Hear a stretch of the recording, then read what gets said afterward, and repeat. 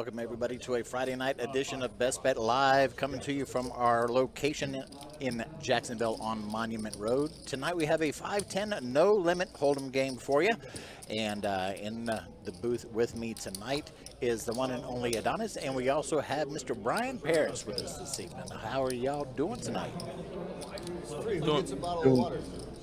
Doing well. Thanks for having me. Doing pretty good. We're hanging out, having a good time. It's a 5-10 game. Lots of money on the table. Bad beats getting hit. It's just this is what Fridays are about. I'm excited to get into the action. Well, we'll see if George can run as good as he did last time. Last time we saw George hit a one-outer quads against a full house, and what was the other hand? He hit quads against another full house, so he was up a ton of money last time on last Saturday. And we'll see if he can replicate that sort of good luck here tonight. Yeah, I'm pretty sure. I mean, he came to the game with normally his Ziploc bag full of chips, but he had another one that was like 2 quarts. I was like, oh, so you upgraded the bag, which means he's anticipating a pretty big game. And here comes the bomb pot, $50 a piece. Let's have some fun. All right, so it looks like the bomb pots are always fun, a little bit hard to parse sometimes, but it's a good way to push the action here. Yeah, these are always fun. Looks like Will decided to set out 2 of the bomb pots, so looks like he gave his 50 back. All right, well, here we go.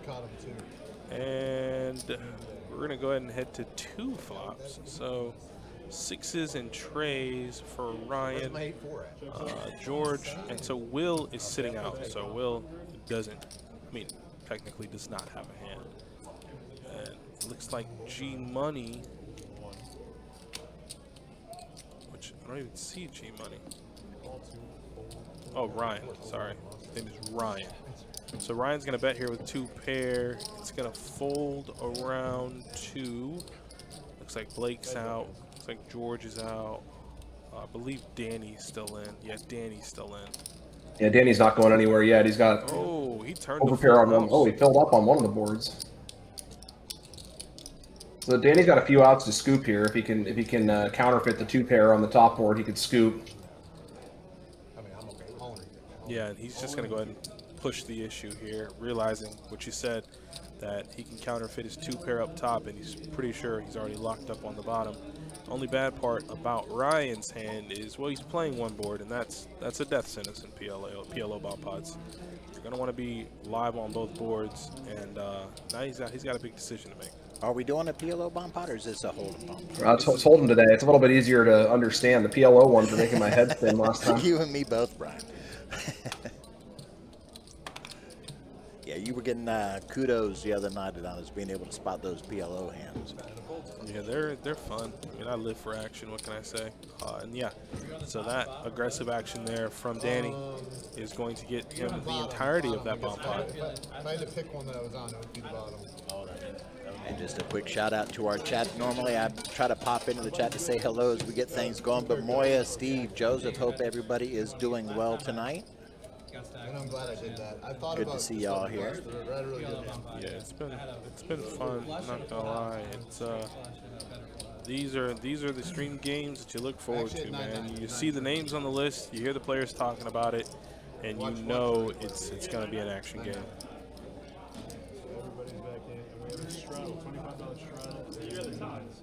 No, the bottom 9 on the turn on the river. Or on the turn on the bottom. You don't want to just call. All right, so the 2-card game has begun. I liked his hand. I'm like, if he's got a 4, he'd probably pay me off. Yeah, George already has 11K in front of him, so he's definitely anticipating a big one tonight. All 4 cards. Yeah, and that's a pretty tame night for him, honestly, because back in the heyday of this game, when things were at an all-time high, I mean, he would buy in for 30K. Really? Yeah, he'd buy in 30, 35,000. No hesitation. He wanted the table to be covered, and he made sure to do that. And that was his idea of putting on maximum pressure. At any time, you could be all in. If you had 5K, didn't matter. And here's Blake in a fortuitous situation. He's going to flop middle set on a pretty draw-heavy board, and he has Kevin betting into him. These are what dreams are made of. Yeah, it's a good start for him. Unfortunately for him, Kevin doesn't have much, so Kevin's going to have to be running some sort of multi-street bluff here for him to get paid. But looks like he's putting in the raise already, so that's probably going to scare him away.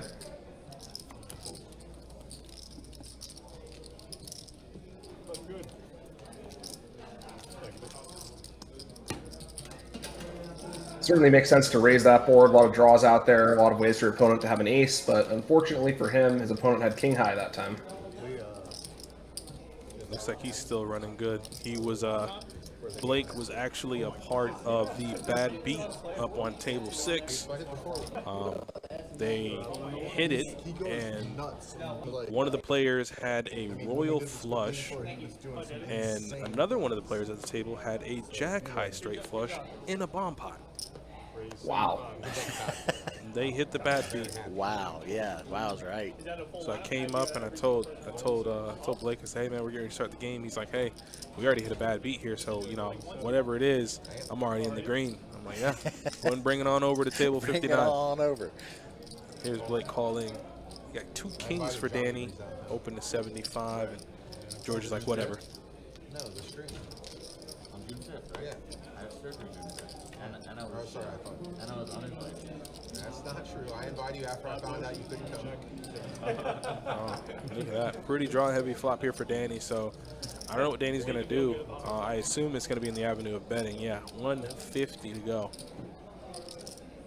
This is always a treacherous board with kings, especially in a multi-way pot like this. There's so many possibilities out there. If the pocket's really big, it's going to be kind of ugly for him, but he certainly has the best hand here to start off. And just so many bad turn cards. You're just like, you feel like you're dead already. But Danny's played enough poker where he's not gun shy. He's not coming into the pot thinking this person, you know, flopped it or they might have this. He's gonna bet his hand and play his hand like he would any other time. Yeah, I played with Danny in a few tournaments. Definitely a very strong player. Oh, God. What an action turn card there, Brian. King of Diamonds giving Johnny now a straight draw and a flush draw, but now top set for Danny. This could be a big one. Oh. What a boring river card. Top set is good, though, for Danny. All the outs in the world for Johnny, but he breaks it out on the tray of spades on the river. Just couldn't get there. Well, Danny bets really small here. He might get Johnny to try something silly, but that's if he bets big, he's not getting any more action. Did. You must have a crystal ball over there, Brian. 175 and about 1,500. That's small. That's the type of bet that Johnny could read his weakness and jump on, but if he does, he's going to be in a lot of trouble here, because despite the possibility of a straight, I can't see Danny folding top set. Do it. I'll fold. Johnny did not take the bait that time. Good turn card for me. And Danny's off to a good start here, winning the bomb pot and then winning there with top set. Yeah, he's been running pretty good. You know, scoop the bomb pot. I mean, we're only 2 hands in, but you got to acknowledge the run good when it's there, because it doesn't last very long. So you got to ride the wave. No, it does not. That's one of my best friends in this world. He didn't get the invite back either. You got to get it while it's hot. Absolutely. A little more action than Jeff. Congrats. What kind of reward do you want for So this? Corey's going to fold their king 10 off, and looks like Will's going to open it up with jack 9 suited.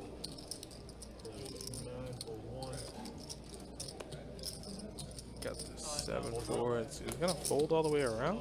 Yeah. Oh, no one wanted to come along. That's an easy pot there for Will. So he's going to go ahead and scoop up one early, add a little bit to the stack, but he's involved. I think that's an important part of when you sit at a game like this, is to get involved early, whether it's a $50 pot or a $15,000 pot. Yeah, you got to sort of break the tension and just get involved in a hand and, you know, make it feel like a game instead of like something where you got 5K in front of you. Exactly. Here's Corey. Corey's going to look down at jack 10 offsuit and fold. Yeah, I didn't know if you were counting some of your 2 pairs as the 18. Get to the math, it's confusing. Looks like it's folding around to Ryan. Blake, 8 deuce. Jesus Christ. Oh, okay. Wow. Those are some terrible hands. Not easy to pick up pots uncontested in this game, but we've seen back-to-back uncontested pots now. Yeah. That's what it seems like. I just can't. Joseph said the guest commentator Mike is way hot. There it is. Dropping it down from the top rope. Already nice words there for Brian. Yeah, he's got a crystal ball over there, because that was a pretty good read there on the river from Danny there, betting smallish on the river. You know, 175 and a 1500, trying to induce. I know he's got a bit of a tournament background, because I've played with him in several tournaments now. We made a couple deep runs together, so I just thought about what I would do, and he appeared to do the same thing that time. Sometimes when you got a hand like top set, you have all the kings in your hand, so it's harder for your opponent to call a big bet. So the next best option is to try to do a real small bet, and you can kind of win both ways. Either you get paid on your small bet, or maybe you can induce your opponent into bluff raising you. Yeah, those are really good spots. Brian, what do you think about George 3-betting the panda there on the button? It's aggressive for sure, but he's just trying to establish that he's the table captain and opening up the action early, and he's expecting to get paid off it later, I think. Yeah, Blake's flopped a set of 8s here twice in about 4 hands. Seems like this is just a night of fortuitous winnings for Blake. I mean, yeah, and George is firing out, so I mean, I guess that's the only way you're going to win with the 5-2. Yeah, you got to bet. You got to bet. Checking's not an option. Yeah, you don't play this hand to give up, so George is going to step in it here if he keeps trying to take this pot away.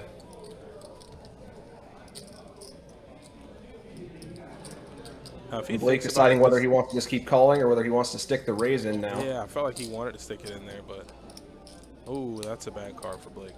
That is a bad card for Blake. Another bet from George could actually do the trick at this point. Every draw got there. But on the other hand, it is hard to fold a set, so Blake might call him anyway. George gives up, and Blake is going to win with a set of 8s. Wow. Just a nice $1,000 pot heading on over to Blake. Yeah, it's a great start to the game. You flop a couple of sets, you get paid hard on one of them. Easy game.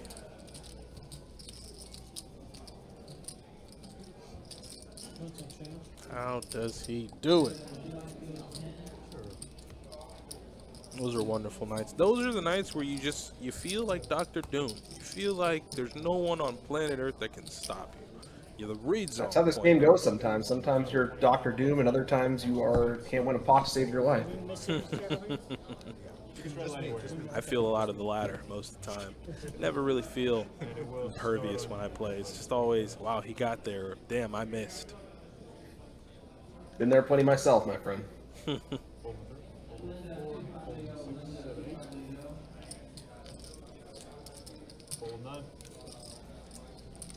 I guess George is going to take a few hands off after that panda debacle.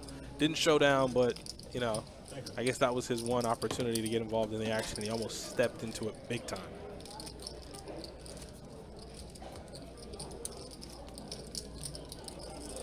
All right, so it looks like Will is in the big blind. A few of these folks, you know, this is the time of year where it might as well be like the World Cup of poker. So, you know, you'll have the European players, you'll have Americans, really players from all over the world are going to converge in Vegas for about 6 months. They're going to be playing for millions of dollars in cash prizes and the title of, well, best poker player. And that could be in Hold'em, Raz, Deuce 7, Triple Draw, whatever it may be. Like I said, it's the World Cup of Poker. I look forward to it for the vlogs, the money being won, the bounties being pulled. And I know a few of the players at the table are going to be out there enjoying those festivities. Danny C being one of them. He's going to head out later this month. We have our very own Kirk Chewy. He's down in Vegas, and so far, he's 2 for 2. He played a nightly when he came in, and then he played the $500 employees event and ran pretty deep. So I assume that good run will continue to go. I mean, who knows? He might just mess around and win the main. If that happens, always a nice start to the series when you go 2 for 2. Yeah, and what's funny is when he made his post on Instagram, he was just like, hey, just so you guys know, last time I went like 0 for 8, 0 for 9. So like I'm already in a better spot than I was last year. The 0 for experience is a lot more common, unfortunately. Yeah, those I can't say I've had the pleasure of experiencing it, but I can tell you it is pretty tough here. Johnny's gonna flop a middle pair and a gut shot, Looks like a double gutter here for Blake and open-ended for Danny. Yeah, we got a lot of hands here. Yeah, Blake's finding himself in the middle of it a lot today. There he is with the double belly buster with extra cheese. He's going to bump it up, increase the price of poker. And now Danny's like, well, wait a minute. Yeah, it's a tough spot for Danny. He's got a pretty good hand, but when you're sandwiched in the middle like this, not necessarily a spot where you want to get too invested.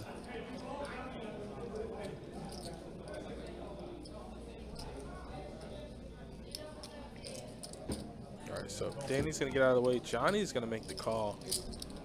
Essentially, they have the same hand, except Johnny has a pair. That pair is going to be way out in front right now. Now that's the weird spot, right? Like when you take that aggression on the flop and there's a blank on the turn, the question is, like, how do you continue? And, well, there's the answer, $425. So exactly a pot-sized bet here from Blake. Good spot to keep the pressure on. He's got plenty of outs. His opponent has a made hand, but it's not a fantastic made hand by any means. What's that?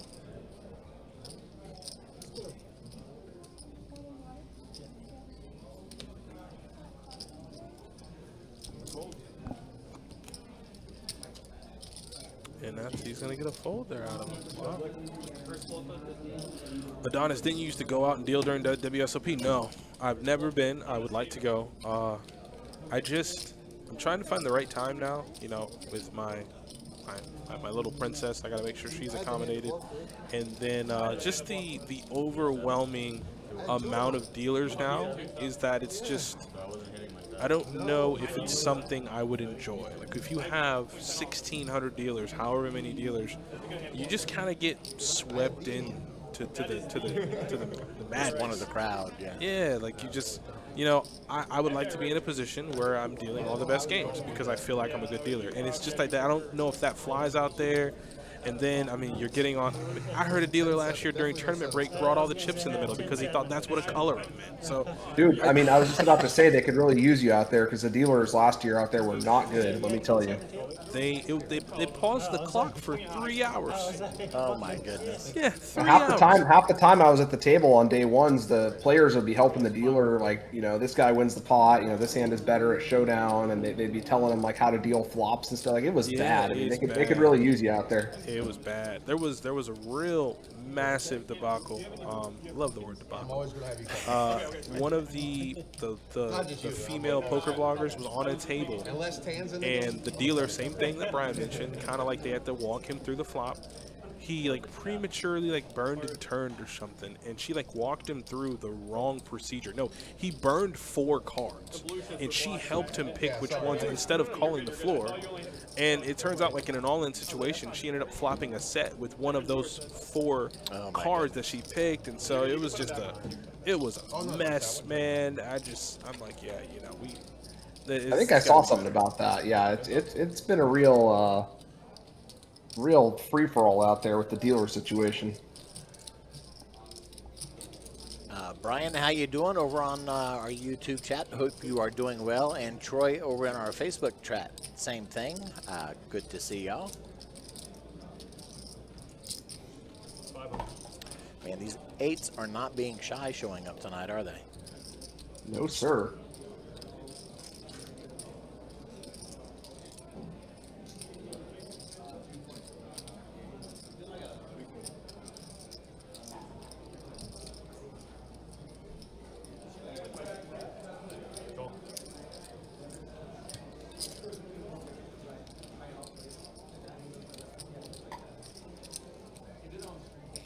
King out there on the river. Kevin's ace jack are going to hold up. 3,000. Comes right down to the jack kicker.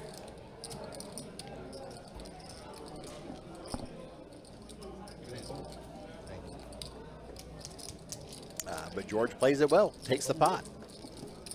Always nice when you can bluff your opponent off a hand that's 1 notch better than yours like that. Right.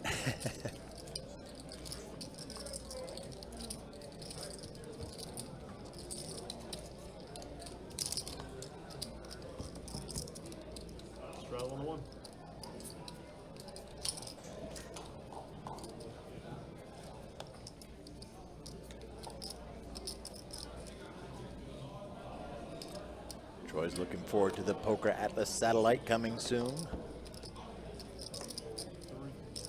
I'm guessing with those exclamation points that and the little puppy running on the treadmill, you are getting ready for it.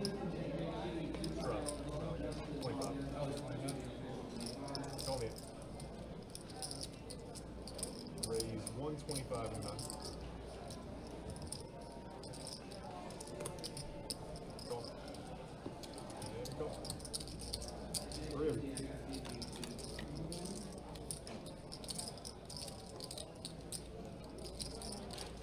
Okay. King 7 deuce, George flopping top pair. 175.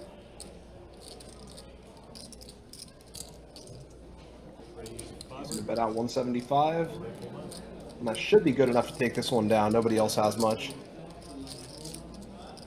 Thank you, buddy. It actually was. Unlike the first time when you had to set 8s. You could not have won any more money there, believe me. I had 5. So you actually had options? No? I had 500. At no point did I have outs.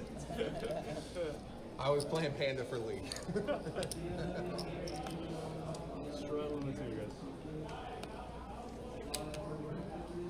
In offsuit, not even watching. I thought it was, I can't believe I lost Dana. I literally was talking about Lee as I get dealt Panda. I was like, there's no way I can lose this hand. Raise 75 and 647. Sure get that Blake's on a life sunrun at the moment. I hit the bad beat He today. hit the bad beat today. Well, I don't know what else you want from him. I misread my hand the other day and I won. And from the sounds of it, what a bad beat it was. At the same time. Straight flush versus straight second. Heads up, check. 65. You got like 7,500. That is good. I got 3,800.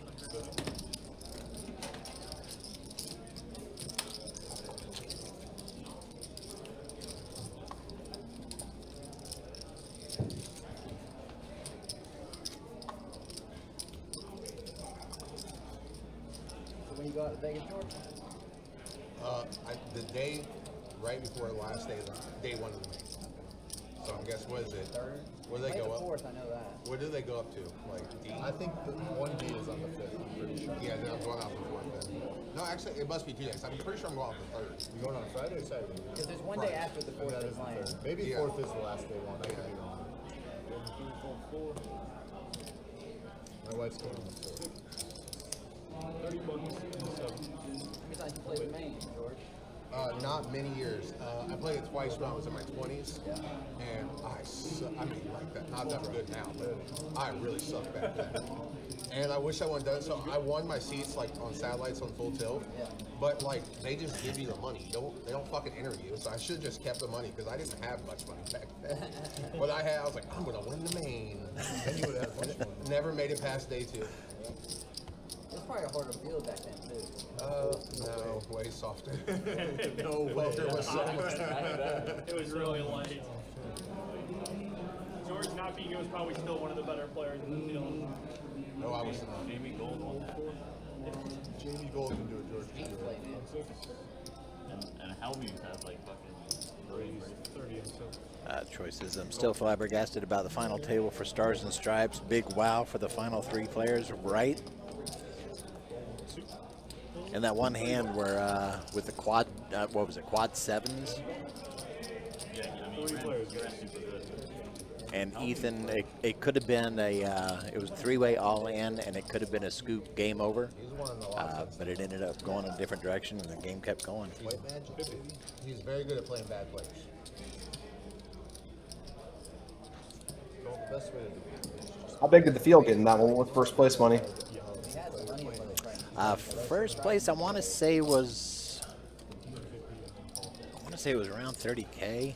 I'm sorry, first place was 60K. Second place was 37K. 883 total entries when the prize pool actually well exceeded the 200K guarantee. Ended up being 286,975. And big shout out to Justin, I believe his last name is Bold, Justin Bold, for winning that final table.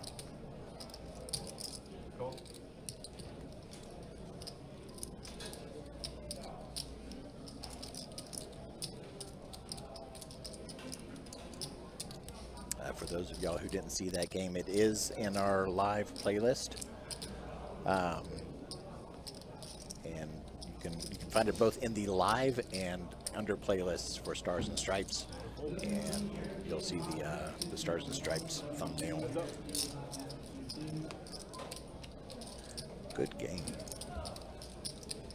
There's those 8s again.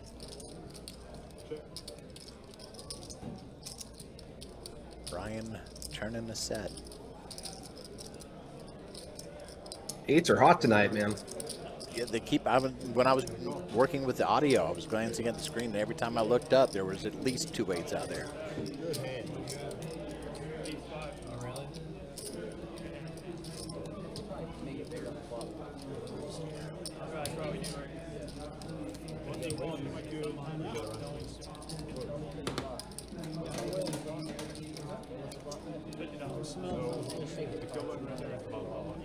Okay, so we'll probably just kick that one back and then just have them bring that out and be that they click the button. Okay.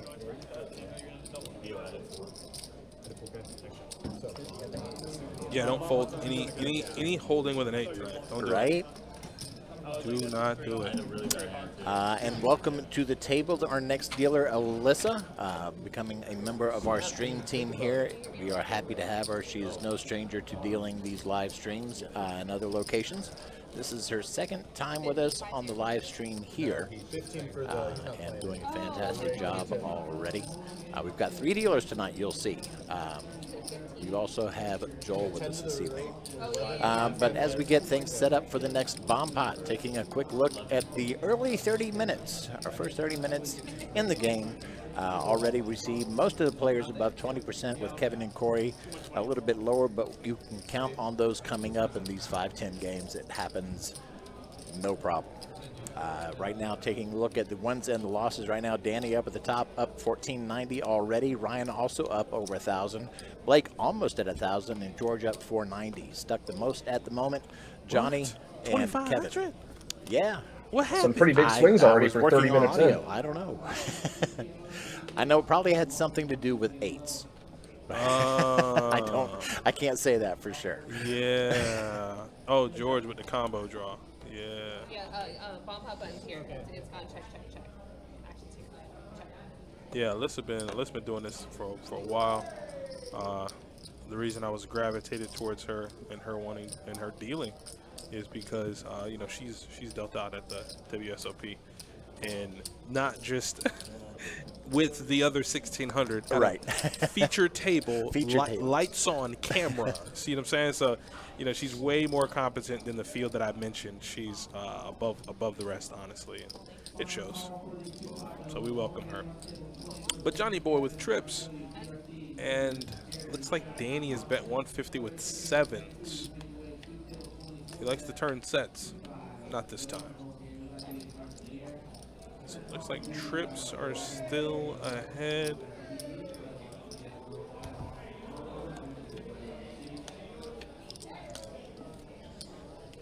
And 5s come out on the river on both boards.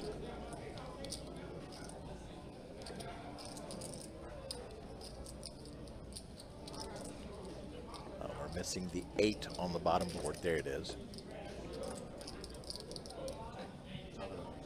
Chop it up. There it is. 1,530 minutes ain't bad. Yeah, but that's when you, like, I don't know, man. Brian's in here, so I like I said, I love deferring to him because he's in it. I'm not. I'm telling you. I'm not spending this money out here like that. I'm not. So the intricacies of poker and poker life, I know nothing about. But I can tell you this much. If you're up $1,500 in 30 minutes, like what's the rule? I had one of the guys, I told you, he was up $7K the first day he's there and then just proceeds to absolutely torch it. Do you have to remind the gambler inside of you, like, hey, I'm going to take the wheel here? I think there needs to be some conversation had, yeah. Yeah, like, do you set a goal? Do you say, hey, it's time to go? Or do you say, I'm here to play 8 hours like I normally do. This is fine. Let's keep going. But this is yeah, I mean, in a game like this, especially, you're getting on the list, you're getting invited, so you can't really just pick up and leave after you're up 1,500 in the first 30 minutes. But you got to just think of it as one long game. So you want to try to make sure it doesn't put you on what we call winner's tilt, which is when you're up so much you just stop caring and start dusting hands left and right. So you got to just kind of keep everything in perspective and just remember that it's all just one long session. And that, you know, no matter how much you're up or down in the first few minutes, you got to just keep playing your game and doing the best you can and making the most money you can on the hands that you're dealt. Interesting. I like his answer, though. No, I mean, I have a lot of people that are like gun shy and they're like, but you know, like you said, like if you want to essentially, like, you want to stay on that straight line, you know, consistency is everything. If I'm playing 8 hours, I'm playing 8 hours. I'm going to play the same. If I'm up heaps in the first hour and a half, 2 hours, I continue to play my game. And I guess what you're saying is whether or not I run good or bad, I'm going to play at the same level I'm capable of playing, and I should be fine. It's a challenge, though. I mean, you're only human, so it's always tempting to think, oh, I'm invincible tonight. I'm up 7K. I can do whatever I want. It'll just work out for me. But you know, the game's going to remind you real fast that there's ups and downs, and you got to just keep doing your thing and not let it get to you either way. I like that. I like that.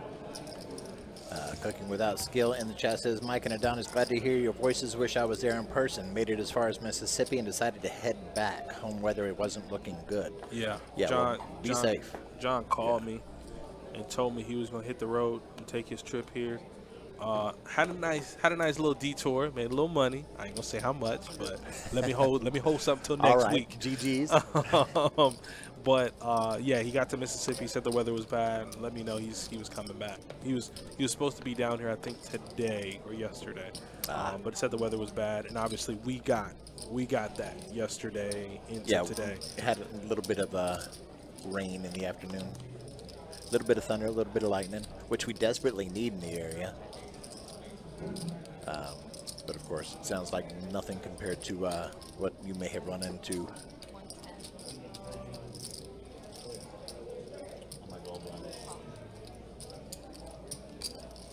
All right, Blake now with 2 pair 7s and 5s. Kings rolls out on the turn, giving Kevin the better hand now.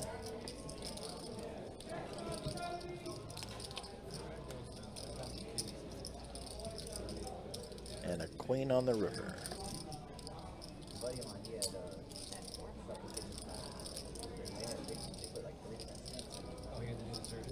No, they did them on the bed where they breaks it up and it wouldn't come out, got lodged in there. So they put a stent in, and he didn't know it was in there. And for like 2 months, it was still in there. My first 2 were like people. All right, so king is good. 2 of the pairs, 5s and kings with a queen.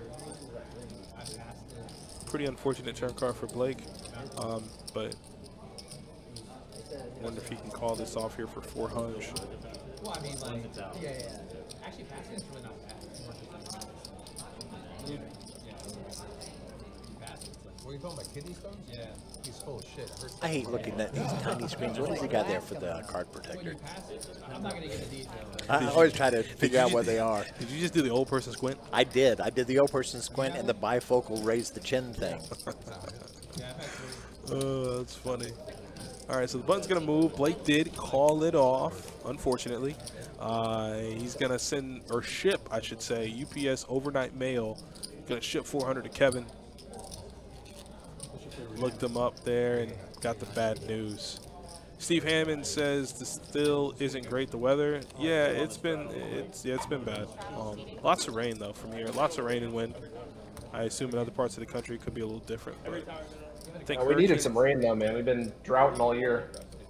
Yeah, I was telling Brian really that night, worst drought in 70 years. Yeah. There were burn bans, which Brian, where's Brian at? Brian's in South Florida. He's close to us. I'm only about 20 minutes south of you. I'm in between Jacksonville and St. Augustine. Okay. So yeah. They had burn bans in like counties. Oh yeah. Clay County. It was dry. Yeah, Clay County had a burn ban. They had a burn ban in effect. It was dry down here. So it was much needed, for sure.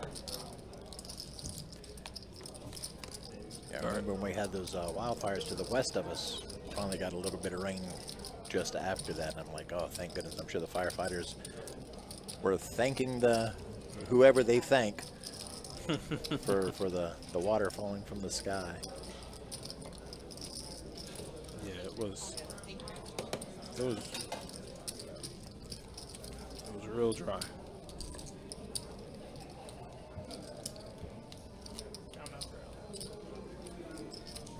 Okay, he's going to go ahead and put it out there. Cooking Without Skill says, hit a grand jackpot on a slot in Shreveport. Nice. Can't complain. It was a holy heck kind of moment. Still in disbelief. Yeah, right? I love those moments, though. You're like, is it really real? Is it true? Pinch yourself. Make sure that it's still in the account when you check the next time. That, you don't understand stories like that, man, where, you know, the lady, the company that she worked for accidentally put like $500,000 in her account, and then she spent some of it, and she's like, I'm not giving it back. I'm like, hey, let me wake up one day and I got like 1 point something in my account. I know something's up, but I'm going to just withdraw. All right, let's see. You got a lot of I don't know what you're talking about. My mattress is fine, lumpy as it is. You can't get in. All right, Broadway cards all around for George and Danny. Looks like Will called and Blake, which I assume small cards. Jack 10. Wow. Wow. Okay. We got trips and an open-ended straight draw on them. Will's got top pair, so we might see some action here.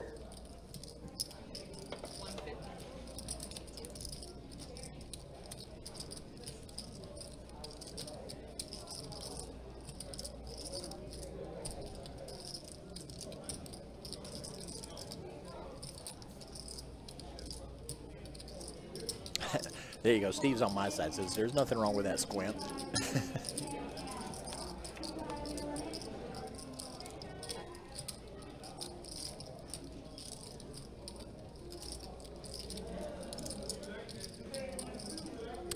Deuce of spades on the turn, not really helping anybody. Blake's actually in a lot of trouble here. He can only hit a 9. And that's the thing about drawing to a straight on this board is it's not. You know, you can kind of assume that your opponent's going to have something like ace queen. They can even have king queen. You can be dead already, so it's not super attractive to keep drawing. And you see him fold the turn there for that reason.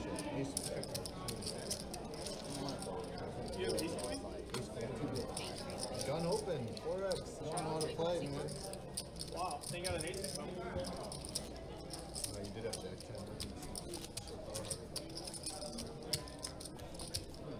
I said I don't think you should be able to have ace queen.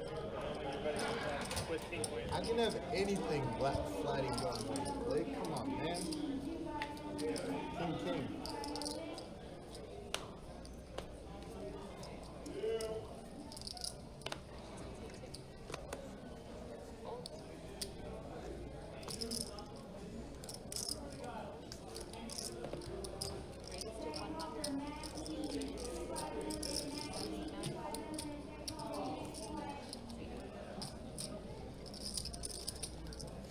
All right, so ace queen offsuit for Will for $100. Never mind. I was going to say, by the time we start talking about it, it's over with. That was a quick win. Never mind. Anyways, I went to go see, really quick while we shuffle up and deal, there was a new horror movie that was out called Obsession. Very high rated. You know I'm a horror movie guy through and through. Went to go see it the other day, and I screamed 4 times. Really? Audibly out loud. Whole theater heard it. They all laughed. It was great. Insane. Whenever you get a chance, just go cut off a slice of heaven and go enjoy that movie, man. It's, oh, my God. All right. Called Obsession, you said? Obsession. It is insane. Pretty much the guy makes a wish. His wish is that this girl that he's longed to be with will love him more than any person in the world, and the wish backfires. Oh, I can already see that so, going. Go enjoy it, wrong. and you tell me all about it when you see me. I'll know when you watched it. Ooh, speaking of loving more than anything in the whole world, I guess Blake likes his hand that much. A little bit. $350 is the number to go. Yo, my man Alonzo, what's up? It's been a while. I hope you're good. I ain't heard from you in a little bit. I figured you took a trip out of the country, but it seems like you're still here. You're still with us, so good to see you, my friend. Johnny's going to make the call, and there's an 8. It's always been an 8. There is no spoon. Every time, yeah, Johnny's playing those 8s. I guess he's noticed the same thing we have.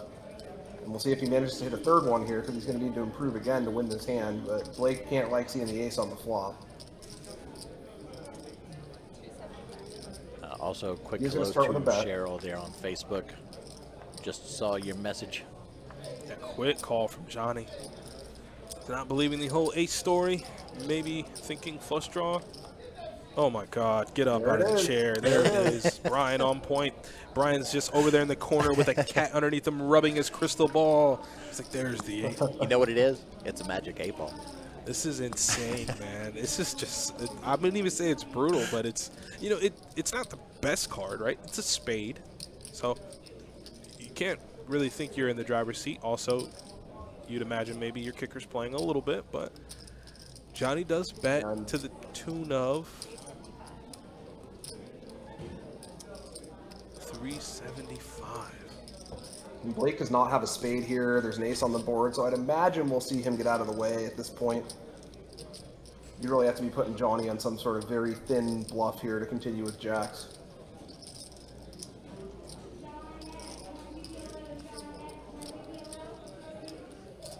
It looks like he doesn't believe him. He is going to make the call. Oh boy. Oh boy. What the river do we like? Not that one. Doesn't change much, and I think we'll see Johnny go for the rest. There's only about 600 behind. The pot's enormous already. And in a 3-bet pot, it's less likely that Blake would have a flush. He's more likely to have high pairs, offsuit cards, that sort of thing.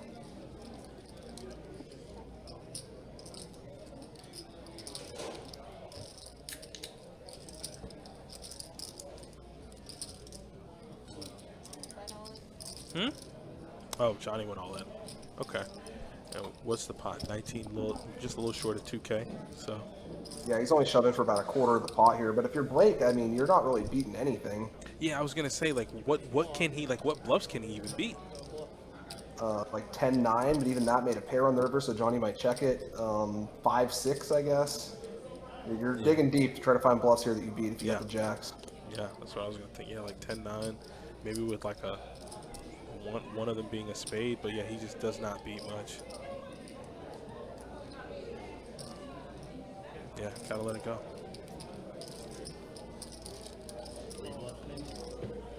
Did you bluff me?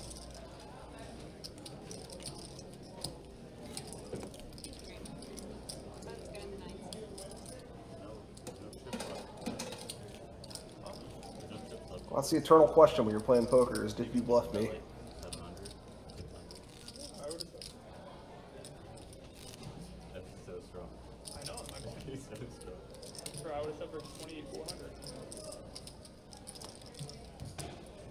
Yeah, just a bad run out. I mean, 8 on the turn was just so brutal because he's just like out of outer space. Boom. Yeah, I was kind of surprised he even called the turn. I mean, the flush came in, the 8 came in, the ace is still out there. He's already not beaten much by the turn, but Johnny is the type of player who might show up with a few extra bluffs there. So I guess I can't blame him too much. Yeah. It's at that point, you'd have to ask yourself, in what way are you trying to improve? Here is Kevin is going to immediately 3-bet Corey. Corey has not been really active. Hasn't really said a word, honestly. New player, haven't met him before, but that's cool. He is going to be facing a 3-bet here when it gets back to him. Maybe not jam, but it's very big. 1200. Yeah, it's folded rather quickly back to him, and he's reaching. And he is going to go ahead and call. He's up against pocket ones. Here, heads up in a 3-bet pot. And he flops a full house. Wow. What a flop. And you have to think you have the best hand, but he's going to check it to him. And yeah, Kevin's going to do things by the book, right? Wow. Well, the one saving grace for Kevin here is that there's 2 queens out there, so he might be able to get away without losing his whole stack, but aces is still pretty good, so we shall see. Turns a jack. So if he so Brian, if he's checking a second time after calling that bet, like what are you really putting him on? Well, he's not always going to raise the flop with a queen, so it's possible he could be slow playing a queen. The most likely thing he's going to have is a lower pocket pair, something like tens. And now Corey is springing the trap, and it's pretty small all in, so we might see Kevin make the call here. It's only about 300 more into a pot of 1,500. Yeah, I was just gonna say because it's he bet 300, so yeah, he's just kind of got a side call. Yep, there it is. Kevin needs an ace or a queen. Hey Tiger, I need your number, baby. I didn't realize that was you. Don't put it in the chat. I'll just have to message you somehow, some way. I'll just add you on That's Facebook. a 4. That's not going to change anything. So Corey is winning this one. Wow, they're drawing. He's drawing the 2 outs in the deck. Not 4 outs. You can hit a queen for a higher full house. Yeah, and then the queen. Good God. And there is the full double for Corey. Well, the one nice thing for Kevin there was that Corey started the hand kind of short, so he didn't lose as much as he potentially could have. But the other thing is if Corey had more, then Kevin might have been able to find the fold at some point. I cannot believe that. Wow.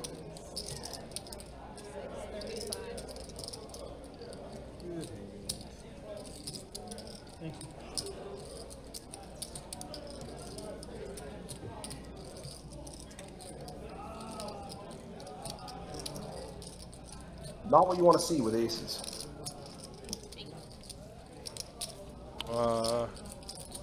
Tiger says Danny is a big favorite at this table. I mean, so Danny is, I'd like to think, in my opinion, just me, by myself in a room saying this. He's like to me, he's a unicorn because he's really good at 2-card, he's really good at 4-card, and he's really good at tournaments. And then they go, well, how could you say that, Adonis? It's like, well, okay, let's go see that. You know, he just won, what? He just won the GoPro like 2 months ago, and then he just won another tournament, and then he finished second. And I mean, yeah, like the resume is there. A strong all-around player. Yeah, he's good. And then like he made the health switch, so he got real fit. He's just he's definitely about the mind, body, and soul thing, which is we talked about last time we were all back here. He eats clean, he plays clean, he lives clean. Man, he's a good guy too. I don't mean to, make it seem like I'm biased, but he's definitely a good player. Honest observation. Yeah, I won't say big favorite, but he's definitely a good player amongst the field right now. Yeah, for sure. I've only played with him in tournaments, but I can say he's definitely very strong there. Yeah, God. So he's a studied up guy. He's just been crushing, man. He's a really good player. All right, we got Ryan calling here with King 9 offsuit, which is actually the best hand, but he's going to have to reach showdown with it against George, who is probably not slowing down anytime soon. That and therein lies the challenge, right? Like you said, you got to get to the river with George.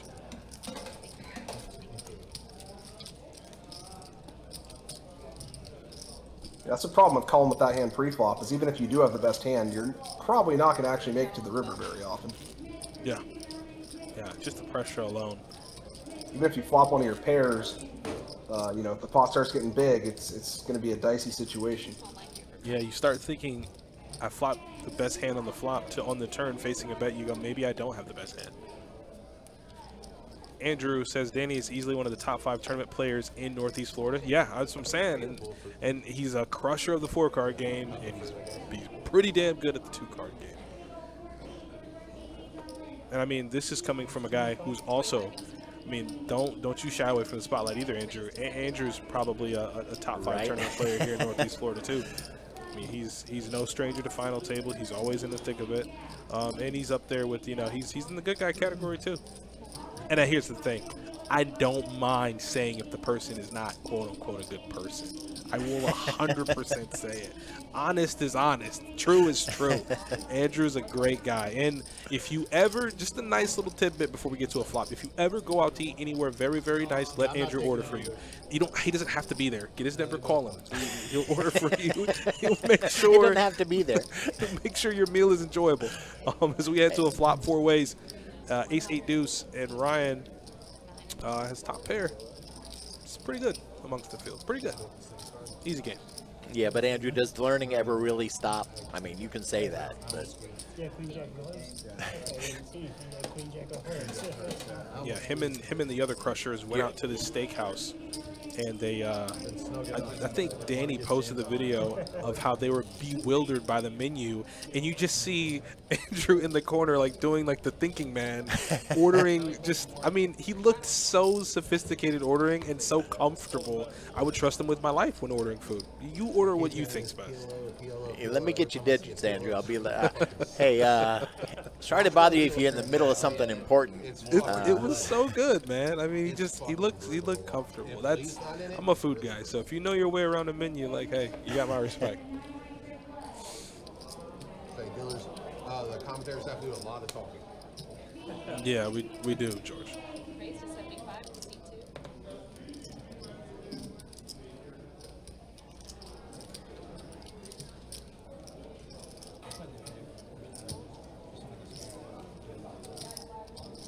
2. Danny raising here with the king 10 over to Will in the big blind.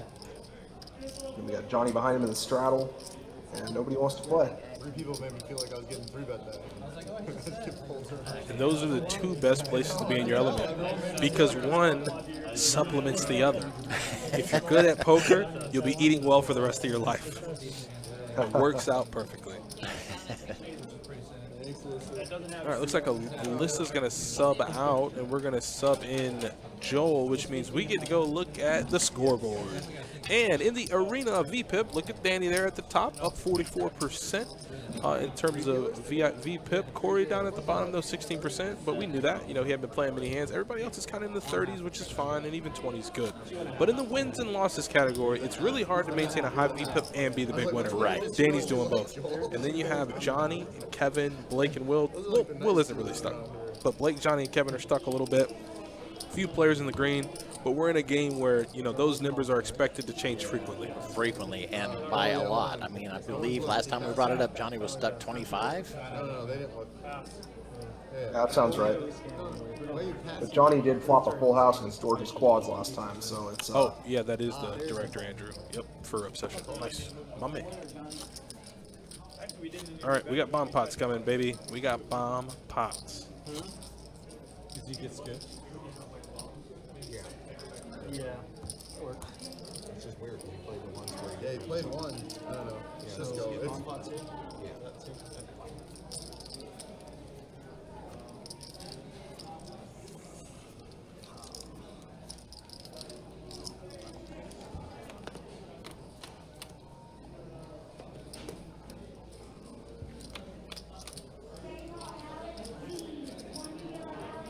All right, double board, bomb pot, hold'em style.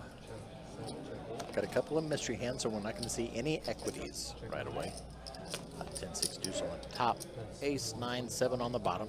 A lot of bad hands. Got ace for George. result I wanted. Who has anything on the top board? Nothing? Yeah, I was like, this is just really a lot. Oh, that's right, Andrew. We actually just got word about, or at least I did, just found out that Joel is going to be a papa. Yes, Joel has now become a parental unit to a small human. It's gonna be great. Are we allowed to get massage? Wishing him the best. When he throws the baby shower, I told him I'll bring the baby shower meatballs. I know at one point. Those are customary at any baby shower. If you've never seen them before, then you didn't go to a baby shower. Just letting you know that. Like he said he did last week, but this was a long time ago. I asked him.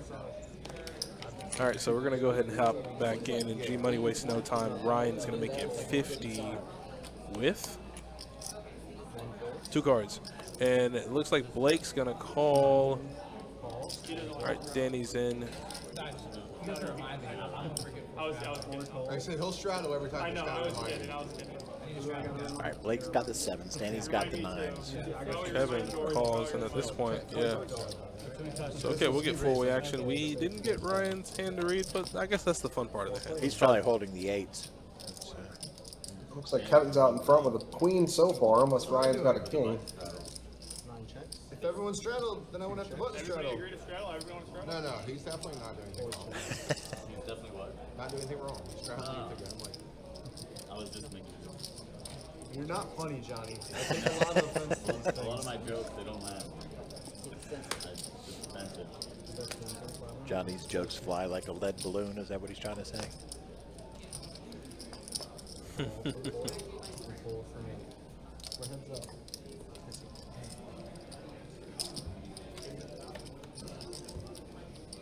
Waiting for the tracker to get caught up here. The river card is out. 8 of clubs. Like the Queen 7 is going to be good. There's that 8 again.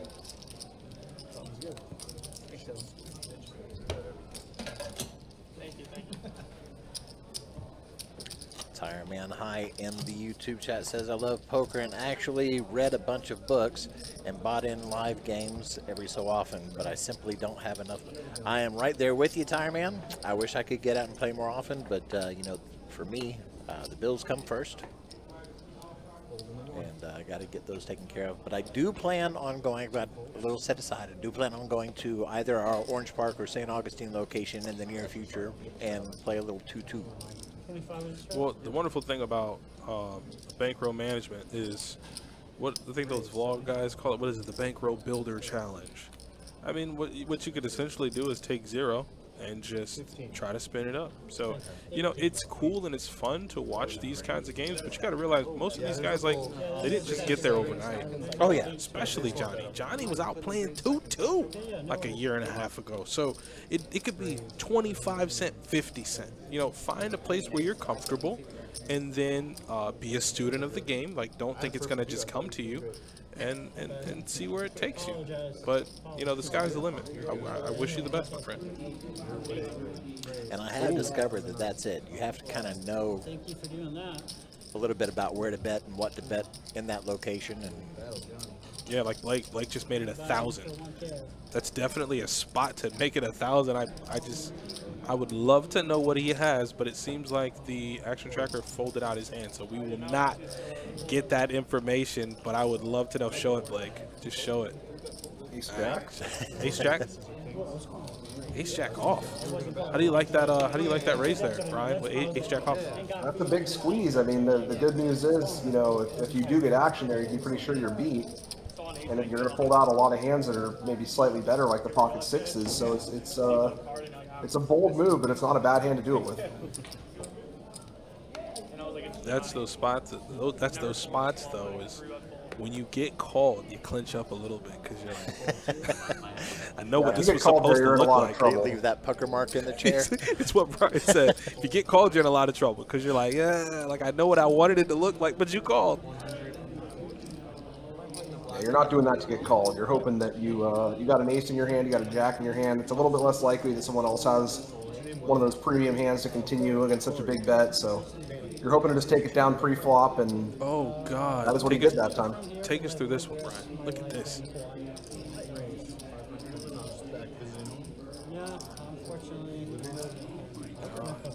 Johnny called the button with Jack 7. Oh, all right. I'm gonna let Brian take. Yeah. Oh man, we got some big hands here. We got Ace King suited against Kings. It wouldn't surprise me if this got all in pre-flop.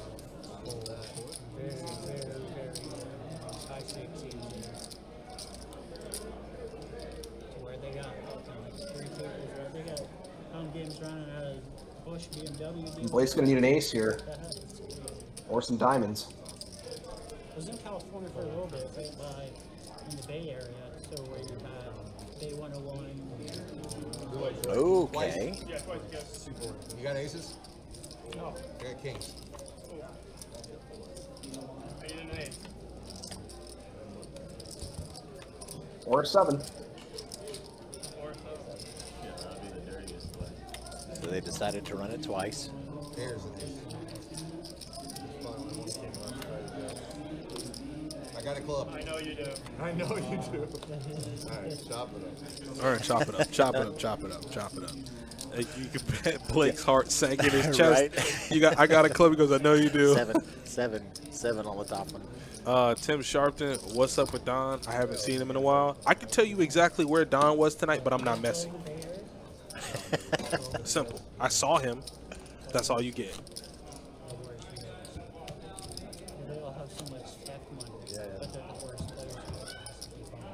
Yeah, he was in here. He played a little 2-5, man. Came in and said hello. When I come to the mainland, Tire Man High said, or is it Monty? I'm not sure now. When I come to the mainland, I will probably stop by the Riverside Casino. Do it. Have some fun. Just gamble responsibly, you know? Have fun, and I hope you win. Guessing you're somewhere in the Hawaii area, maybe? That's what I'm guessing. Ryan calls 75 with King 8 offsuit. Gamble, my friend, gamble. Here we go, three-way action. And top 2 for Johnny, not too bad. The only thing is, not much of the field has much of anything, so this hand's probably Johnny's going to win this one, uncontested, I think. Yep.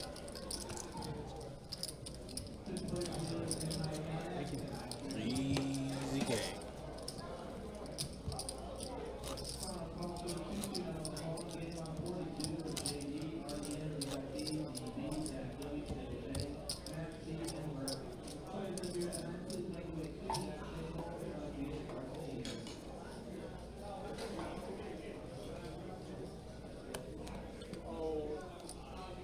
Alright, so it looks like the straddle is on. Corey's going to be first to act. Your boy showed up. Oh. Somebody, I doubt there's another bad beat, so I wonder what everyone's applauding for. Either way, Johnny's going to open it up to 30 with 6-5 offsuit, and it gets back around to Danny in the big blind. He will make the call with Jack 8 of diamonds. Let's head to a flop. A little gut shot for both players, actually. 10 gets Danny there, and an 8 gets Johnny there. I'm trying to punt the base game. Johnny wants to play this aggressively enough. He can probably take the hand down. That could be more standard if it's Johnny's been known to be aggressive, especially in these type of games. Yeah, Danny does have a gut shot, but it's not even to the nuts. And he doesn't have a backdoor flush draw or anything, so he just folds on the flop there. Blake's never folded that in. It's often worth drawing the gut shots in a deep stack game like this, but you generally want it to be to the nuts. You don't want to be drawn to the second nuts. Good way to get yourself in a lot of trouble. I thought he said that he might fold to be back channel. No, Blake's never folded. No, I said I misheard. I'm assuming he's called. Unless he's full of shit. That's why I was assuming he was. Okay, I'm back. Pizza's here. Pizza sounds really good right now. No, I thought Blake had a hand because, like, after this 4-bet, I was like, I feel like he has a hand this time. He's getting it in. I can just fucking 4-bet. That's why it makes for the best. Sorry. No, you're good. I didn't even look at my hand. I was just wanting to know what you were All right, doing. so it looks like they I assume. Full button moves anyway, so small blind, big blind, and we'll just go ahead and get I think started. Danny just folded. You don't usually chop in a time game, right? Yeah, you're right. I don't think George does either, not in the time game.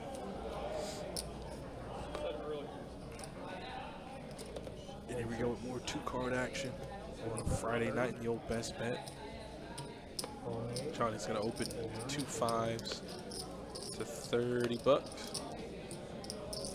Danny, Jack 10 suited on the button. 3-bet, Danny, 3-bet. No, just call. Go either way with that hand. I think against Johnny, I kind of like a 3-bet because Johnny's playing a pretty wide range of hands, so putting the pressure on him with a 3-bet makes a lot of sense to me. Danny is in the lead with his pair of jacks, but it's not looking too good in a 5-way pot. Yeah, Corey's open-ended, and he's quickly reaching for calling chips.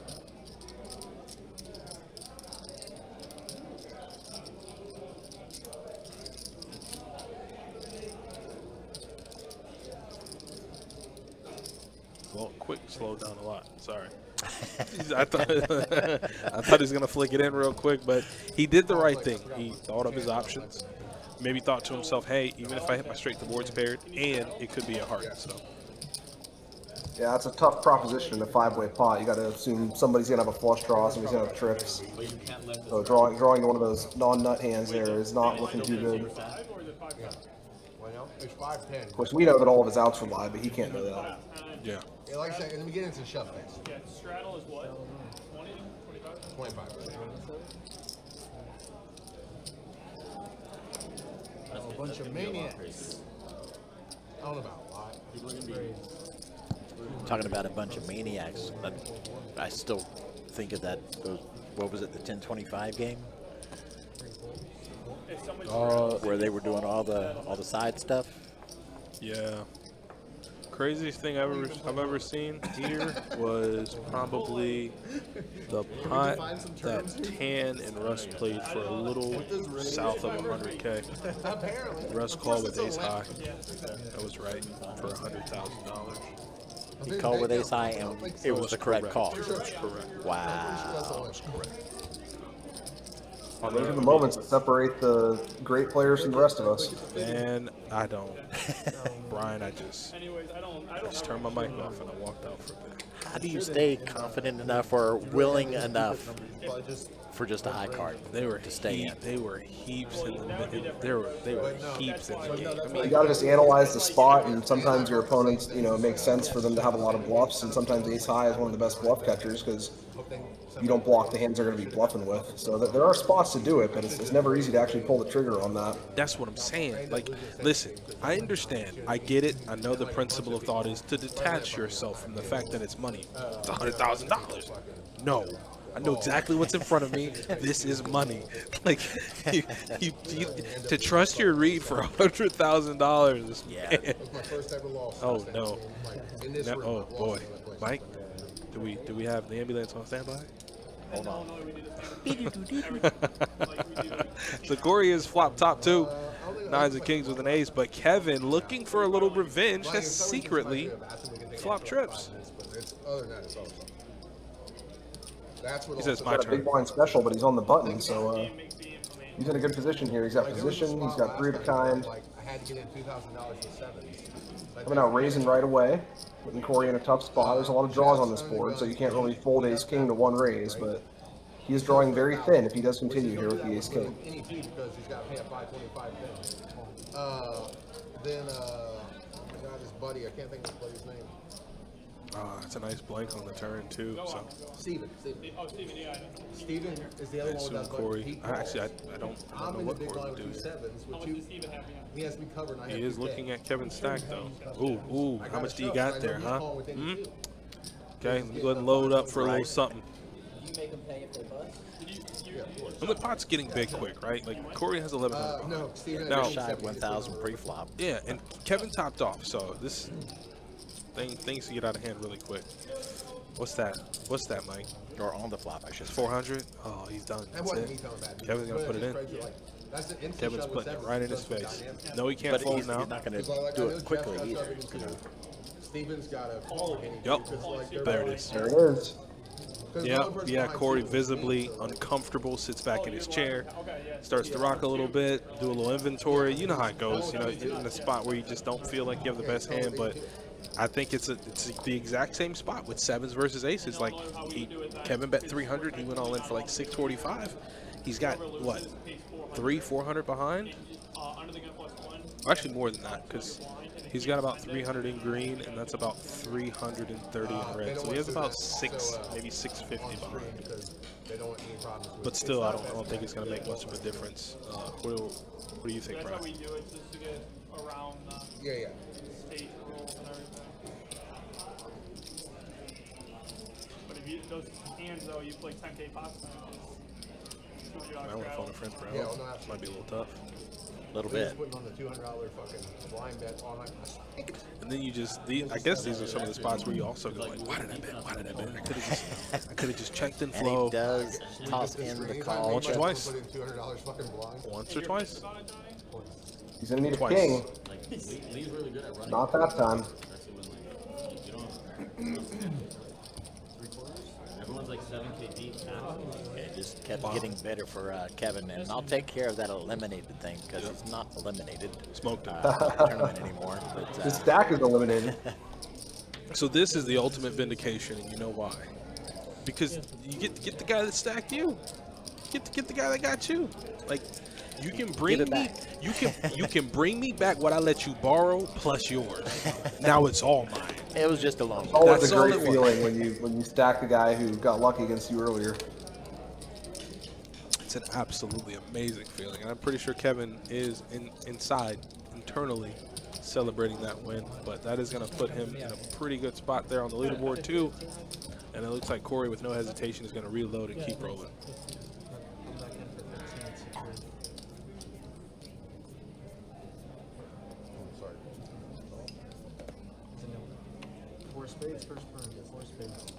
Yeah, if you're gonna do a game like this, you got to be willing to reload a few times. It's never count on that first stack lasting you very long. Yeah, and especially effective stacks are getting big. You're gonna want to get your money back, so yeah, you're gonna be ready to go. And it looks like he made it 100, so Corey's ready to play. Yup, there it is, ace queen offsuit. Kevin's coming after him again with the call. There's nothing that opens up a player's range more than getting stacked. Boy, you lose a few chips if you want to. That 16% gonna shoot up to 30. Blake in the under the gun position. Looks like he looks down at 2 kings and 3 bets to 400. Now if you're Blake, you're looking for blood, and Corey just reloaded for 1,500. Oh my God. Corey just reloaded, getting himself in a tough spot already. He's got a pretty good hand, but it's not looking so good when you're big open like this. It's 3-bet. Because he raised 10x the big blind. Oh, he did? I don't know if this is a straddle pot or what, but he put in a big raise to begin with. So. I did not see a 25 out there, so I think you're right. I think he's just like 10, which is big. 10x'd it. And then, oh, wow. Kevin's in with the mystery hand. Oh, boy. All right, strap in. All right, Brian Mike, let's just hold on real tight here. Here comes a flop. Oh, that's the best flop. That's the best flop. Doesn't like change much. Yeah, it's hard to find. That's gin. I should be doing this. Well, Kevin might have a low set. It's certainly a hand he would play like this, but I guess we'll find out soon enough. Corey's gonna quickly fold, yeah. There it is. Easy like game there for Blake. Yeah, it's a nice pickup. He picked up 80 big blinds or something just based on the pre-flop action. Feels real good.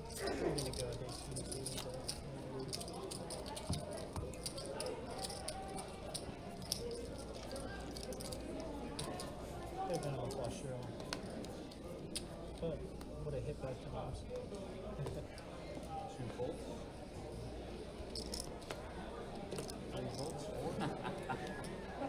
The side eye look, right? When you're about to raise here.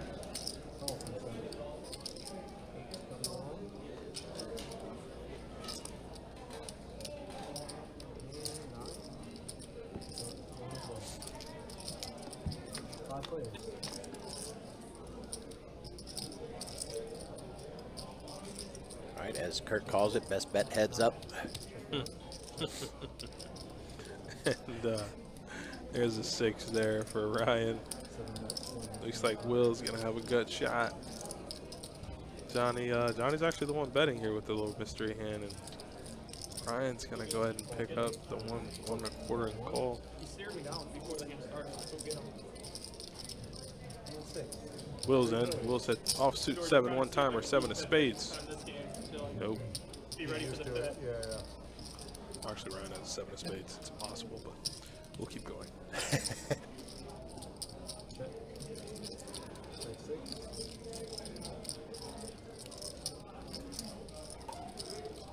I like that high deep. It gives people an incentive to do just a little bit more explosive. Yeah. And they deserve extra money for deep pipping the most. Yeah. Johnny looks proud of himself there.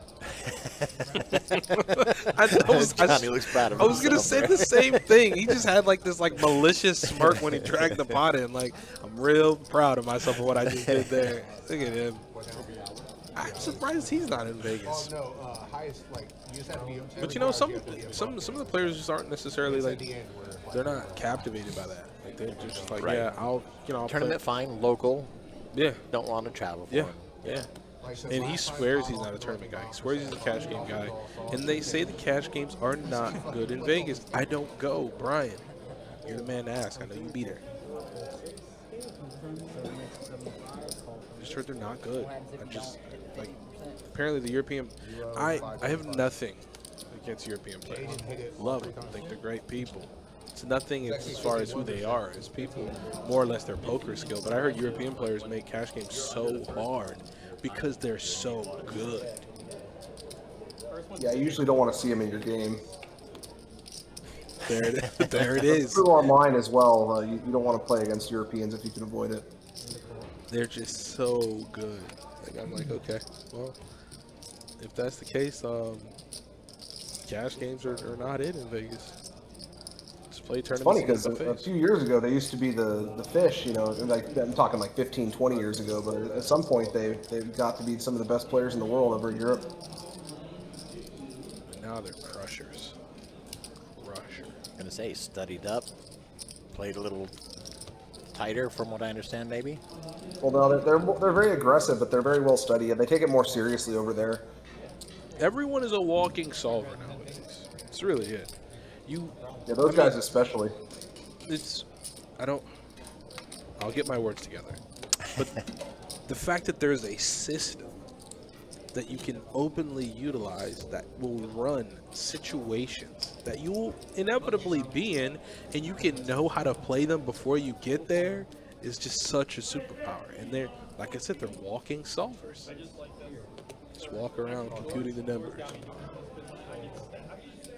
I don't have the time, and I'm not good enough. Now, granted, I'm as is well established. I'm more of the tech guy, not necessarily the poker guy, but I do wish that I could play better, and I wish I had a little bit of that Rain Man in me, so that I could just do the numbers like that. But And the thing about the solvers is, like, no matter how much you study, though, you're always going to encounter spot. The game has so many different permutations that you're always going to encounter spots that you haven't adequately prepared for. So they certainly help. I mean, and spending a lot of time studying them will definitely make you a better player. But no matter how smart you are, no matter how much of a wizard you are, you're never going to fully master every situation this game can throw at you. yeah, So that's what makes the something to be game said so about good. the player in the game as well. Yeah, you're always going to have to adjust your solver solutions to the exact players you're playing against, too. Johnny with an excellent flop here. 2 jacks on the board gives him trips.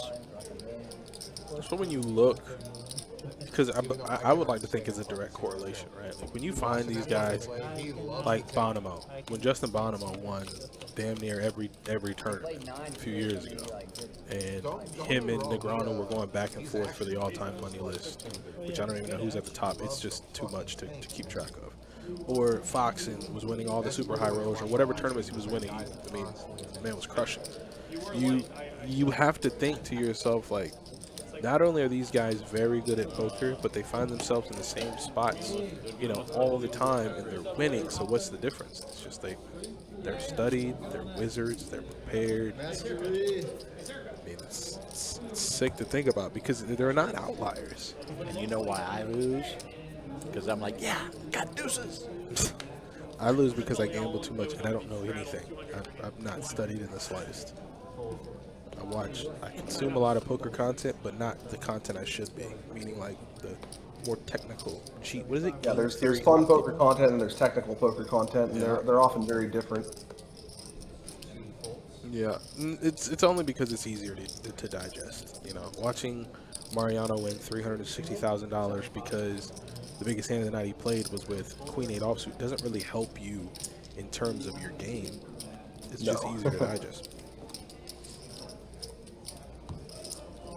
That's why guys like Jonathan Little, like he's a guy that's like proven to me. Not that any of the guys that are coaching aren't proven, but I mean he puts out a product, and then he goes and wins. He won a tournament at the Poker Go Studios, like 3 years ago, and I'm like, this guy's putting out a product, and then he goes, hey, let me just go win this tournament really quick.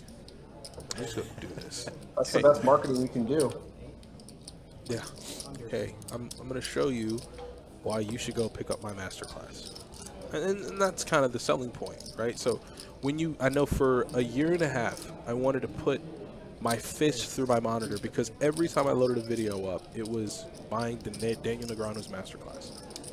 And I'll put a bookmark in that really quick because Danny just 3-bet Blake with kings, and Blake looks like he wants to do something. I don't know what it necessarily is, but it seems fun. Yeah, It does seem fun, doesn't it? Yeah, like he's got a little something worth making it going. Exactly. All right, well, Blake's got the mystery hand. We'll go to a flop heads up. So what is whatever he's got is probably behind kings, at least so far. And yeah, unless he's got ace-3 suited, I'd assume he's still behind kings, maybe pocket tens. He looks so like engaged in the hand, though. Like he. Is this a cooler?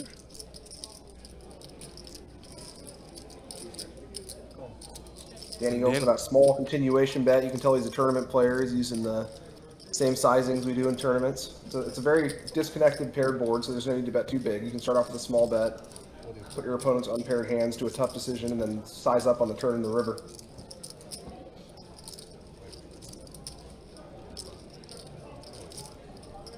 Yeah, I'm with Brian. I think whatever he has is not as good as King's. So. Oh yeah, ace king. He had ace king. Wow, jeez. But yeah, a lot of these guys are, like I said, Daniel Negreanu's masterclass ad ran on YouTube for 2 years. Every time I loaded a video up, it was just everything at the poker table conveys information. That was the first line of the ad. I'll never forget it. It was every time I loaded up, because I consumed so many poker vlogs, it was like an addiction. So every time I loaded up, he's like, everything you do at the table conveys information. It's him sitting at the table. So that was the big selling point, right? It's Negreanu. And now I think Phil Ivey has a masterclass. And then I think Foxen and like 2 other pros have like combined. So that's just really what it is. You look at a person's resume, and that's kind of always what it's been, right? Like you, Qui Win is a coach on PokerShark.com. And if you really want a claim to fame, well, Qui Win won the main. So you're like, oh, okay, well, if you won $8 million, yeah, you can teach me how to do it. And then you go and you look at his coaching amount per hour, and you go, oh. Because I think he's like $300 an hour. Ooh. Mike. You see my eyes pop? Mike just goes, ooh. Yeah, man, poker coaching is, it ain't cheap out here, man. When you're learning. But you know what? Yeah, you got to earn it to be able to do that. That's why I don't have a problem. Like, you're not going to hear me say, like, that's too much. Because the return on investment is there. Like, these guys have done it. Stat update. Danny and Johnny and Blake are all at 42%. So the numbers are going up. Will's going up a little bit. He's kind of been away from the table, but Corey's gone up from 16%. That's good. He played the ace queen in the 7th, so that's why that percentage went up. Danny, though, up $3,000. Corey stuck about 1,600. Johnny stuck. Blake, you know, 3 people up. Rest down. Makes for a pretty good one. Yeah, for the size game that it is, not really big numbers actually. Andrew says Jonathan Little and Faraz Jaka are good sites for low to mid stakes tournaments. Octopi Poker is probably the best value right now for a solver. Faraz is so easy to follow because he's very active. So like he'll be in Vegas and be in the middle of a tournament and just go, hey, so my last level, this, and this happened, and he'll kind of rant. He'll like multiple choice it and go A, B, and C, and then he'll tell you the quote unquote right choice and explain it. Like he's really active on his social media. It's not like a paywall for him for that kind of content. But yeah, I like him a lot. Yeah, I've been playing online with him for 20-something years now. He goes way back. For us, really? Nice. Yeah, I guess a lot of these guys that are around in the scene they all started playing online. Yeah, back in the 2009 when PokerStars was still in the U.S., I probably played with all these guys back then. Like Jonathan Little was definitely on there. Faraz. I think Foxen started a little more recently, but most of these guys have been around for a long time. Nice. That's the best part of poker, man. Longevity. These guys have been hanging out doing it for a while. Goes to show. It's hard to do, man. Longevity. It's a very high variance game, and longevity is one of the most impressive feats you can pull off. Oh yes. And then some of the guys that have turned into personalities, like Negreanu, like Hellmuth, where I mean, Daniel kind of turned his poker success and his table persona into something that was profitable on and off the table. Same thing with Hellmuth. I mean, his own brand, books, deals to show up, to play different places, to golf different places. I mean, those guys used an avenue that you wouldn't think would be profitable 20 years ago, 15, 20 years ago, right? They diversified. Yeah. Ooh, I like that. They diversified. That's a good strategy because the game, you know, is fickle. It gives you and it takes away. But if you can make money off the table with your personality and just showing up, that's a good place to be. Absolutely. That's why I really think when you get to some of the highest stakes of poker, right, like the 500, 1,000, 100, 200, all those guys are just networking. They're just saying they're spending money to make money. You know, like they're like, hey, you know, you're a real estate developer. Okay, well, I am an investor. Okay, well, you have this. All right, well, let's have lunch about it. Like they're playing, they're losing money, they're winning money, but the big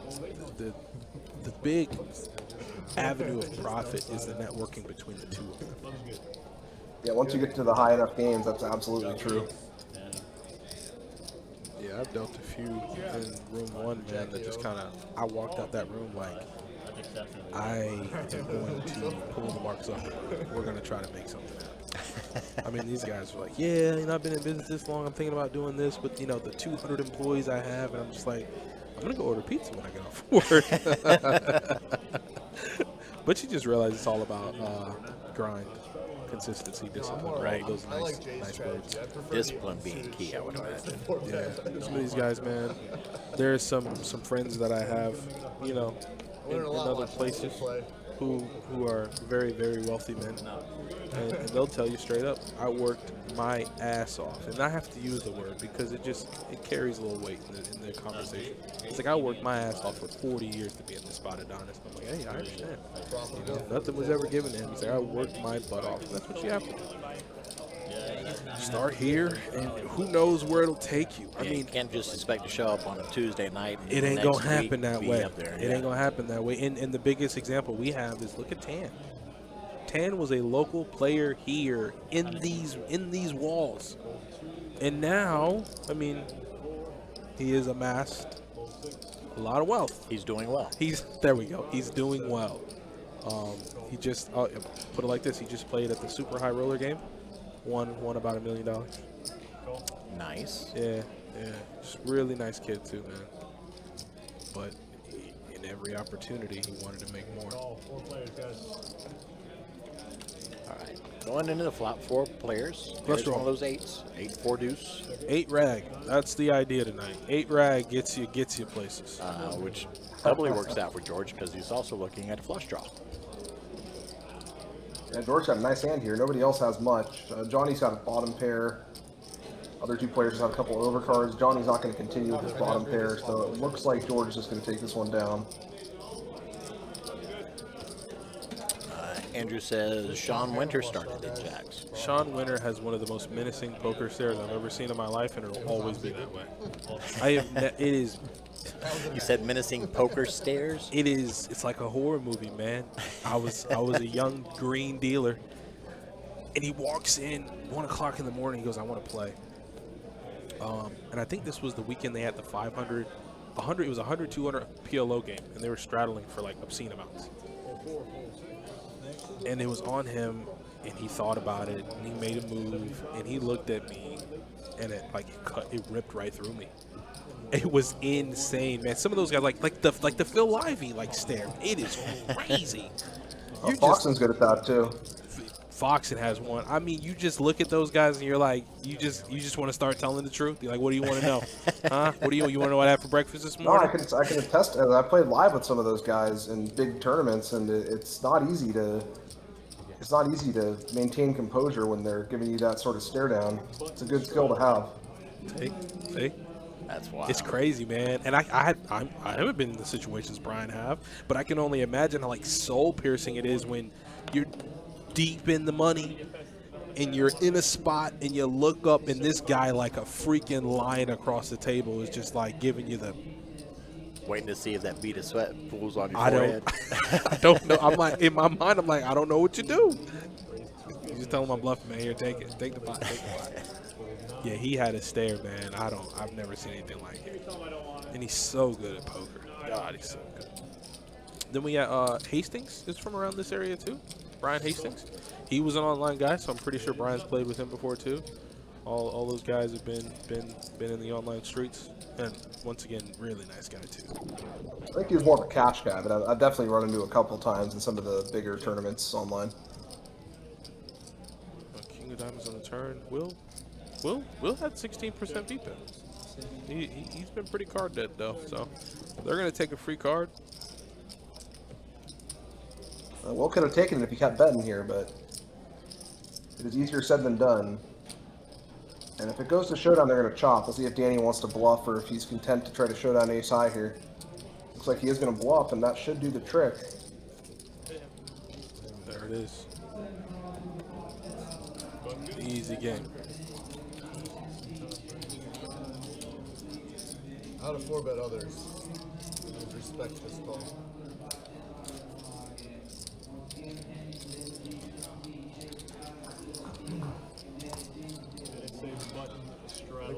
Are they calling a second table break or No, the first one was gonna go? Break. Okay.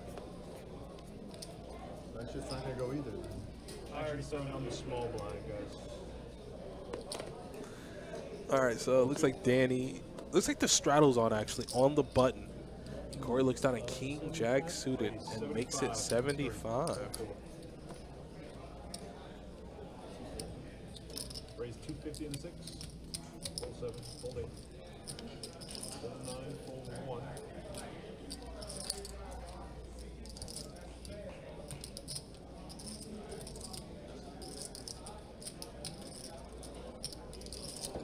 And a call. Heads up, guys.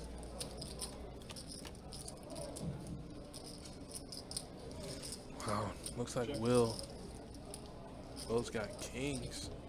Corey, like I said, not very active in the beginning of the stream. First leaderboards was at about 16%. Has found himself involved significantly more after taking that beat to Kevin with ace king against 9-7 on a king 9-9 flop. 2 hearts. And it looks like, I guess they're going to go for a round of straddles because Danny's going to put his 25 on the button. So, button straddles, here we go.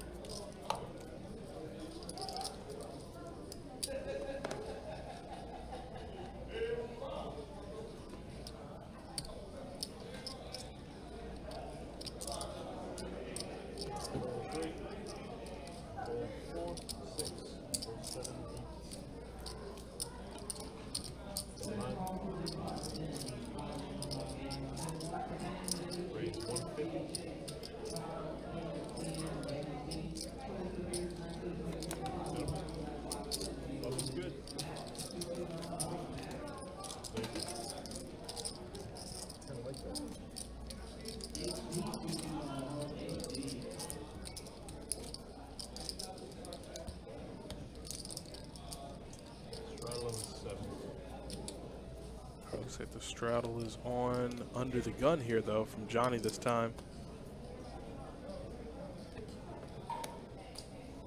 Raise 75. 70 suited from Ryan. He's gonna make it 75 bucks to go.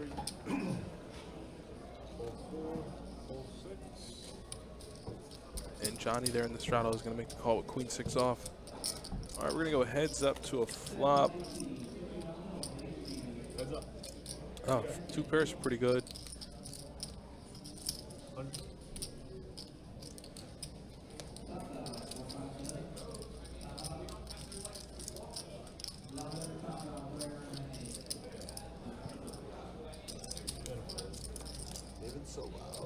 And there is the win there from Ryan.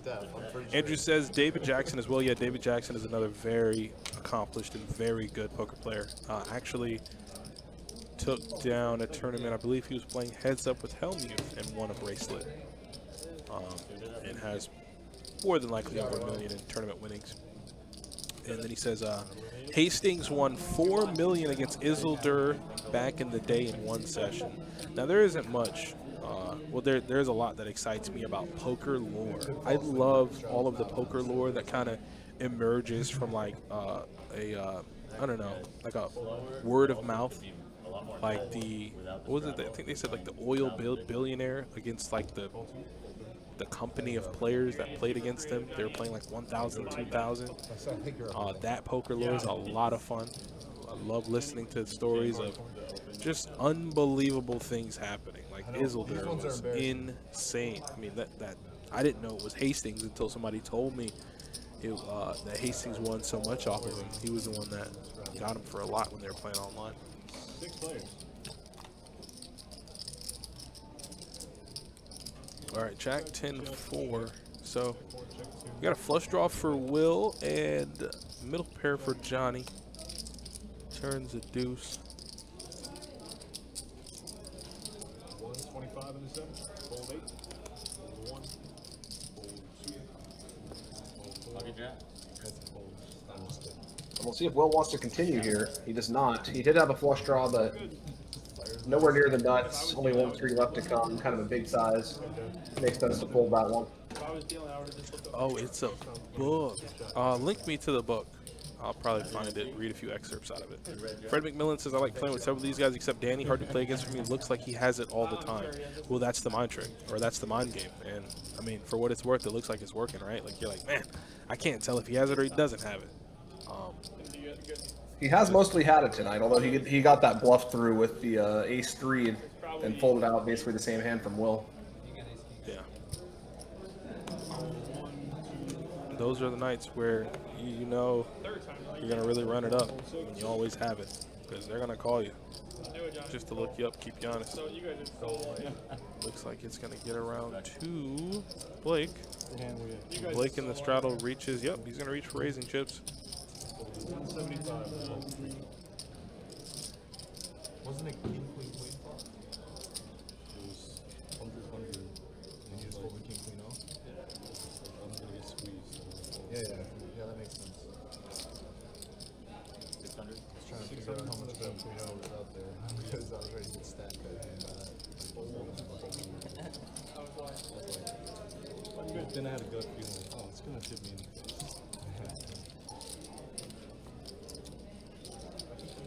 It's called The Professor, the Banker, and the Suicide King. Every time I hear about this story, I enjoy hearing it, only because of how unbelievable it sounds, but no, completely true. Like playing 1,000, 2,000 is just silly. And some of the players in the company, I don't know what they call themselves, but it was the Banker. They played against the Banker for like 2 to 3 weeks, and he lost so much money to them. But you find out some of the pros who were in that game, like I think Phil Ivey was a part of their collective at one point. And like I said, it's the poker lore, man. Some of those games, middle of the night, middle of the city, lights are off, and they're playing unbelievable nosebleed. It's like the movies right there, man. And, you know, sometimes it really is like the movies. Yeah. Just like the movies. Just like the, 007 Casino Royale, like those kinds of movies. And you're just like completely unbelievable, but then you have 3 or 4 people that go, no, I was there. And that's why the game has such a cultural cachet, is because, you know, it really does provide those moments sometimes, and it's hard to imagine playing 1,000, 2,000. Like I've played for a lot of money before, but never anything close to that. Yeah, the company was Phil Ivey, Jen Harmon, Doyle Brunson, Ted Forrest, and Howard Lederer. Which of those names I only know Phil Ivey, but I assume if they all came together, they were all pretty. And Doyle Brunson. Sorry, the godfather of poker. And this was a long time ago, and those were some of the top names at the time. Do you know how cool that is? Like, it's almost like assembling the Planeteers and Captain Planet and going, hey guys, I need all of you to meet me here. We're going to play poker against this guy for this much. Like, of all the players in the world, right? Like, in the country, we need you out here. And they won. I mean, how much did they win? Like, what, $16 million or something silly? insane amount of money, especially back then. Hell yeah.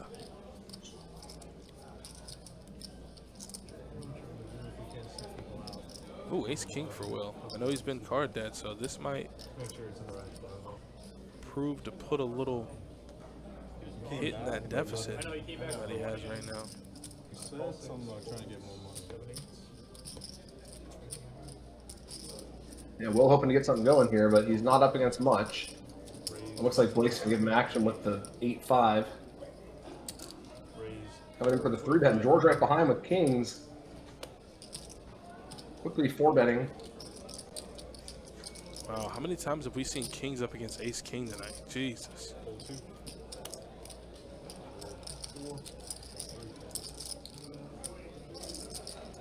Good place to be, although the ace king does still have about 30%, so it's not dead.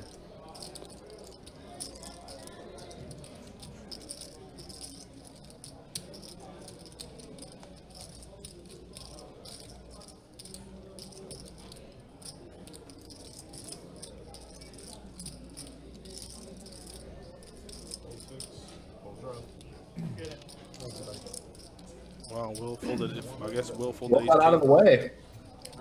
Well, he was up against a 3-bet and then a cold 4-bet from George, so you have to assume both hands are strong. It turned out the 3-bet was just nothing, but the 4-bet was indeed strong. So a good fold there from Will, especially after being stuck on the night trying to get even.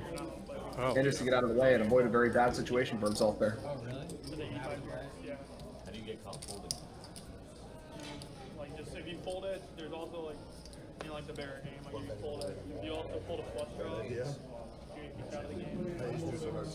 Oh wow! No, I think I had to do it with. Yeah. No, I'm not just gonna do it. Yeah. No, absolutely. Honestly, this is polar. I'm not doing it. Then follows it right back up on the button with 9-5 suited for 50 bucks.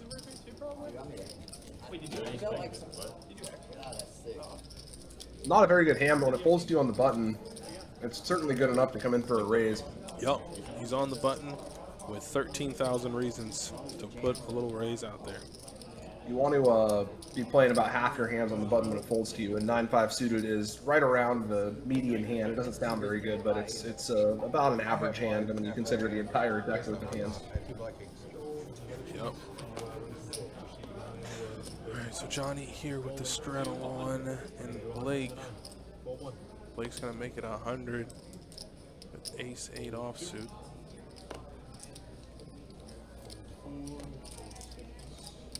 Don't you dare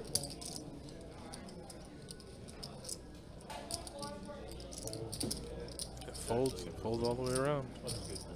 Can you fold the suit hand? Yeah, just the chips. Thank you. Actually, do we have chips up there? Oh, we do have chips. 2K black. Yeah, my fault. I forgot we had it.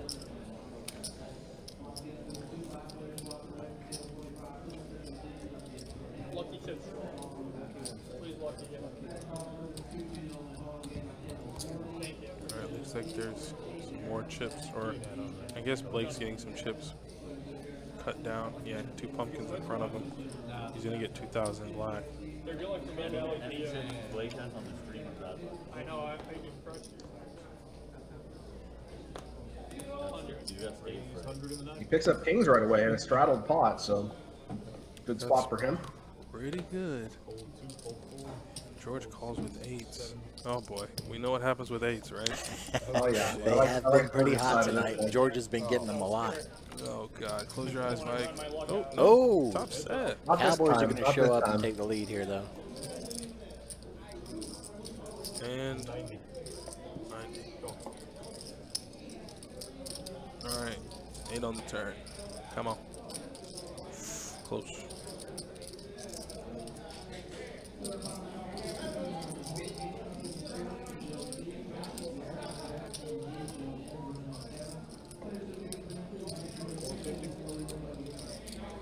It doesn't look like Blake's getting paid on this one.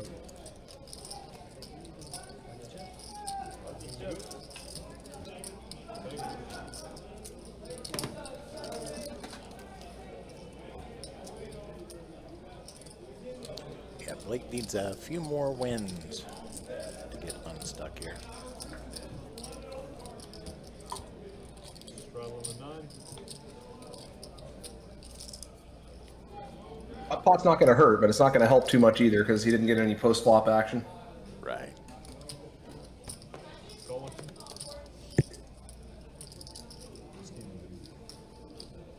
Call 2. Fold 4. Fold 6.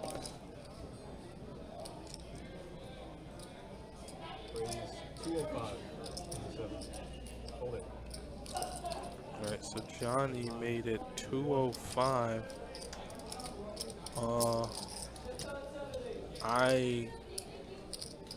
I assumed there was a raise in front, but no.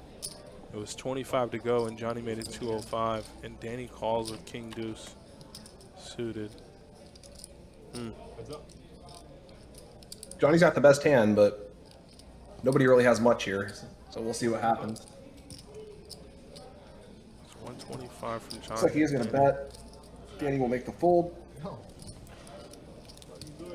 You saw that extra big raise size from Johnny there because he's out of position in the small blind against the big blind, so he expects to have the best hand, but he wants to make it big enough to make it difficult for his opponent to see too many flops, because it's hard to play for a lot out of position in a spot like that.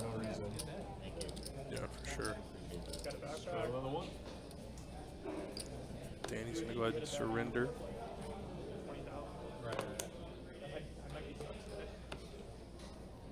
Fold 2, fold 4. 75 and 7. Call.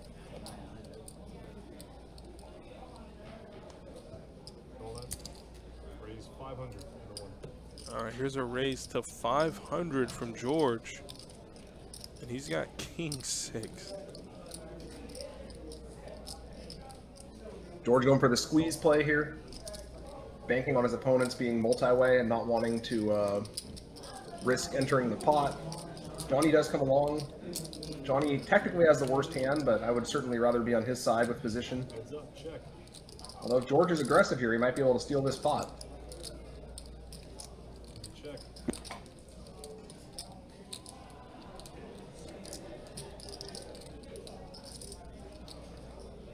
$700.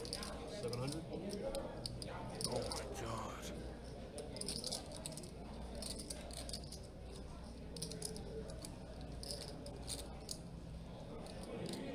I'm gonna blast the river, just so you know.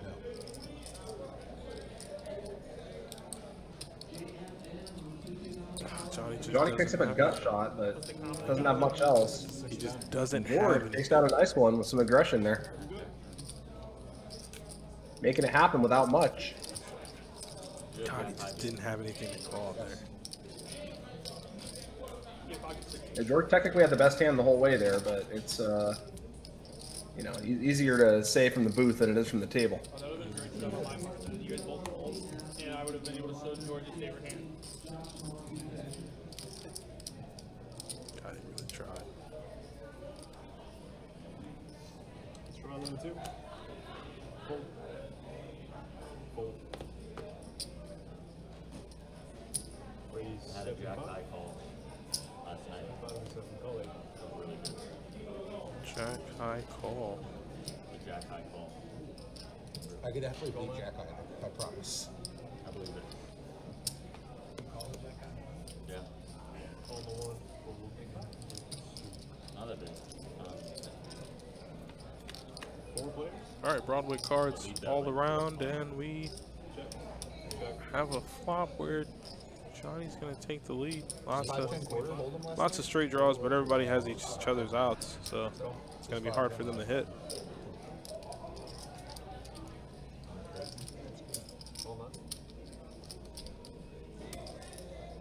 Yeah, Johnny technically with the best hand here, but it's hard to see that from his perspective.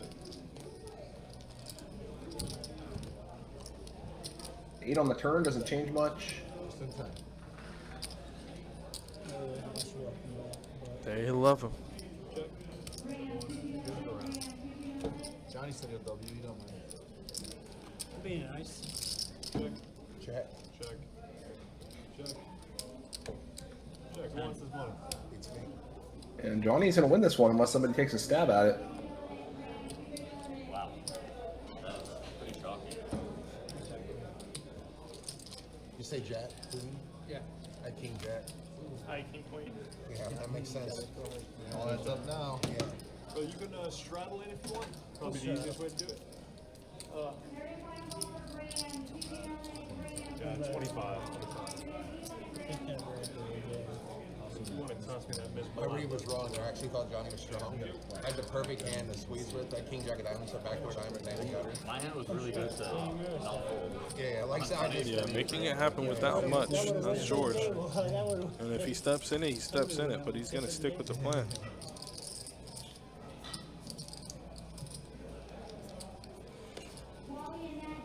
All right, so we got the straddle on. Looks like Corey's going to get in on the straddling action. It's going to fold all the way around to Blake. Ace-5 on the button. Why not? Certainly good enough from the button.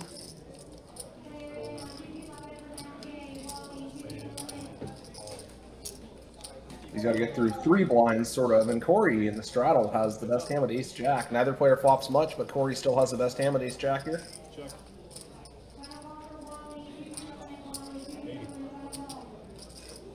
Blake is going to continuation bet. Oh, Corey's not going away just yet. Looks like he's going to grab some calling chips. Yep, he's going to call 80. Thinks he might be full of it. 8 on the turn. Turn doesn't change much. Corey still has the best hand, but if Blake wants to bet twice, he might be able to steal this one. I think he's thinking the same thing you just said.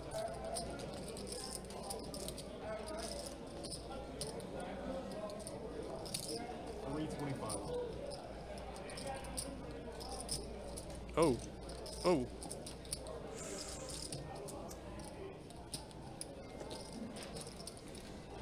Uh-oh. And that would leave him with what behind? And he's counting Not himself. very much, about 600 it looks like.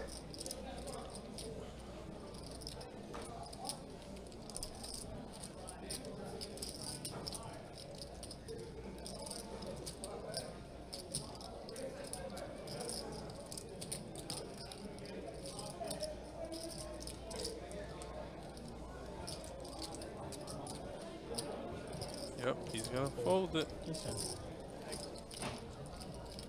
Blake able to steal that one. That is good. Thank you. Kick this back to combat time. All right, that's another 30 minutes in the books already. Looks like we got Alyssa coming back into the dealer's position. Taking a look at the stats one more time. We got Blake up at the top, maintaining that top position, 46%. Johnny 44, Danny 41. Everybody pretty much, with the exception of 2, above 20. Will and Corey still at the bottom, 17 and 15% respectively. And then when we take a look at the wins and the losses, Danny C up at the top, up almost 3,000, 28.35. George up as well, 17.95. Ryan up 425. That leaves 5 other players all stuck. Kevin only stuck about 60, and stuck the most at the moment is Corey, stuck 21.50. Wow. It happens fast, man. It does. Next thing you know, you're flipping and you're getting your stack in, and you're thinking, there are the 8s again. I don't understand the theme of this, but I'm looking at I'm looking at it. And it's been that way since the start of the game. Yeah, and then Ryan has 2 pair on the bottom. So trip 8s for Danny and 2 pair for Ryan. And they might be the only 2 remaining once we get through some betting here.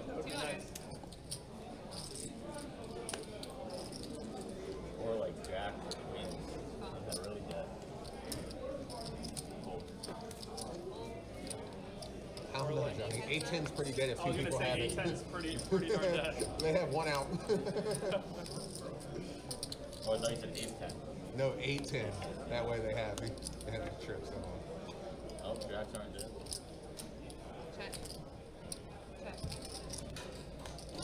I did not catch what the turn card was on that top board, and the river is out now, so we will find out in a minute. But Danny did end up flopping trips on the top. Big pair on the bottom. made that a full house. And you got his 2-pair counterfeit down. Better for both of us. Yeah. Worse than Low Rivers. I'm happy about this. All right, ending up with 2 pair on the bottom. I had a feeling you were going to.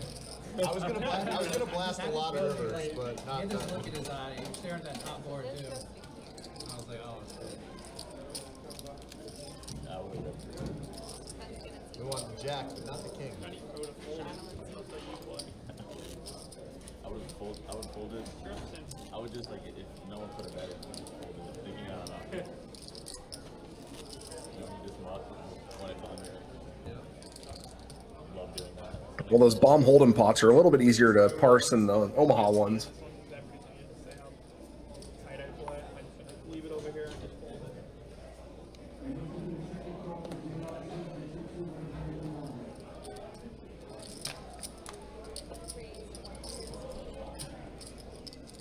I got a raise to 100 from Ryan. And there's quickly there from Blake a raise. 3-bet with the ace-2 offsuit. That's a bold maneuver in a cash game. Something you see in tournaments a little bit more in the deep stages, but you don't see it so much in cash. Yes.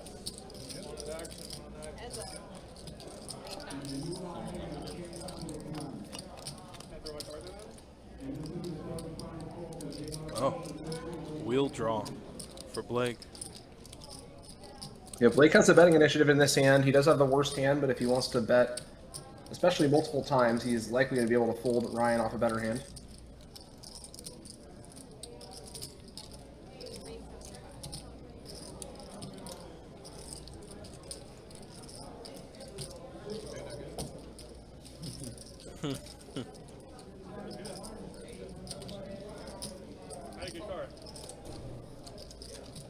So Blake, I've noticed like Blake plays with a lot of aggression. Like he's gonna 3-bet you, and he's gonna continue a lot on the flop. But I mean, it could lead to his own undoing sometimes. But he doesn't deviate from the plan. Got his own style of play and goes for It's a good plan, especially in these deep stack cash games. You know, most hands miss most flops, so if you can 3-bet somebody and keep the betting lead, you can often fold them off something better on the flop. I normally prefer to have something like an ace-2 suited, so that you at least have a way to make a truly good hand. But if you can make it work with ace-2 offsuit, then that's a way to make some decent medium-sized pots without showdown. And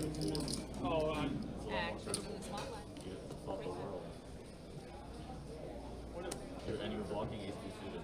I was. Thank you.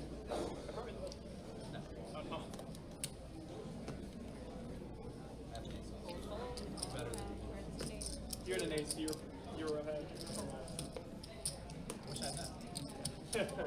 But a 5 was coming. A 5 was coming. You don't know that, Blake. Look at you. But the 5. If he said an 8 was coming, we could agree with him. But I don't know about a 5. And I deep down in sweat. I was never gonna let him down with having like a bad sweat. Yeah, you gotta have like an obligation to sweat. Yeah. You're going all the way. The amount of times that happens, someone flips your hand so you have to block. Yeah. It's worth it. Looked like the massage therapist out there was putting George in a You know, when you actually what they call an arm bar or something. Half Nelson.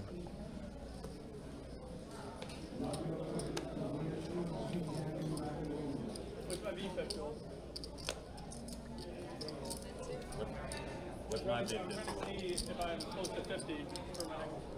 You're probably close to 50 for your VPIP. You are. I mean, you're playing a hell of a lot of hands, kid.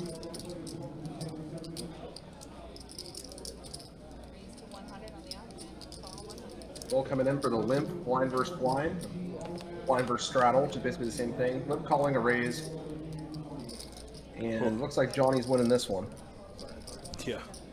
Will just with nothing, not even a hope or a prayer, he's gonna go ahead and give it up. I mean, it was. Last time I was streaming, I think I was at like 60. I'm just saying. You must. Oh, for the last time. Yeah, the great game, dude. Today you're. I haven't I've actually.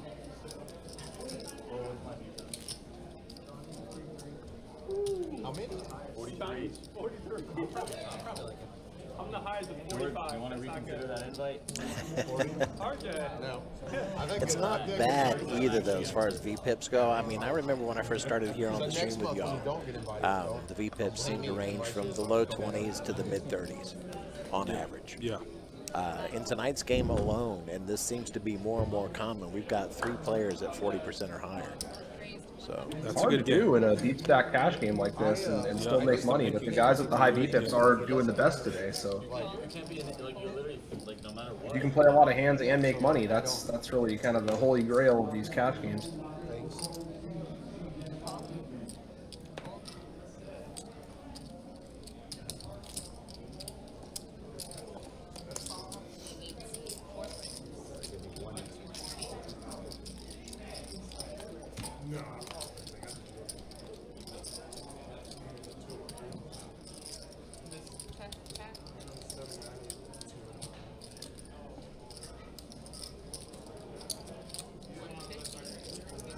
Looks like Danny does have the best hand here with a pair of 5s. I really half expected there to, as soon as I saw the flop, I'm double checking all the players' hole cards for another 8. I guess the streak had to end at some point.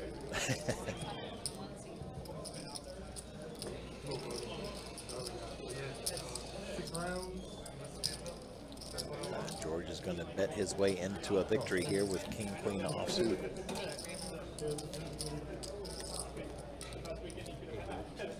That's awesome. Good seeing you. Good luck. I'll let you know if you have any other games too.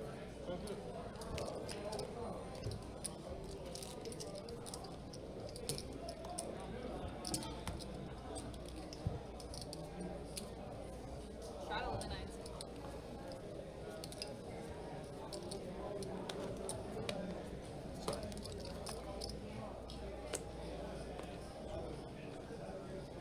Have you ever killed him? He knows you're here, I don't. I did traveling tournaments for a while. Good tournaments. I don't play tournaments here. Okay. 75? I mean, Raise to I'm gonna go play the 75. main, but like, you know. So how does he play? Oh, that's right. I've He's dealt really with good him in tournaments. St. Louis Yeah, he's and really good. Vegas. I was just making sure. I'm like, I don't remember you doing it. I've only been here for like 2 months. I started here in March.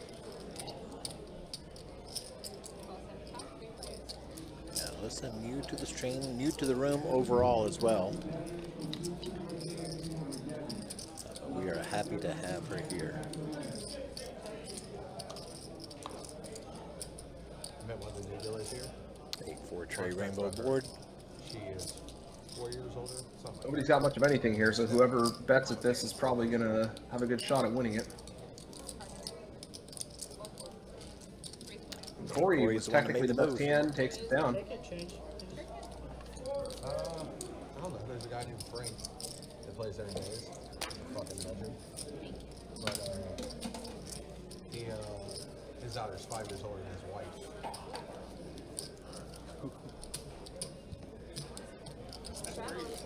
You said Frank? Yeah. His daughter's older than his wife? Yeah, he has a 50-year-old daughter and a 45-year-old wife. And the funny part, I can't imagine his wife's watching the stream. The funny part, when she turned 45, he's like, I've never been with somebody that's 45. Like, he was seriously like, I mean, he loves his wife, but he was like distraught about it. He's like, I've never been with somebody that's 45. Sometimes these how'd you get your conversations wife? go on He a was like, my tangent on daughter's the stream, friend. for sure. Often it seems, yeah. Like I said, Frank's a fucking legend. Here, we're in Frank's house. You remember Reed Zhao? I don't know what it is. He was a high stakes player. He used to play back at the BestBet back in like St. John's County. 125 casino. George got the kings here, and the opponents both have an ace, so he is in great shape pre-flop.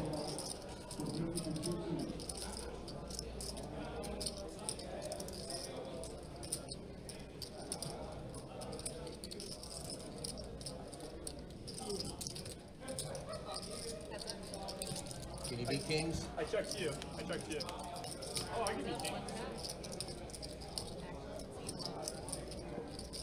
George telling the truth about his hand there. Yep. Dangerous game. You never know with George, though. I wonder if sometimes he does it just to make people think that he doesn't have that in his hand.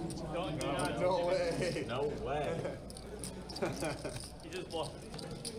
We're two kings. God.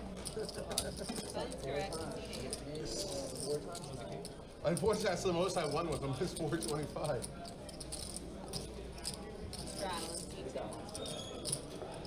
Oh, that's sick.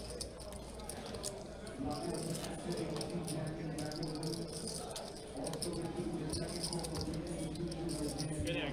Thank you. Corey this time waking up with the kings. I mean, I'm running the kings every. Is it 75 server? It's 25 to call. Okay, you have your own. 100.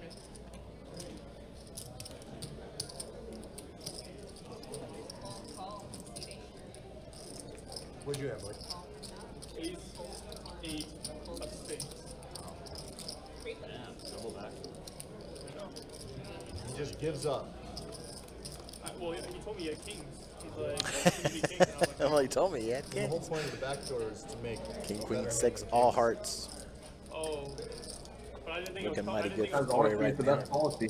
He's a real skill low player. And Corey with top set on an all heart board. Nobody else has anything though, so he's. I guess Ryan technically has bottom pair, but it's not very attractive here.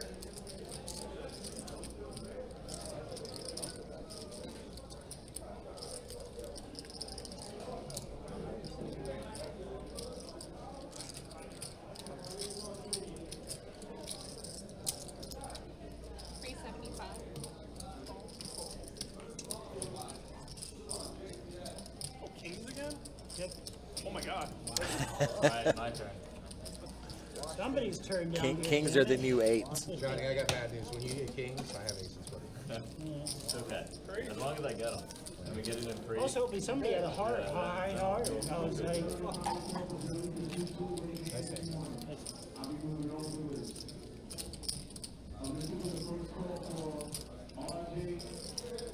Like to take this opportunity to thank everybody for spending their Friday evening with us, joining us, coming to you live from Best Bet here in Jacksonville, Florida. We do appreciate you spending your time with us. If you're new to the stream, please consider hitting the subscribe button, ringing that notification bell, and hit that thumbs up button too while you're at it. It helps YouTube know that people are enjoying the stream and gets the word out, so hopefully more people can enjoy it. 75. Raise 275.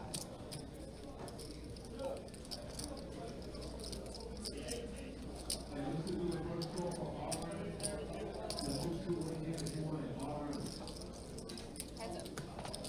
40.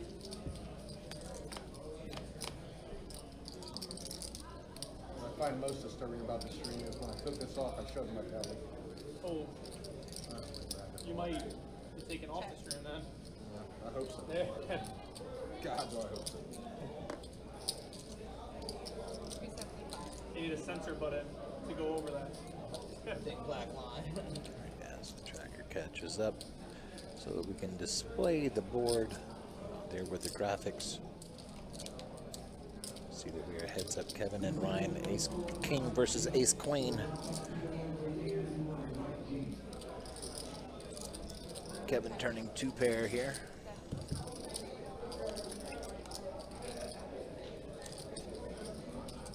Looks like Kevin's going to win this one.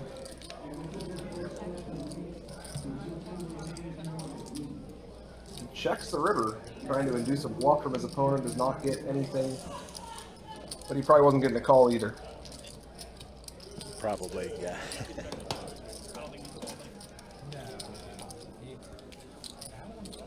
I believe it.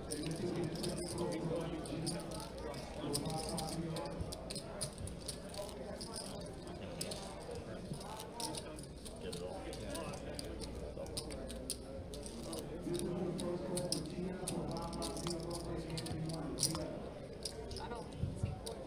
I don't like that answer.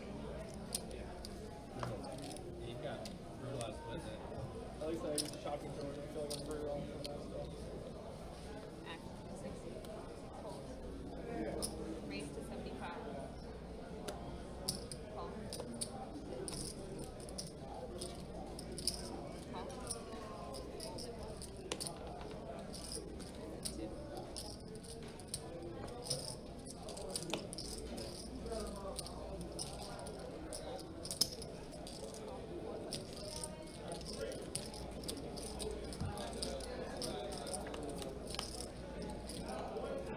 From 4 ways to the flop with this one, Ryan has top pair with the 10-7.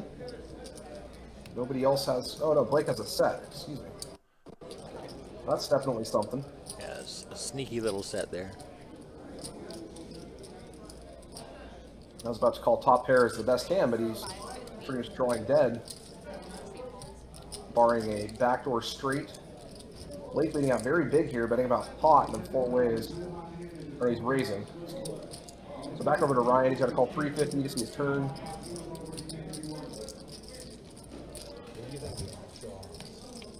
We do go to the turn.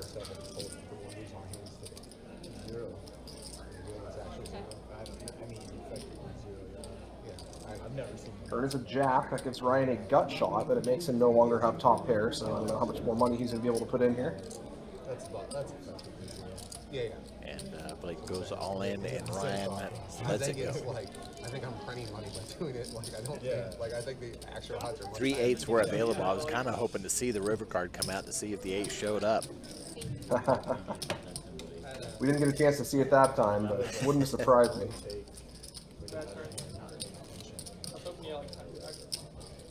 Yeah, but people really pay attention when it's $800. Yeah, no. Straddle on the button.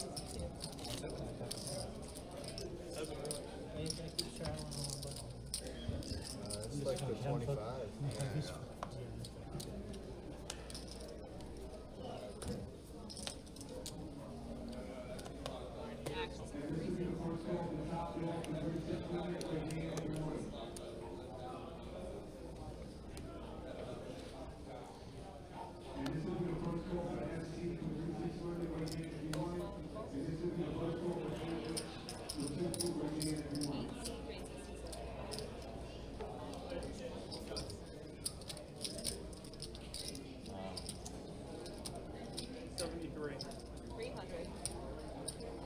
Close to that.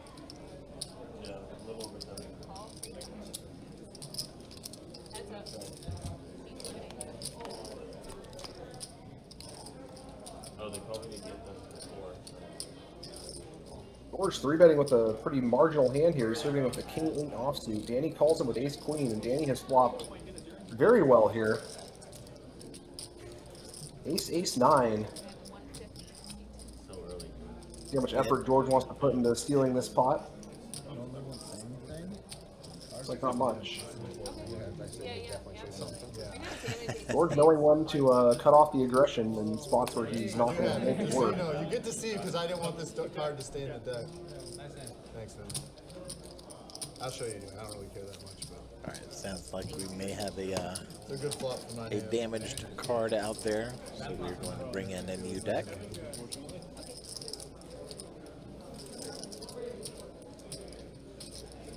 Always an important thing to keep an eye on. Yeah, it was just like bent back, like someone overbent it. What seemed like to me. You know what I'm saying? Yeah. I was when I got the card, I was like, if it's an ace, I gotta say something. Anything else, I'll probably just let it go.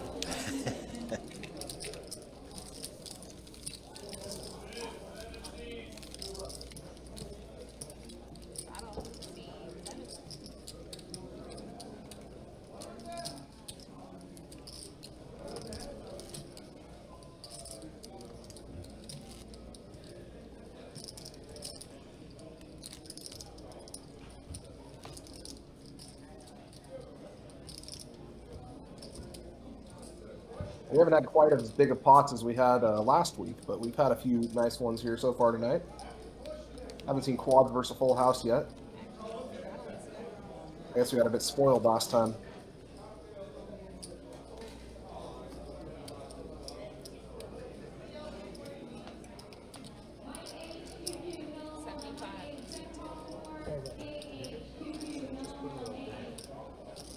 Just put it out there. I just put it out there. Oh, okay. I thought you said just put it out there. No, I just put Yeah, this I out was like, there. yeah, Put your money out there. put it out there. Don't worry about it, dude. Yeah, it's just money. It'll all be good.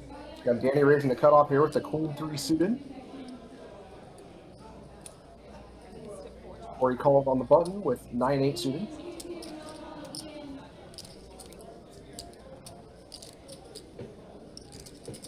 Looks like Johnny squeezed with 8-4 offsuit and took it down. A well-timed squeeze from Johnny there. Taking a very bad hand and winning the pot pre-flop. About as well as you can do with that hand.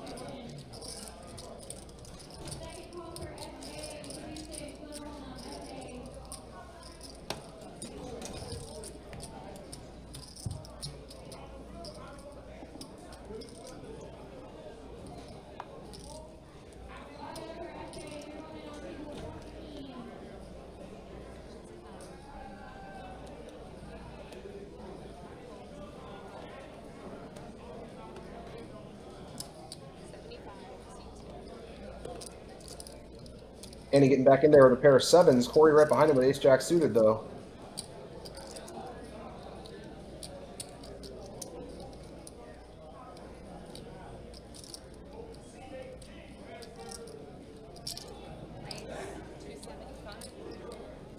How'd Jay do? Corey is going to 3-bet this hand. He was playing really good. He just wasn't running good. Like he was playing solid. Like obviously his position. And it's not going to bite him this time, but if this stacked up, I would kind of prefer to see a call from Corey. If you get 4-bet when you 3-bet ace-jack suited there, it can be very, very rough. Danny folded the 7, so it worked out for him. He managed to get him to fold a hand that was basically flipping. But generally speaking, at these stack depths with position, you want to just be calling with these kind of like good but not amazing hands, like ace-jack suited, king-queen suited. Because if you get 4-bet off those hands, it gets very bad. You don't get to see a flop. You think it was a good idea to bluff Lee in that state? I didn't know he was so wasted. Like at the time, I just sat down, and also the line was so strong. I actually like been shocked that he called. I'm not. He was like. And like, but it's not like you're the one bluffing. Like you think something like that. 25 years. I don't think he was thinking last night. I'm being serious. Like, he was spending 200. I don't think he was thinking. I realized that towards the end of the night.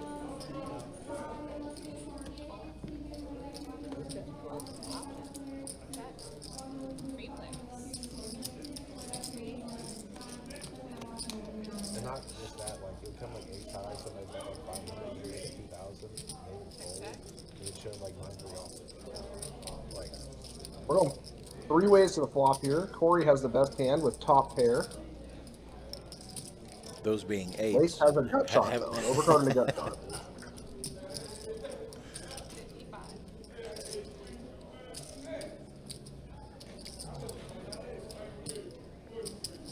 like we had a hand last Lace night. will see a turn. Like, He's an ace for a 3. the 50. Jay or Lee? This is Jay. Logan's 50. Lee 5. It's not going to change anything. I flat, someone else flats. Jay folds for 150 more. I'm like, what the fuck is this? Oh, he had. He probably had like a queen 10 off type of hand. Yeah. Looks like Blake's going to stick with it and hope that ace or tray comes out. The 4-bet, those are the moments that he would just 4-bet. Blake is leading out here, trying to represent that he has the 5. Corey not buying it just yet. We'll see what happens on the river. River's a 9. Lee pretty strong. Hoping somebody would, like, you know, river ace. Not going to change anything. That also factors. Corey's going to take another pot. Doing pretty well these last few hands. Blake giving up on the 9 river there. A few of the straight draws completed. Maybe thinking that his ace high could possibly win at showdown anyway, but it was not good enough that time.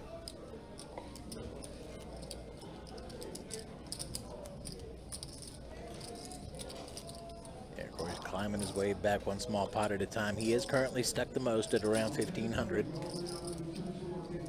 That's not too bad for this game. Last time we had a couple people stuck, 3,000, 4,000. Right.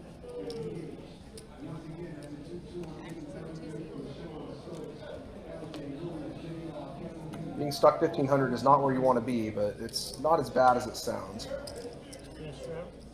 No, not with a game of this size, for sure. Yeah, that can, one strong hand, that could shift entirely.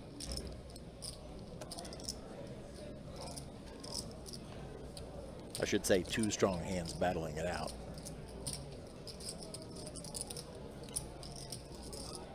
You could always catch someone bluffing, too. Sometimes it only takes 1 strong hand. You're not wrong. Or in the case of that ace high pot you guys were referencing, even 2 weak hands can play a big pot.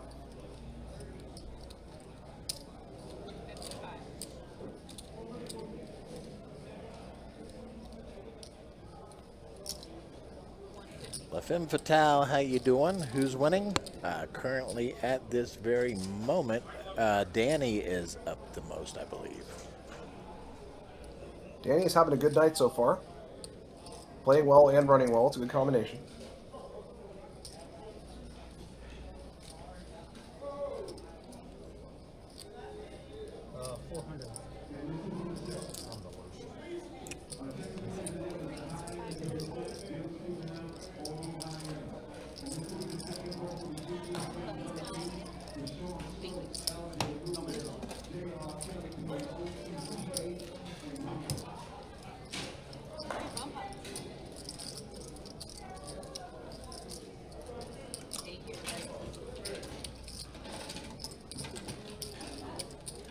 All right, and speaking of stats, let's go ahead and take a look. Of course, Alyssa getting used to the lavalier mic, starts to stand up, walk away with it still attached. I'm going to take a wild guess at who's at the bottom, but I won't say it.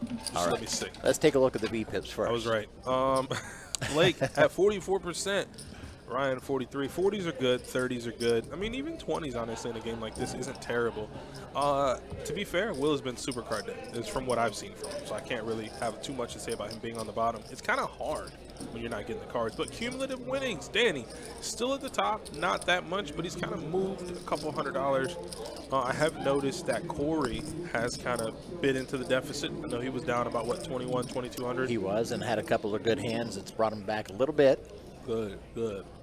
And everybody else is kind of stuck, but like I said, it's never too much of anything to have a conversation about, you know, $1,300, $1,400, because that's literally $25 straddle, raise, re-raise in 2 streets, and we're there. So. And yeah, we were just talking about how quickly, you know, a pot can build up and shift those numbers around. All right, double board bomb pot. If in case you're just joining us, they're doing it no limit hold'em style. I haven't seen any PLO bomb pots tonight, and that was agreed to amongst the players. Yeah, that keeps George safe because George doesn't know. I mean, it's not that he's ever said that he's inherently good at PLO bomb pots, but you can definitely tell he does not like them. Well, that's a raise from Ryan. He flopped the second nuts on the top board. So he's going to go ahead and raise it up. Now, Kevin here with the other half of the board against these 2 exact hands, he has it pretty locked up here with the top pair and a really good kicker. But the wonderful thing about bomb pots is you never really know, you know, where you're at. It just so happens he does have a gut shot to the bigger straight up top as well. My only rule of thumb that I know is never play one board in a bomb pot. Hold them or PLO. It'll get you hurt. And a double board. Yeah.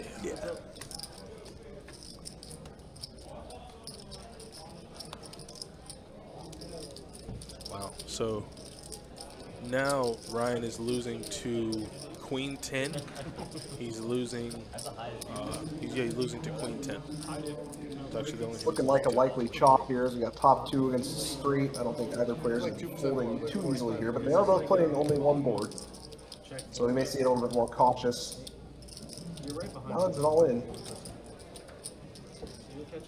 When you told me I was 43, I actually tightened up. Now Kevin, he does have top 2 pair, but there's a flush out there, and he basically he has to hit a 10 to have a chance of winning the other board. So it's a tough decision for him, and this is a very big pot now.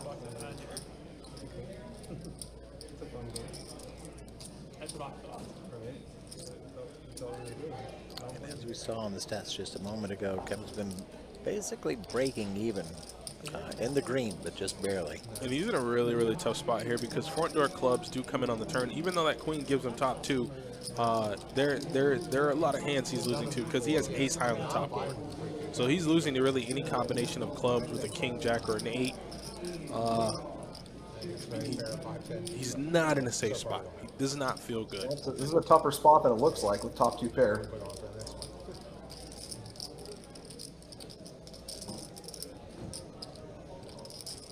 Blake, we should just start capping the bomb pots and saying on it. Whatever the number is, I don't care what it is. Yeah. We should just, we need to protect Kevin a little bit. It needs to be capped. Probably since that game is smaller.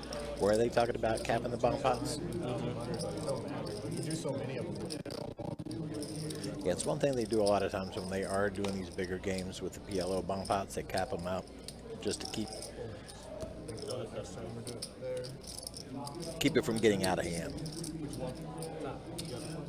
Yeah, these can easily get out of hand. The pot starts off pretty big with 50 in from each player, and then they grow even faster post flop. And you can get in these spots where you have a really good hand on one board, but you're potentially getting free roll on the other board, and it gets dicey. Yeah, a lot of times we'll see. So is everybody good with the 3K cap on the bomb pot? Even 5, 10, 10, 25s, they'll cap the bomb pots at like 3,000. Let me test my hand first. Just to make it fun, but not out of line. Unless I'm trying to get someone off the Yeah, you get a little silly sometimes. You can be crushing the game all night, and then you get on the wrong end of one of these bomb pots, and suddenly you're in the hole. I was just locked in on the top. So what, did they enact the 3K cap on the bomb pots now? No, Danny was talking about capping the bomb pots, I think at St. Augustine or something when they do whatever game out there. Couldn't quite hear if he was giving a specific location or not. Or game, et cetera, et cetera.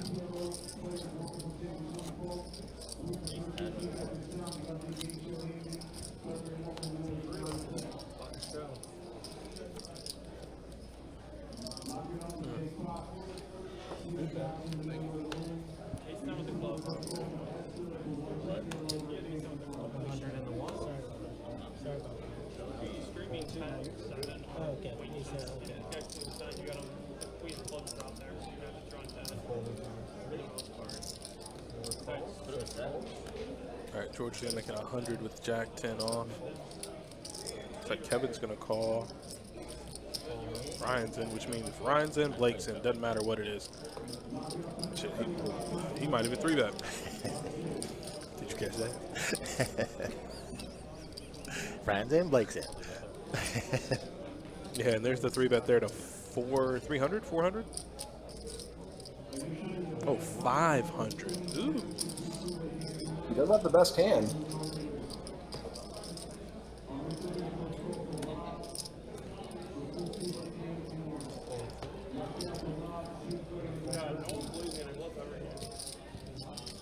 Alright, gonna be enough for Kings. Not this time. Folks, if getting on the live stream is something you've ever considered, just to let you know, the schedule for June is now on our website. It is bestbetjax.com, bestbetjax.com. Go to the live stream tab. You'll see the list of all the games we've got coming up throughout the month of June and information on how to request a seat at one of those games. Oh yeah, I need to put a few people's names on. So I'm gonna take advantage of what you just said as well, because I know that. When did the list go up? Probably recent. A few days. Very recently, yeah. I know those lists fill up real quick. I got to get on one of these myself one of these days. I'm pretty close, and it looks like a lot of fun. They don't even have a 5-10 game next month.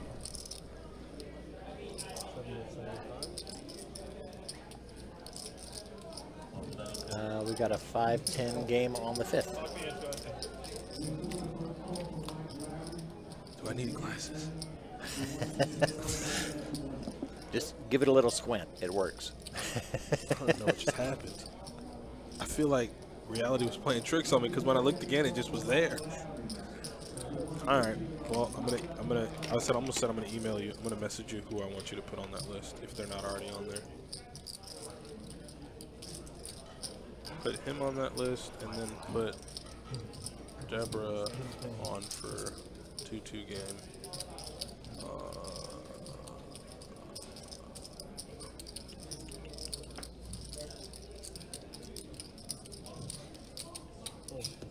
For the 5-10 game on the 5th? Yes.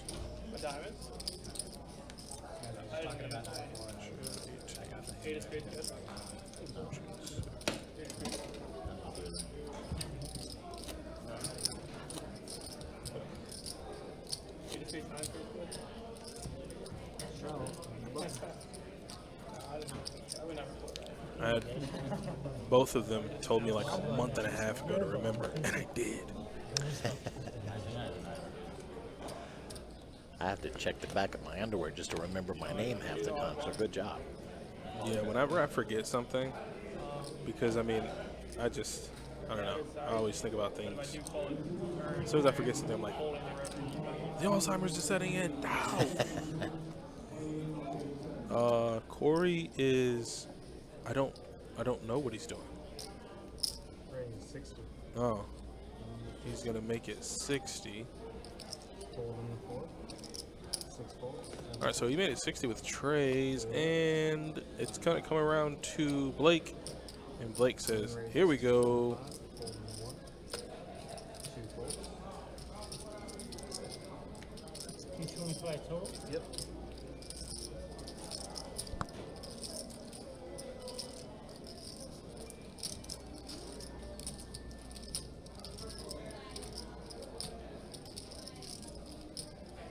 My time to have king.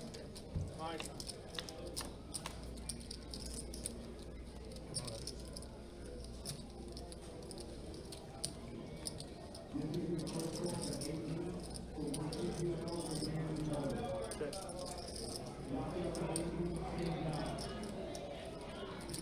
That's 180. That's 90.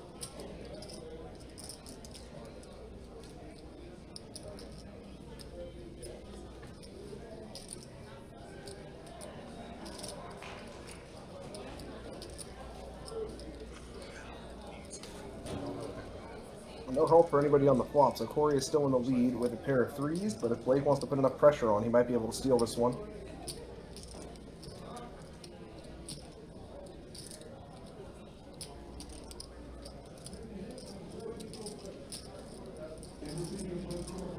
Yeah, but Blake has just been known for his aggression, so Corey might be inclined to want to see this one through. I mean, take for granted he didn't show his hands down when he bet and Corey called, but he just might have grown sick of Blake being in position and betting. I think he's going to encounter another one of those situations. Corey's not going anywhere just yet, but enough pressure might get him out of here. We'll see. Oh no, he checks it back this time. 9. Blake still does have some showdown value, so he doesn't necessarily have to bluff this hand. Of course, in this particular case he does, but there are spots where he wouldn't have to.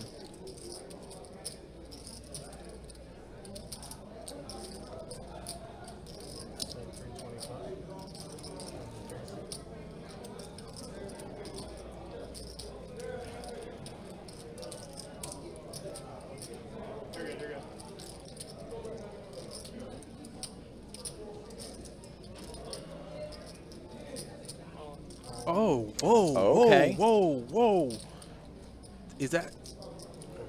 I don't think that was like on par with what I thought was gonna happen in that hand. There's the pressure, man. That's sometimes you gotta really pile it on. Were you believing there, Brian? I mean, I know you can see the I cards. probably but wouldn't have bet the threes because I think that you're opening yourself up to having something like that happen. But if I do bet and I get shoved on like that, I'm believing him at that point. Yeah, That so was a you're very saying nice play by Blake. You would not have bet River. You'd have checked it to him. I think so. It's too hard to get called by worse. That's what I was thinking too. And, I was And like, if you bet yourself, you're kind of opening up the avenue for your opponent to just put in an overwhelming bet like that and get you off the hand. Could you have beaten fives? No. Okay, that's what I was like. I knew I should have just shoved right there. Oh, he said, I know I should have shoved. Oh my God. so, Brian, it was never in his train of thought to ever check the river. It was either bet 325 or shove. Well, I guess shoving would have worked, but if you shove the threes there, you're turning it into a bluff. So it's hard to, I mean, you got some showdown value there. But maybe you can pull out a better pocket pair or something if you do shove. Mm-hmm. George is going to bet 200 here, open-ended. Kevin will probably call top pair. Oh. He's in.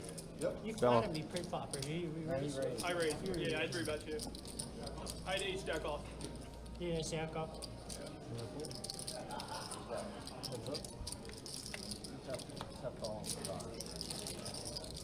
6 on the turn.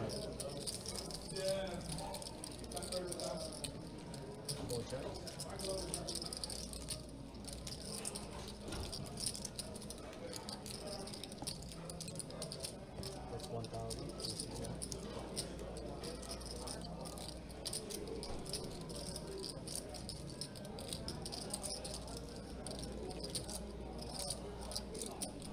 Oh, 1,000. There's the pressure. That's that pressure that bears down on you. Where you're like, man, I got top pair. What could have changed from flop to turn? George knows how to put the pressure on. Then that's, like I said, then that's when it becomes less about the cards and more about like what's in front of you. But it's like Brian says, you can't deviate, right? Like you just got to be able to stick with your guns, stick with your read. He must have got up. He did. I saw he was 5-5 left. Money must be tight. He had like, he beat me in like a probably 16 pots. I know. That's what I'm saying. Where do you get my money from? Money must be tight. Dude, you lost, I think, so that's why he beat me. Oh, you got another one? No, Not always easy to do. He came back and heard Yeah, about yeah. that. He had a monster. I just had. Can you even call here, Brian, or do you just get it in because you know you're going to be facing a bet on the river? I think if you call, you do. I think if you want to continue, you do want to just call, because if you shove, you're basically only going to get called by better. But you definitely have to be ready to face another bet on the river if he's going to be taking this line. And especially now that he's taken so long to call, he's clearly got a tough decision. Winds up making the fold. Great play by George. Over betting with that straight draw there. That's that pressure that I'm talking about there. I got dead cards though, so. You do a little chip inventory, you're like 1,000. That's a third or fourth of my stack with top pair and a marginal kicker now. You go, what you thought was a good kicker is now a marginal kicker for $1,000. And that, I think that's a really big part of George's exploitative game, is where he'll bet. Well, first of all, he'll put on for a lot of money, but then he'll bet so much to the point where he's going to exploit players who just don't have it. Like, if you just don't have it, you're going to be folding whatever the percent of the time. I think he's known that, and he's been able to build that understanding through years and years and years of playing in this room, probably playing honestly all over the country. And it leads to him stepping into it, you know. Oh yeah, We've seen it. Yeah, he played what, a $63,000 pot with Tommy, where he tried to get Tommy to fold top two, and Tommy said, "I'm not good enough to fold," and called it off for $60K. So like, it's not that it works every time, but I'm pretty sure it must have worked more often than not. There we go. That's what I'm trying to say. Or else he wouldn't be here. Exactly. Yeah. The knuckles mid-air with the cards like after the. Yeah, I got it. I'm telling you, people, like, this is like no joke. I was like, I'm not sweating in Illinois when I used to play. I would be like, I'm not sweating through the start, because I would get so tilted. I would give them like the nuts all the time, and like they would put my hand, and like it would be so bad. Yeah. Well, I didn't know you sweated. I would have called. You would have. I'm a good sweat. Top it. That was a good value too. You get raised. Over on to Corey on the hijack with the ace-9. He's going to get in there.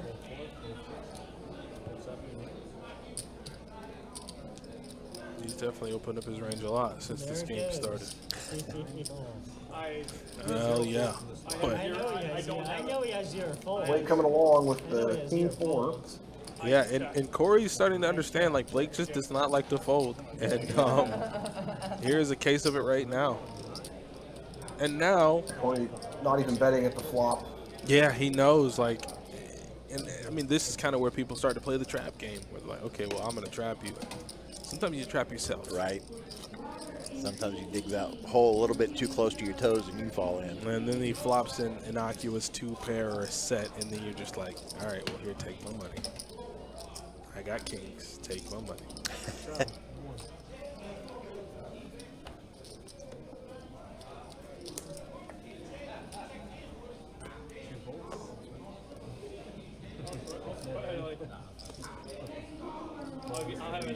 We're playing the same use case. No fun games tonight.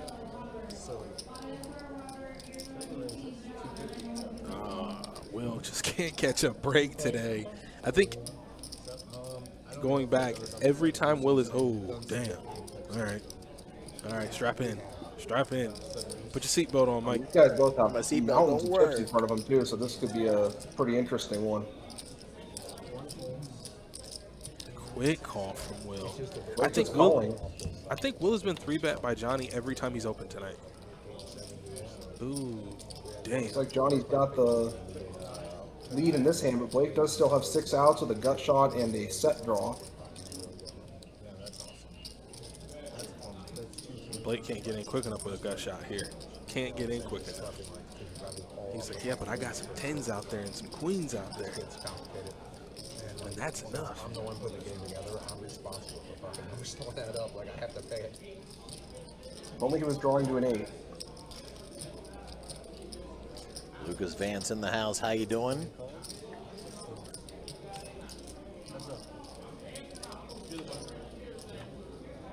Nope, it's not it.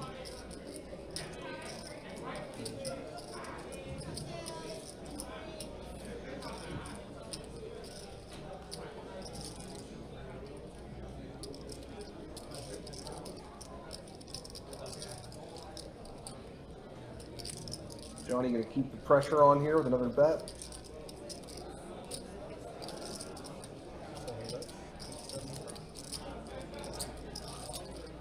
$775. Ugh. But I don't think the money's right. I know the money isn't right. I know the money is not right to call.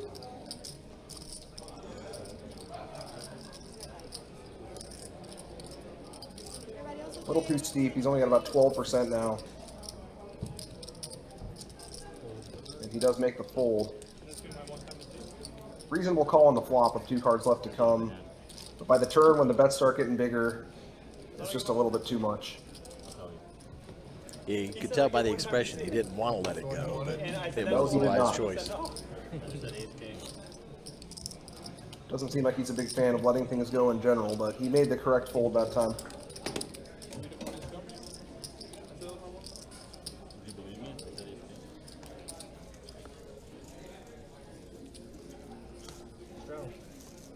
You bet $800, you had to have queen 10.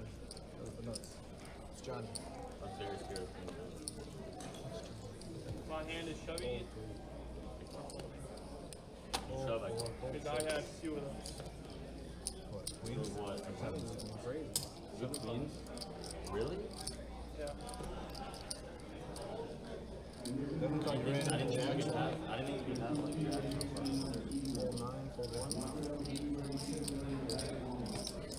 I was considering if you could possibly have queen 10 off.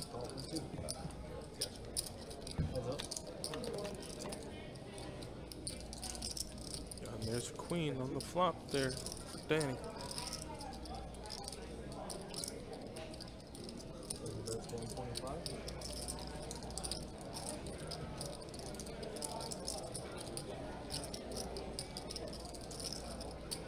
Yeah, he's going to check, let his aggressive opponent do the betting. It looks like Johnny bet 1 1/4, and then Danny turned around and raised it, if I'm hearing the microphone correctly. Yep. Playing a little bit back at him.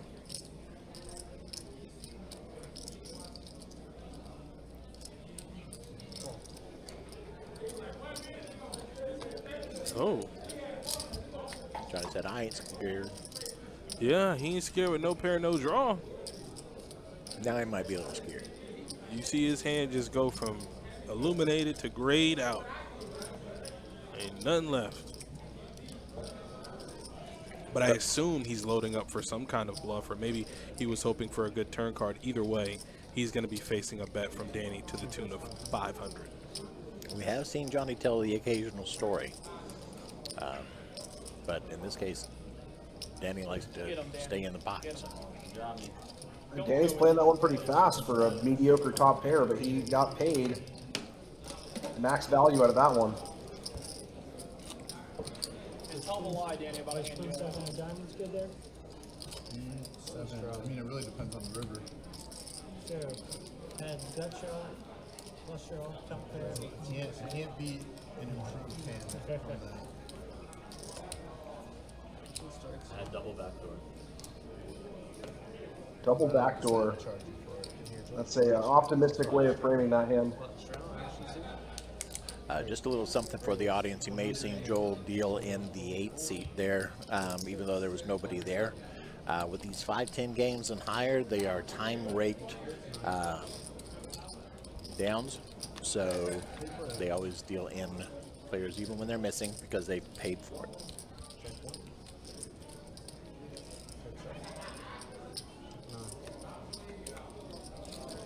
Turn card, 4 of diamonds. Come on. And the river card is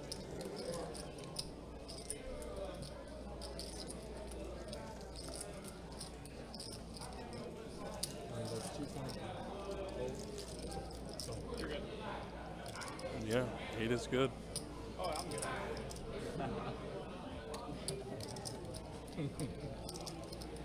The thing was, Johnny calling there with no flush.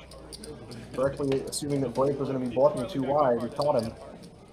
Nice call there by Johnny. It's not easy to do on a board with 4 hearts and a 3-way pot. I thought, for sure thought I had a heart, I'll be honest. I was checking. If I didn't have a heart, I would have bet the turn.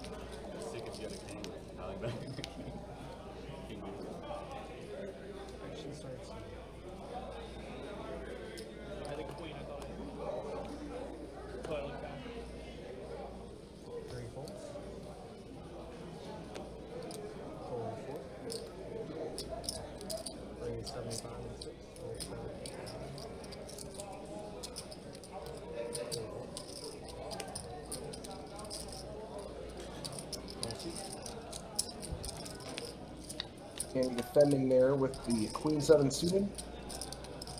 And he is going to be way behind Will's middle pair and flush draw here.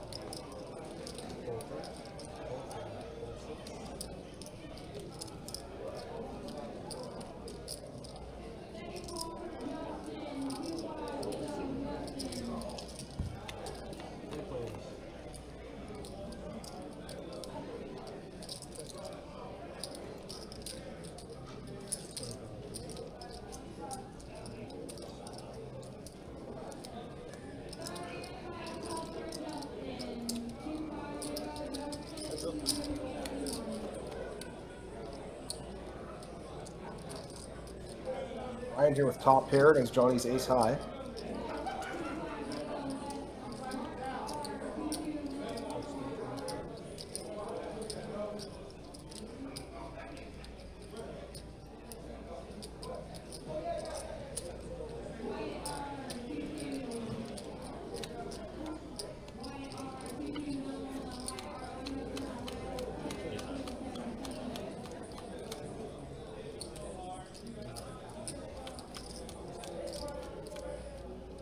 leave the turn and give up.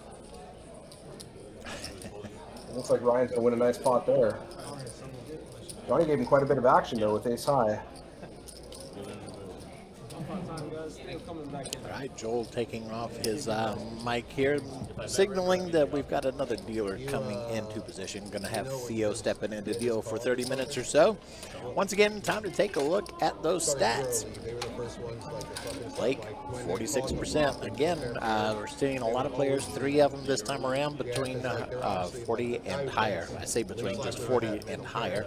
Then we have Danny C at 39%, George 33, Kevin at 25, Corey boarding on that 20% mark at 19.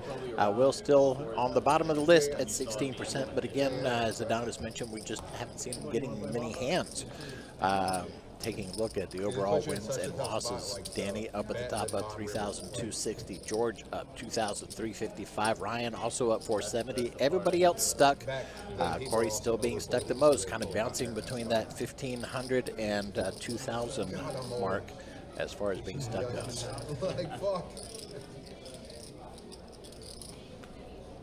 Yeah, Ryan doesn't seem like the overfolding type. No. Yeah. Good give up. Yeah. 7 players, guys.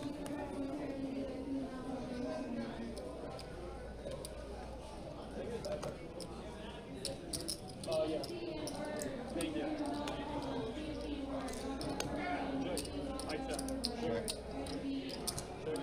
All right, it is a bump out. We have 2 mystery hands. There are 2 boards. There's that second board showing up on the graphics. All right, looks like Johnny's got queens on the bottom, 7s on the top.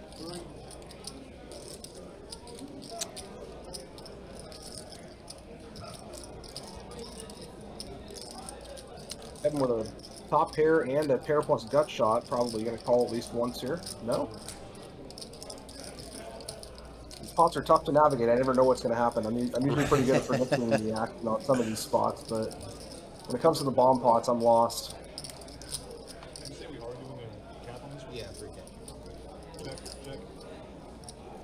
You did check, right? His plus he's not getting 3K. Johnny still has top 2 and he has middle pair. Ryan has top pair on the other board, so assuming nobody folds, you will see a chop here.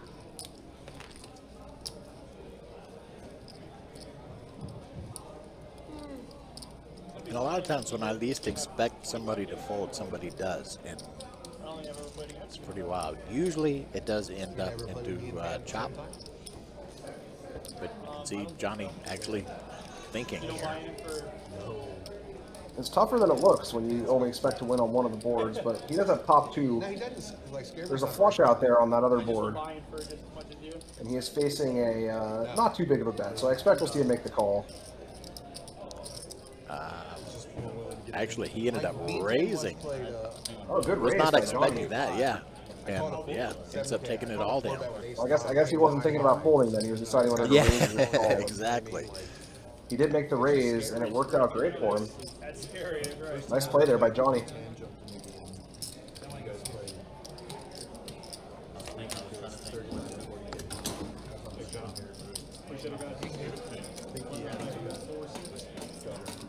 Yeah, like I said, like I said, he's a bitch. Like, when you get 4-bet, and but the thing is, you can't hold top pair to him because he's just going to go for it so much.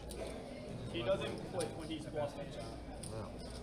That's why I prefer not to be fucking 40 I don't blame you. Because, like, he's still very good. Yeah, I won. Oh, you did? Yeah, he didn't have it. He's still very good at poker. Like, you know what I mean? Like, Sure, yeah. I think he's even better at holding than you are. Are we talking about me? You're great, Johnny. Thank you. Just great, buddy. Appreciate that. When we played 10-25-40 the other day, he played really, really well. Almost done. Who was that? It's all what mood he wants to be. Johnny's in there with the 10-7 suited. Ryan will also make the call, so Danny's in the lead, but everyone's got pretty live hands here. Like in the same session, There's a 4-card straight out there where queen made a straight. Ryan flops the best with middle pair. And he bet something like 2100. Turn doesn't change much. Johnny still has a gut shot. Danny is just ace high. And he just folds it. That very same session. And Nikki had king queen. Nikki had ace queen. He showed it, which I 175. He's a nice guy. But like ace queen beating. Yeah, that was wow. But like in that same session, he called Nikki's all in blind. So like I don't know. For 5K. Yeah. He's like, I'll give you action. I hadn't looked at his hands. Like it's you know what I mean? Like, nines are gonna be good here. Unless Johnny he goes off the wall again. So like it is Johnny, you never know. He was right, so I can't say he was wrong, but like Nikki should be. It's like he is betting. We'll see if it works for him. Not this time. He gets the call, and he gets the bad news.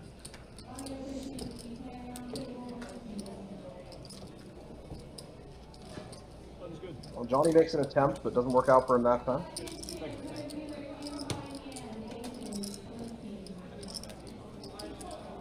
I guess that's the difference between a $350 bet and a $1,200 bet. Yeah, with the stacks being this deep, there's a wide range of bet sizes you can choose, and sometimes you really got to pile it in there to put the right amount of pressure on.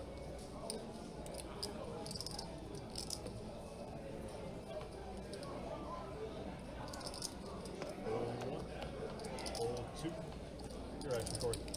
25 is back. Three. Raise 75.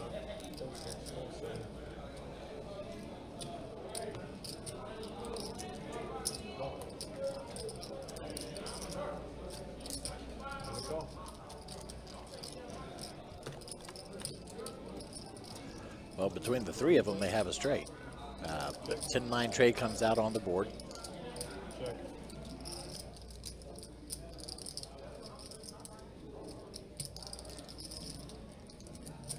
Kevin's sixes are currently the best. 35. Hold me.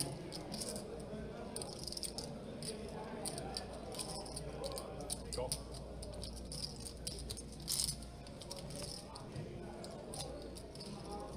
Check.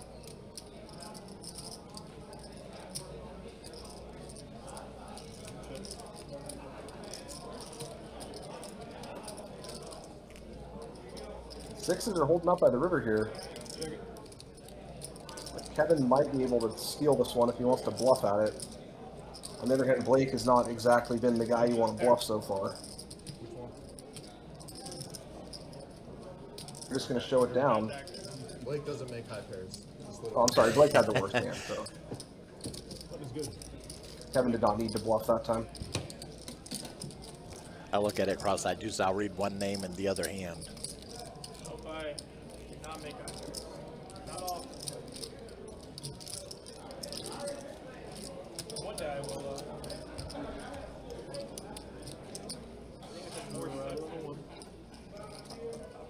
And I'm real good about trying to use three of in Omaha hands, trying to use 3 cards from the whole card instead of just 2. Oh yeah, that's a big adjustment to make if you're not used to Omaha. Like, giving me 4 cards, why can't I use all of them? I got don't quads in my hand. That's good, right? Raise 80. Hold 4, hold 6, hold 7, hold 8.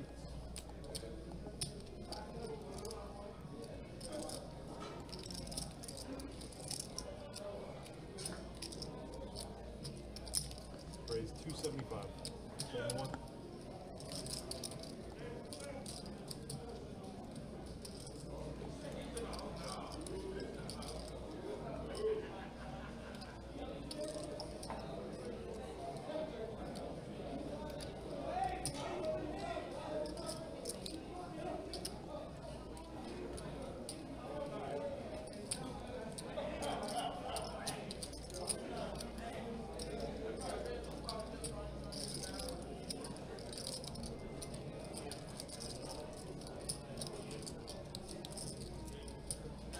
Blake's got the best hand you can have here.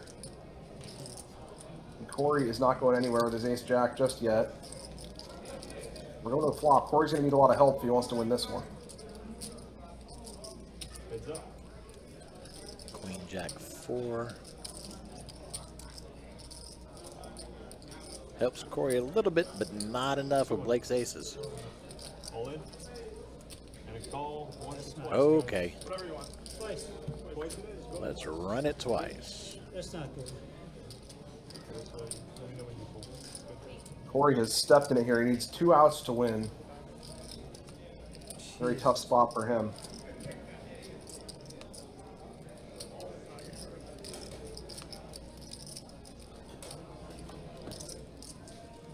All right, guys. It's been fun. Yeah, I wish he didn't have a hand there. All right, looks like that is going to do it for Corey. Corey, thank you so much for joining us this evening. Yeah, what a rough hand. That was, it's not like he didn't have a decent hand. It just was second best.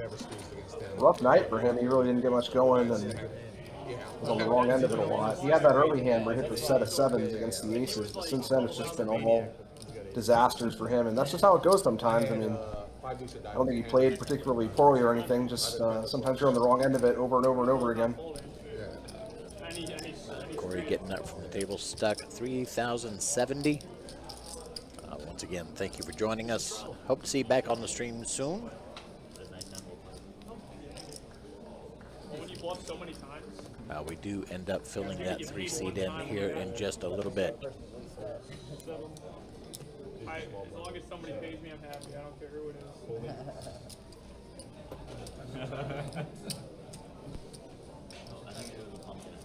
Raise 125.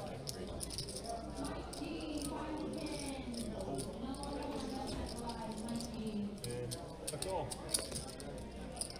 Are we going to midnight or are we doing the game after?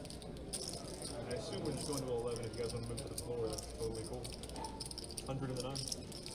I'm gonna be done at 11. Big day tomorrow. Championship week, baby. I'm probably done at 11, but I don't care. I'm done at 11. Like, there's I'm sure the game will go no matter what. That sun, like 1 week I played till like 4. I only got like 2 hours of sleep. Getting in that sun for fucking 6 hours just like made me sick to my stomach. Like no sleep being in the sun is rough. It's like a hangover. Game was worth it, but we're good, right? Different turn. Yeah, different turn. I just flashed. All right, Danny picking up another win with pocket 8s. What now? On the Megatron, there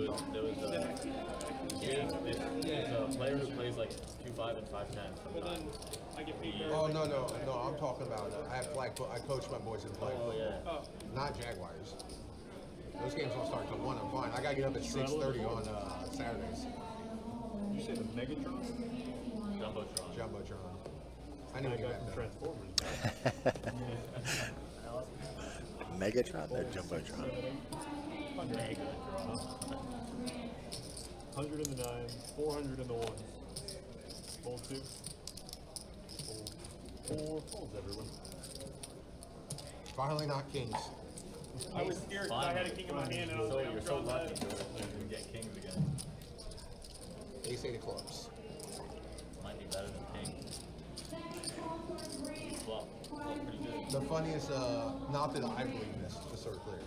The funniest post was Eddie, you know, Big Eddie who plays the tournaments.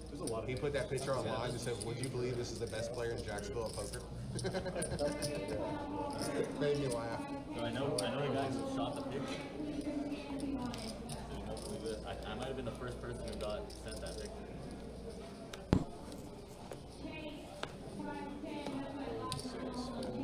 Then I showed it to Jeff and sent it to Jeff. Yeah, Hold yeah. it. $50 in the 9. Going. I think that was right after you won the tournament. Blake's got the pocket jacks this time. Raise 225. Kevin putting in the 3 bets. We got another big coin flip situation. Jacks against ace king.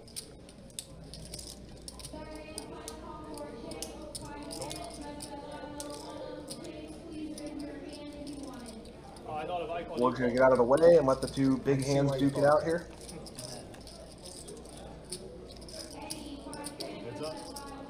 Flop is all low cards. That's good for Blake.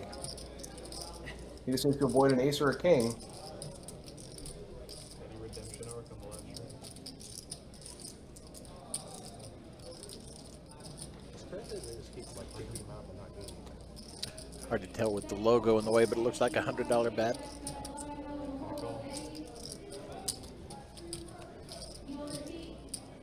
And he's coming. Is it? Looks like it. Tell me how many Alvin, like, I think he's coming. Turn to the queen. That might slow Blake down a little bit, but he does still have the best hand here. you guys. check.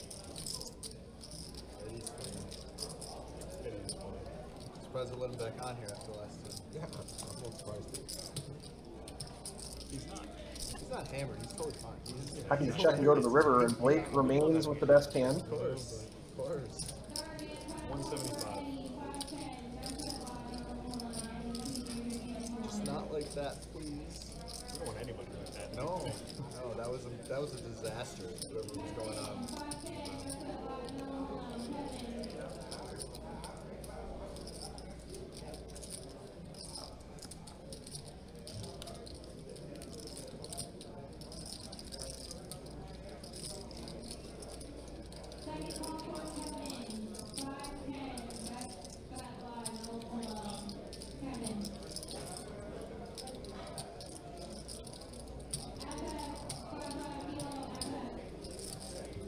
Cool. Peace on. And yep, Kevin gets the bad news. Had Blake thinking about it for a minute. I should have raised. I was thinking about raising. Nothing's good. You ball, Kevin? A nice pickup there by Blake. Did not get all of it, but he got a good chunk. In tournaments, you'd often see those hands just get it all in pre-flop, but the stacks here are so deep, you can't really risk getting all in pre-flop with a hand like that, no matter how good it may be. There's another Eddie up next as well. Played it well. You lost them. I usually play every hand by myself.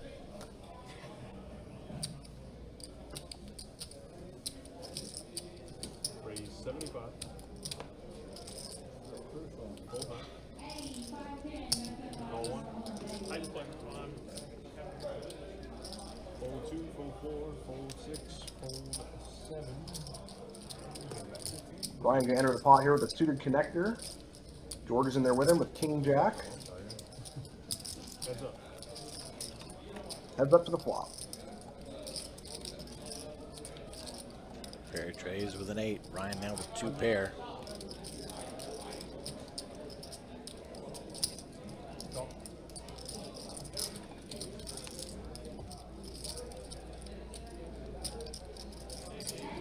Ryan now also with a flush draw.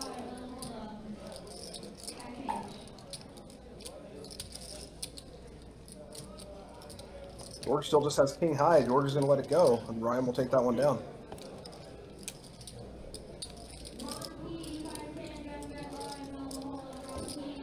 They might go through the whole list of like 20 people.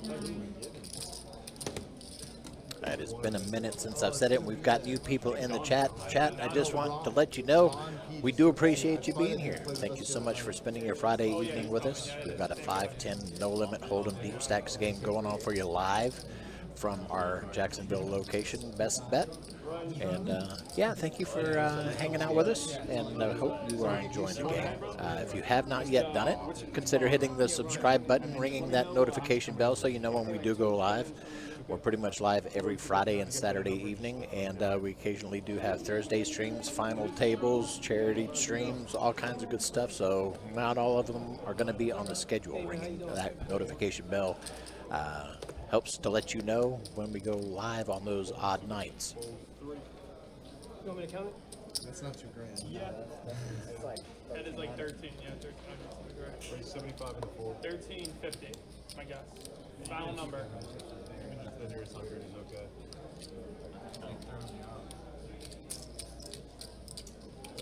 More than 13. 350, 7, 14. fold 8. Money with 8-8. He's going to 3-bet out of the big blind, and he's going to take it down. How does the saying go? Easy game. And Johnny's picked good spots for 3-bets and squeezes earlier. We saw him squeeze with the 8-4 offsuit and pulled out a couple of better hands. And he's an aggressive player, and sometimes he finds the right spots to put on the pressure pre-flop and win. It's going to be 1, 2, 3, 4, 5, 6, 7. Even picking up those relatively small pots pre-flop can add up quite a bit when the blinds are 5 and 10, especially with the straddles. That's close enough. It doesn't need to be down to the $5. You're making almost $100 if you 3-bet somebody free and they fold. Right. Put on the screen, right? Yeah, exactly. That way it just keeps. All right, we do have a new player sitting down there in seat 3. Welcome to the table, Ron. Call 3. Call 4. Call. Raise 200 in the 7. Fold 8. Fold 9.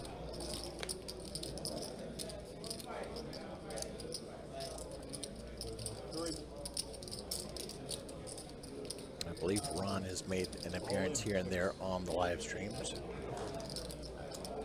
Had to be a big man. Oh, flip. Had to be a big man. Will finally gets a win there. And it happens to be pocket 8s. Pocket 8s, the hand of the night. You really think about raising jacks? So right now, 6 months ago, or You find some value in jacks. Rather than 1. But if someone's like big betting saying, I got raised and I'm jamming the second. Yeah. exactly what I will probably be doing.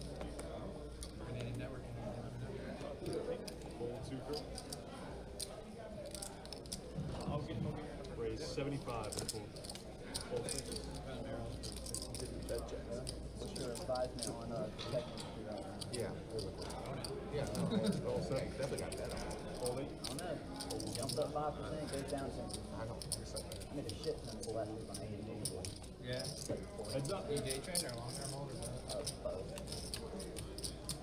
Yo, heads up to the flop. Kevin's kings against Johnny's ace jack suited, and we have an action flop here. Well, I thought Johnny flopped a flush draw at first. He has a backdoor flush draw, middle pair. He still has a pretty good hand, but not quite as good as I thought as it was Yeah, initially. I was saying the same thing you were, I think. Now he's got that flush draw. One more club will do it. So do I. I got like Bobby Poker. No, but your name, I just started looking into options, like thinking about it like a couple days Two ago. very strong pair here. And both players with excellent hands in this spot. 6 on the river. That's going to give Kevin the lock on the hand here.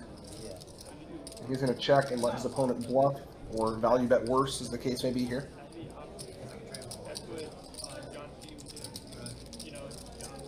Johnny is going to bet. I think he bet really big. And Kevin is going to quickly make the call. He wasted I think no Johnny time. was thinking he had the best hand there, was trying to bet big for value, but unfortunately for him, his opponent had a slightly better hand. I can't imagine that was intended to be a bluff. So I would have lost less. Has Bryce say I'm going to You would have lost less, right? You bet call? What? Kind of when the not. Until mass. You can only do like one trade at the moment at a time, and he does like 1600 and that's 1600. Brian, I've sent you a little bit of info on the DM there. Keep pushing, so like he's got other people to keep doing the same thing. He's on it for I think like a month now. He said he has now, so losing day, not gonna win. Well, right now the market's kind of crazy too. Go on. It has been very good. I got a buddy left to go day trade. He's the back in there. We had a multi-way pot here with Will with Queen Jack. He's fought top pair. George has nothing, and Danny has a bad gut shot. Ace on the turn, that might slow the action down. Looks bad for Will, but doesn't actually change anything, as we know. I'll buy it if it goes down. I just don't want to wait until it goes back up. I don't really like day trade common stocks. Will will take down an uneventful pot. Thanks to all of you who have joined us tonight. Make sure you like and subscribe to the stream if you are enjoying the action here. There's one guy that's not Bell Straddle.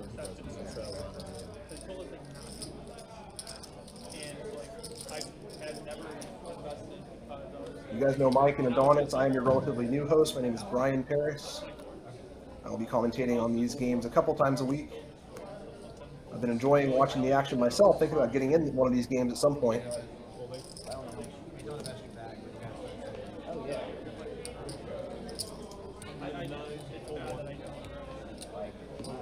As we see Blake raise the button with King 7 suited, and it looks like most pots are getting straddled now, which makes the game play a good deal deeper. Our new player Ron defends in the big blind with the Queen 7 of diamonds. Both players basically miss the flop. Ron does have backdoor diamonds, but not much else to go with it.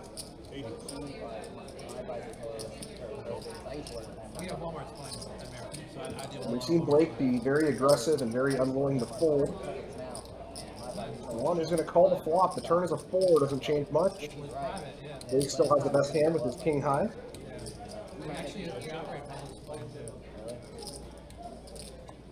Like, they give me 8% of my salary a year, so it's free money, you know? So, like, they're giving it to you, yeah. I'll hold it, or I'll cash it out and fucking buy something up. And Blake is going to check it down and win.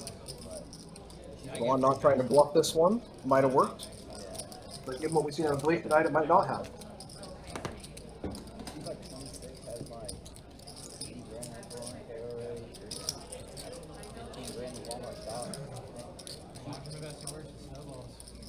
The game last week was a little bit more action-packed, to be sure. But we can't always rely on quads versus a full house. We saw it happen twice last week. George was on the good end of both of those, having quads against a full house, not once but twice. No ball effect. I never heard that concept. And that's the thing about poker, you never know what you're going to get. Some nights you get these crazy cooler hands and $10,000 pots, and other nights you just get more normal game. But we've still seen plenty of action here tonight. Call 3, call 4. 3 players. We go 3 ways to the flop here. 8, 5, 8. Roll his flop trips. And we don't know the other player's hands yet, but hopefully we'll get a look at them soon. Sometimes it takes a second to update.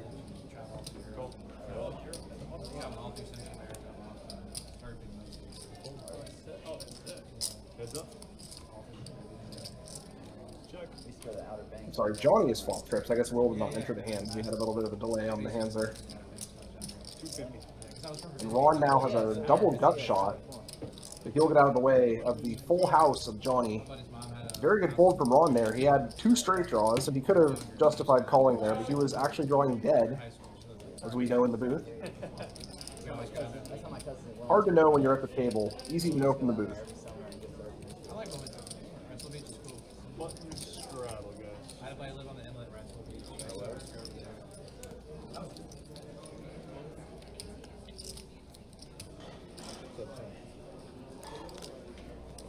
I will say it's a lot easier to play poker from the booth when you know all the hole cards than it is to actually play it at the table, having done plenty of both myself. Yeah, that's true. A lot easier to play well for other people's hands when you know what they are. So Will coming in for a raise here, is that right? Queen 4 seems out of character for him. Danny is calling in the big blind with ace 4. So Danny's gonna have the best hand here, but that must be Johnny and not Will in the pot. We're having a little bit of a delay on the hands here, it looks like. I'm sure we'll get that fixed real soon. So we don't know what Johnny has. The other Danny has ace 4. Danny calling the flop. Turning an ace. I traded my ho-ho for a peanut butter and jelly sandwich. Right at lunch. All in one day? Yeah, it was $150. And then you bought the ho-ho back. I'm a peanut butter guy. He's a chocolate guy. How about, did you see that thing with Uncrustables in the NFL? How they didn't do a protein one, and then they had J.J. Watt and someone else like advertising. So we're under the river. It looks like Danny has the best hand. More protein, more calories, and now they're like the major. They have to stock. Like, I think they're showing us Will's hand instead of Johnny's hand, though, so it's possible Johnny has him beat. I want to say like $100 million deal, doesn't it? I got on my wife before. She used to buy Uncrustables. I'm like, you don't have a job. Fucking make the peanut butter and jelly. It's a lot cheaper. They're expensive. Like, you're a stay-at-home mom. Fucking make them. They just started doing. They just started doing the big boxes, and they're still expensive. Danny's gonna win a nice pot there with just a pair of aces. on a pretty treacherous board. It's a good outcome for him. Danny is doing very well tonight. Very excellent player. I've played a few tournaments with him myself. I can attest to his skill level. Man knows his way around a poker table. And we're certainly seeing that here from him tonight.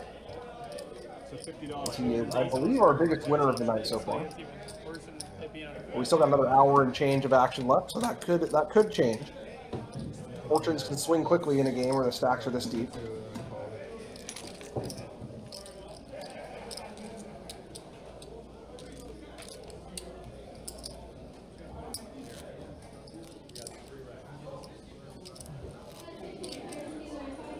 You guys know when the stream first started, they used to mic us. And we are... You'd wear a mic.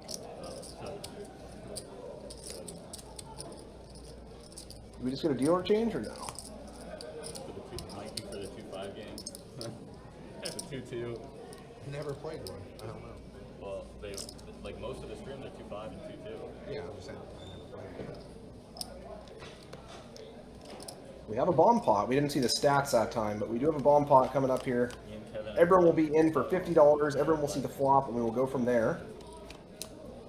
And a couple players have a pair of 7s. I don't see anything better. Oh, Trip Kings on the top board for Kevin. On the bottom board, we have George with top pair.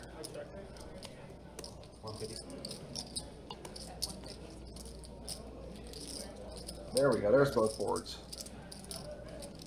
Yeah, it looks like George is in the lead on the bottom board with top pair. We have seen George play a little bit more cautiously in these bomb pots. Most of the time he's in there mixing it up, being very aggressive. But in the bomb pots we seem to be a little more cautious.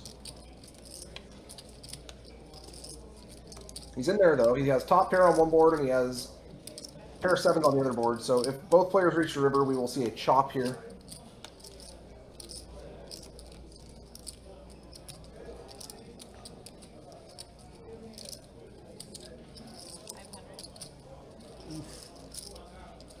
I like hearing that. I don't like you calling it though. Okay. I'm good with that. And we are going to get a nice small chop pot there. Both players exercising some caution, as is wise in these spots where you might be getting free rolled on one board or the other. Even if you have a very good hand on one board, if you don't have anything at all on the other board, it can make sense to be pretty cautious here. Feel something. I'm gonna feel something in the hand.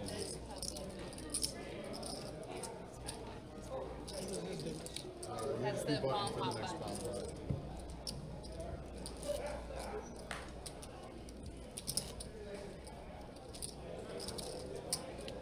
This big line ends up at 6.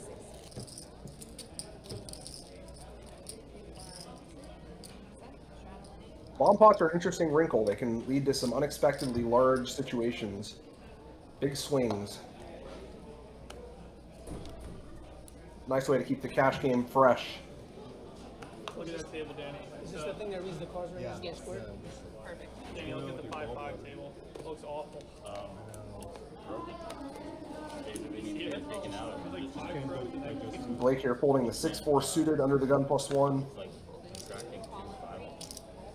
Holds over to Ron on the button, who's got the ace queen. No, I've had pain like for 4 years. Just get like an episode like once every couple months. And we are heads up to the flop. What?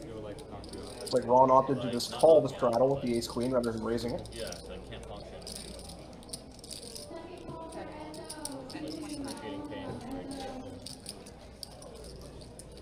So what are they doing? Are they creating like another duck? Or like what are they trying to do? And Ron will take it down on the flop. Yeah. It's very common. Full protection. Like laparoscopic. Just miss your bag. It's going to be 15 if it's It's like people get their appendix out. Yeah. It's not vestigial, like 100%. You straddle, Johnny. Yeah, you just paid the 10. You can straddle if you want. You're on a big enough.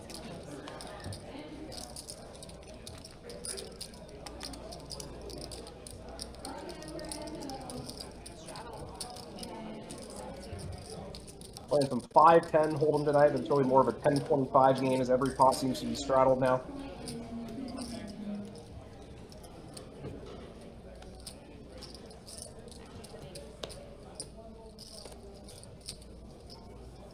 A lot of money on the table. George sitting with over 13,000. Raise 125. Full, full. Call.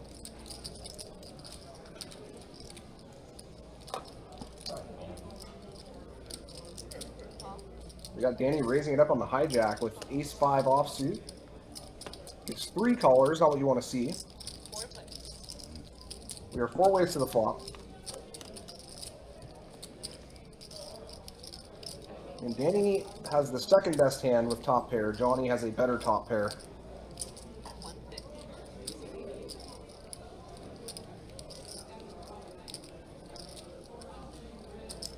Call.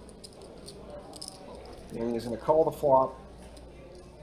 And Ryan will come along as well with his flush draw. Everyone's got a little bit here. Let's see what the turn brings. It's a king. That means Danny cannot win the hand outright. The best he can do is chop. Checks around. And the river's an ace. And there's that chop. There's that chop. I was just saying, the best he can do is chop, and he just immediately does it. Danny's been running hot tonight. Bet 125. Johnny betting very small. Danny deciding whether he wants to raise him here. I don't think it'll matter too much what he decides to do. It's going to be a chop pot either way. Yeah, I don't see Johnny going anywhere. Danny does put in the raise.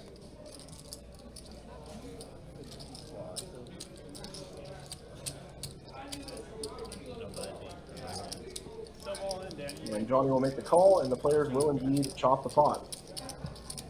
Or sub 20, I'll put it that way, and you can see his numbers fluctuating there in and out.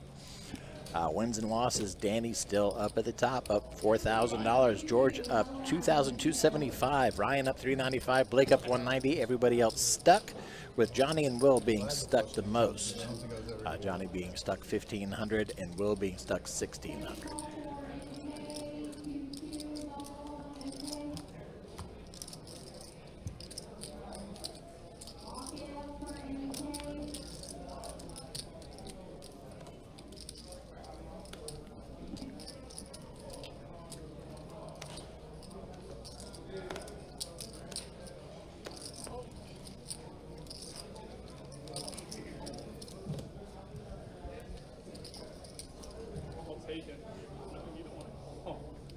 I was stepping away just as Henry was talking about the group last week. Was way more fun. There's nothing like a group of friends getting together and just having a good time. And yeah, that Data Daddy guy, he can sit at any table I ever deal at. He was constantly reminding the other players to take care of the dealer. I love that. It's always important. The dealer must be taken care of.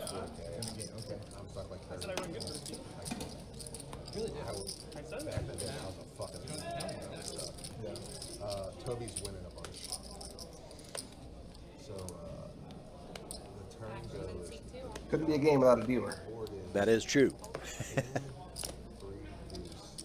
100. C3. Everybody just sitting around looking at a stack of cards.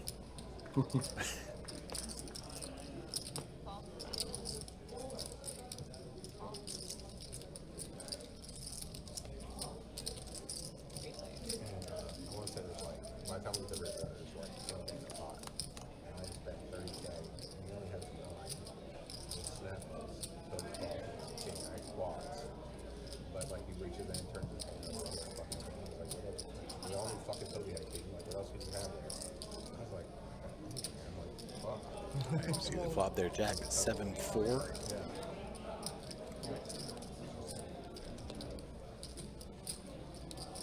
Both Ryan and Ron with a jack in hand. Ron shoves all in, and see the dealer bet moving, which means Ron folded, and Ryan's going to take it. I thought he had a shit ton of money back or something. I thought you like you snapped. I was like, what's up, bro? Yeah, that was bad, dude. That was really bad. Oh my goodness. I was going to get a flush, but you know that. I was going to get a flush. What did he fold? He folded king jack. It's queen jack. Diamond. Like queen 7, How much 4, more? right? Fucking was it? Like 7. I didn't realize it wasn't that much more behind. Hey, John, You're gonna look, play this back and be like, man, that was a bad call. the 9. It would have worked. It would have worked. Have to go huge. Over 1,000. Yeah, definitely got huge. But you would go huge if you had a 9, too. Raise to 75. 66. That's bad. He folded. He folded right there. That'll be the end.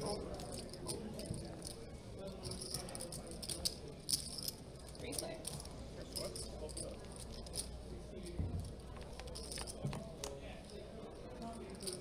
Check. Check.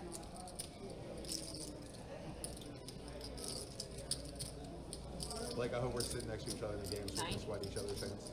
I love sweating each other's hands. Yeah, like I said.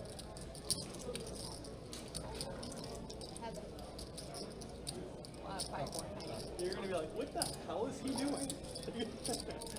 Yeah. Sam's going to be set for me, buddy. You're right. That's this game's gonna do. He actually lost a ton of weight, but that's their powers. All right, Will went from being a little bit behind to having the better hand now. He's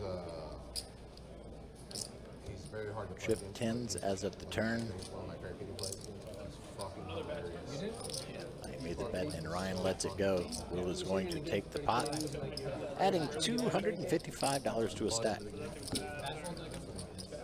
Good call. No, I was, that time I was stuck 30K out. That was a bad turn.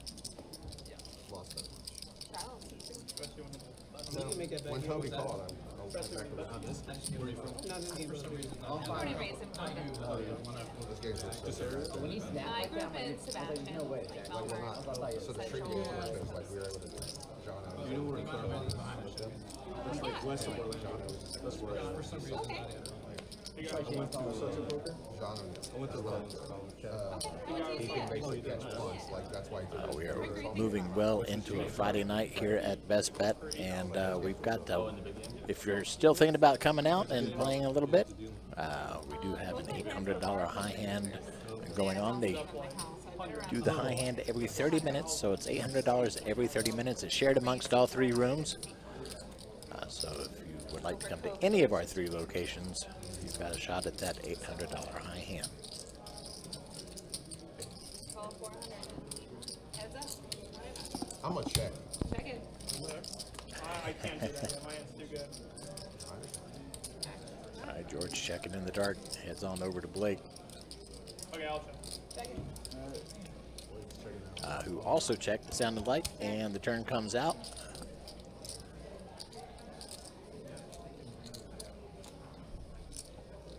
I check.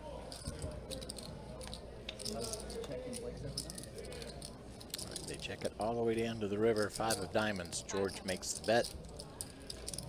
Looked like 4, but it got cut off. It was $500.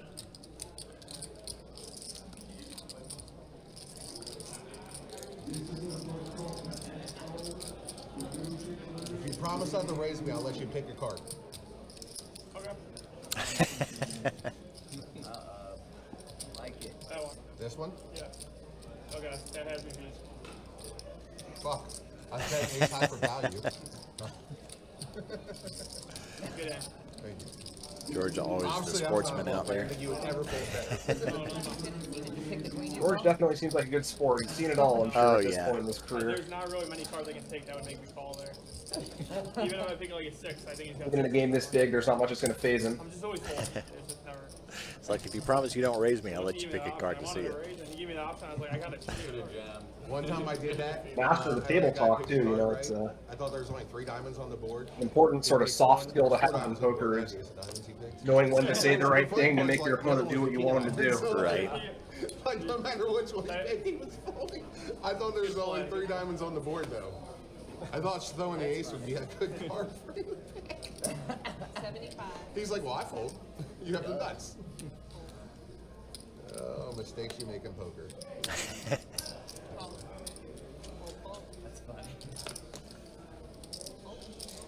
Could be worse. You could muck it straight flush like that. Yeah, I would imagine even those experienced players with years and years and years behind them, all the qualifications will misread a hand once in a while. Oh, yeah. Classic is looking down at ace-4 and thinking it's aces. Ah, yeah. Those good old fake aces. Fakeses, yeah. And he flipped over the quads. He was like, I folded. Flipped over everything. And he was like, everyone was like, shot. That's crazy. You got it at that point. I mean, like, here's the deal. Phil Ivey's probably one of the best poker players ever lived, if not the best. And he fucking mucked the winning hand on the main event final. Like, Oh, yeah. table. Like, I didn't know that. oh, you didn't know that? Yeah, it was something like they did the math, like 1.4 million in equity, like by him mucking it. He didn't realize he had a flush. Oh, no. He had like 2 10s, I think, but he didn't realize he had a flush, and like the guy shows his hand, he just mucks the winning hand. Wow. Yeah, That it would was, have been like, brutal. obviously, like, you know, Brutal. 30 big blind Definitely pot or kick something yourself in the like pants that. It was moment. like 1.4 million in equity. Yeah, Ivy, they're talking about now. Ivy famously did that at a main event final table, and I mean, an expensive mistake. If anyone can afford to make it, I guess it's him, but that's one of the things that'll haunt you. And having people talking about it for years. Oh, yeah.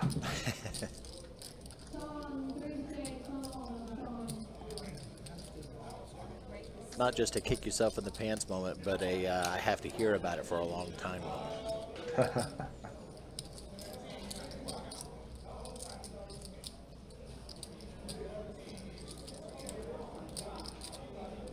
Blake with the pocket nines, 3 bets to 130. Johnny 4 bets to 475. And it looks like we are going to be heads up here.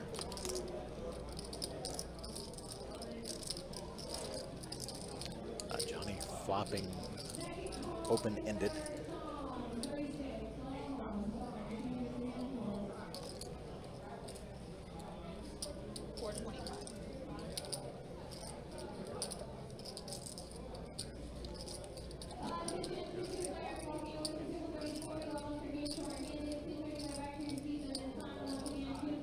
Johnny got a nice draw. Blake has a pretty good hand, but it's a hand that could potentially wind up folding under enough pressure. It's not quite top pair, although Blake hasn't been much of a folder so far today.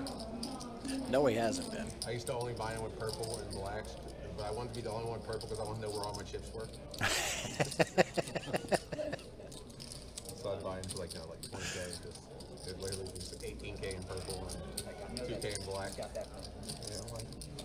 It is a nice feeling to have a lot of physical chips. It's all a little disappointing when you're deep in a tournament and you have just these, like, you know, 12 stacks of chips in front of you, and they do a color up on the break, and suddenly it's down to 2 stacks. Right. It's the same amount, but it just feels like so much less. Yeah.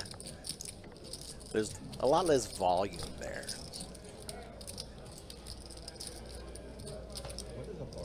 One of the great feelings in poker is just having this massive pile of chips in front of you. Tavern poker. Play for credit. Like gift That's why we play the game. Oh, I didn't know that. Like you can win seats to like the main and stuff in it, but like I played in it like when I was in my early 20s. Players were terrible.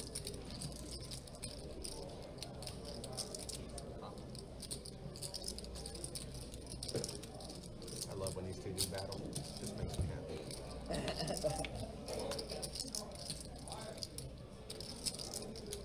All right, Blake's nines are going to hold out. This pot is enormous.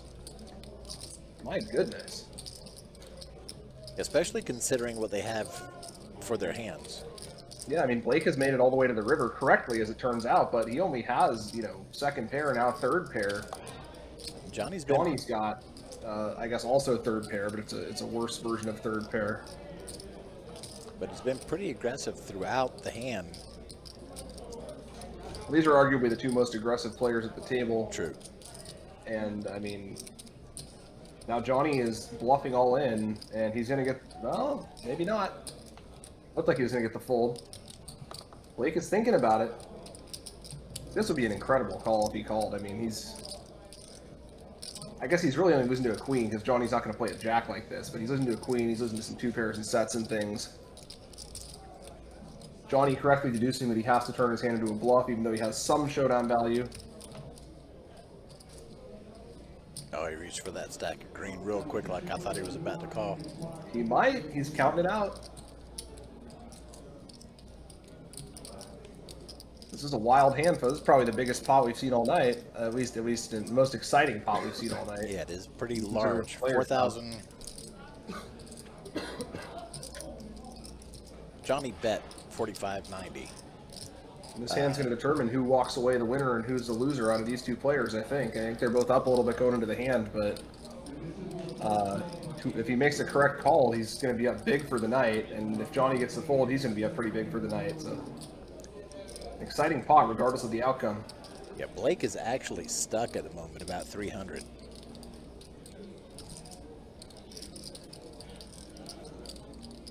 He's not going to be stuck if he makes the call here. No, no.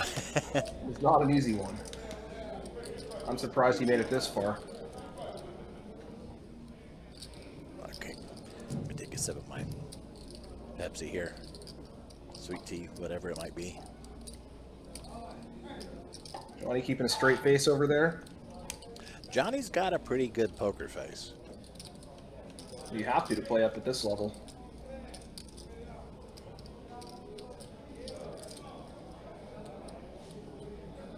Wish we could see it, but the graphics are covering them up at the moment. Sorry, this might Understandable. It's 8,000. an important skill to have, being able to remain calm when you're running a big bluff like this. Having the confidence to know that you're not going to give anything away.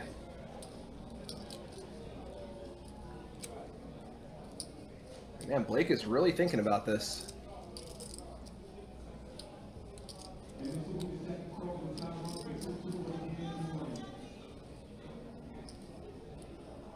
don't have too much, Johnny, but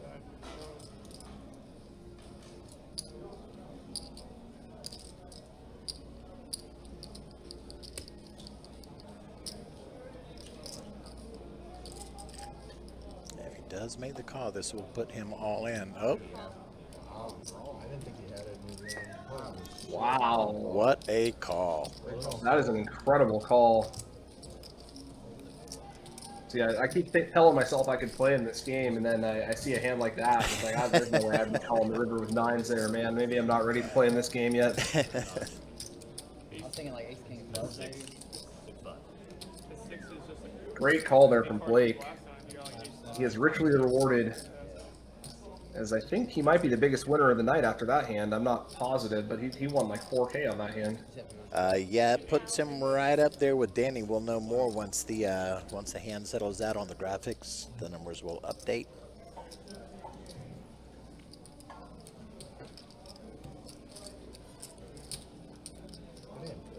I think it might put him just behind Danny.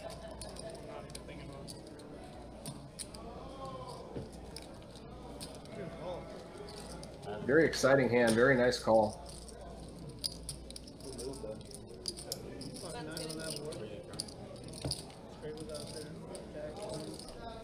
Johnny's head's got to be spinning. How did you make that call?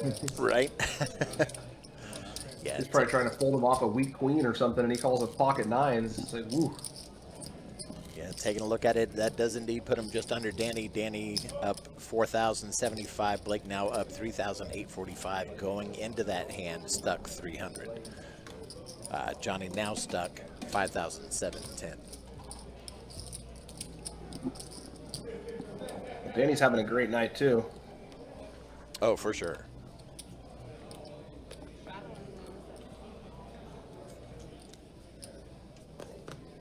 Blake catching up to him with one big pot. Well, not quite catching up, but close. And Danny's been doing it the hard way with a lot of smaller pots the whole night.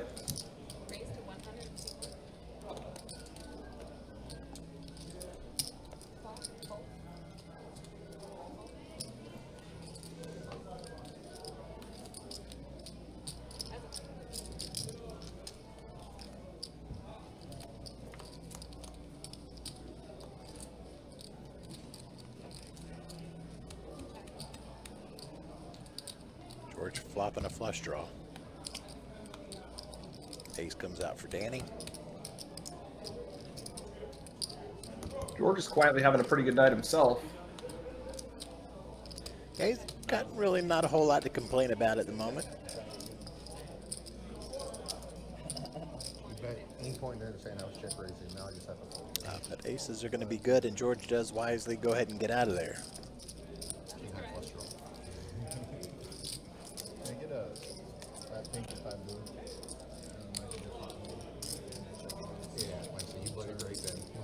any point, I would check races, obviously, other than the river.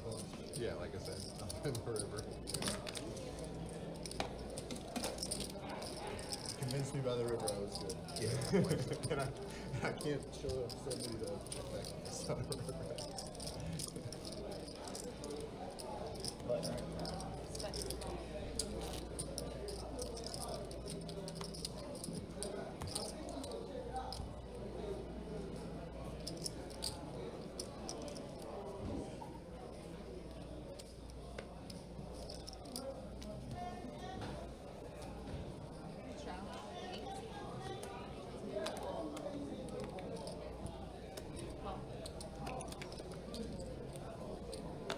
Steve, I've been sitting here racking my brain since you mentioned Seat 7 talked all night with that game last week, who that player was. That was Travelmeister, right?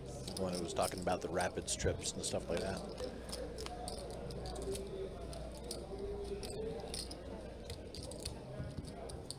Takes me a minute to dig through these old files to remember something. You've seen a lot of these games. They got all run together at some point. King High. King High is good. Pretty good win for a three-way pot. Small pot, of course, but a game like this, even the small pots add up. Especially when you got 2, 3, 4, 5 on the board. Yeah. He might have. Got to be pretty happy to win with King High there. No, it wouldn't hardly. I was thinking he had your hand. I just don't think he was going to fold. Yeah, He had two nines, and 2 9s are hard to get. Yeah, 2 nines is a sick call, though. If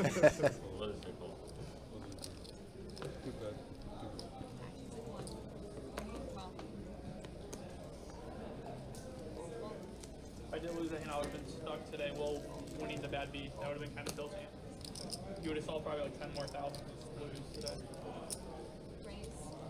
Good thing you didn't lose, Blake. We wouldn't have wanted to see that. We prefer to see Johnny stuff.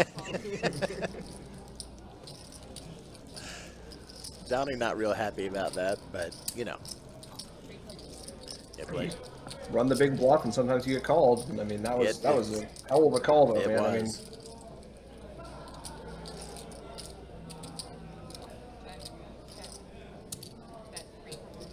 all right, George flopping a flush draw. Ryan with a pair of 5s now, and Johnny with 8s.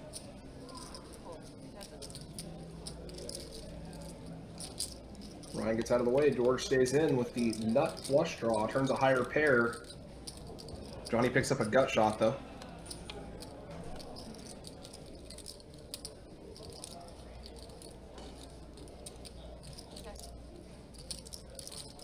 George hitting the flush on the river. Johnny just kind of running into it these last 15 minutes or so.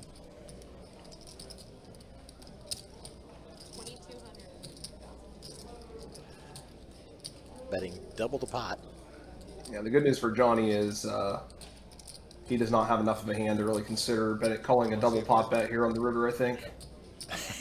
You want to see a card, George says? That's what I would do. Sometimes that makes it worse, because he did show 1 spade. And John's like, that's the one I'd show if I wanted to bluff it. Yep. A lot of his bluffs are going to have a spade, so that doesn't necessarily mean that Johnny made the right fold. Of course, we know he did, but I guess he hasn't actually folded yet. I shouldn't speak prematurely. That would be tough. If he answered that.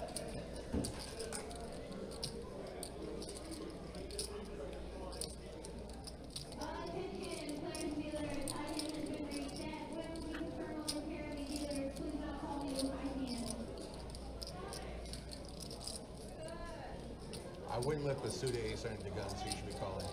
You wouldn't let what? I wouldn't limp a suited ace under the gun, so you should be calling.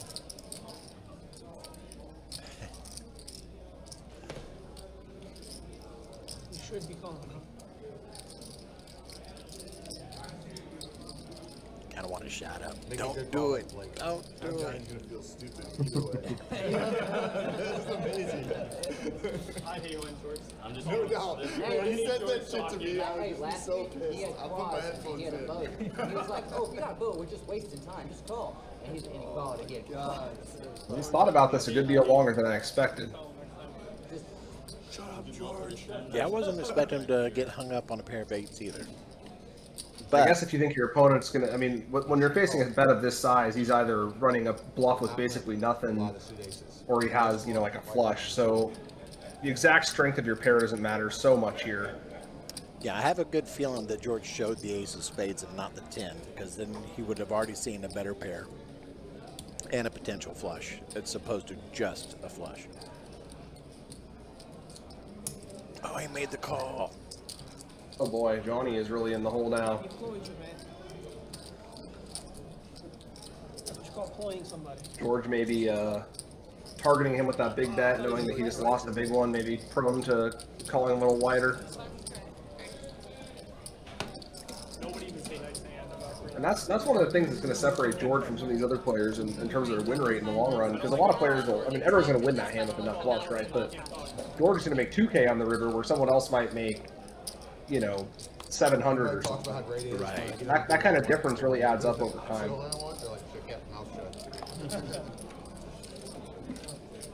All right, looks like we got Joel coming back in. Let's take a look at some stats.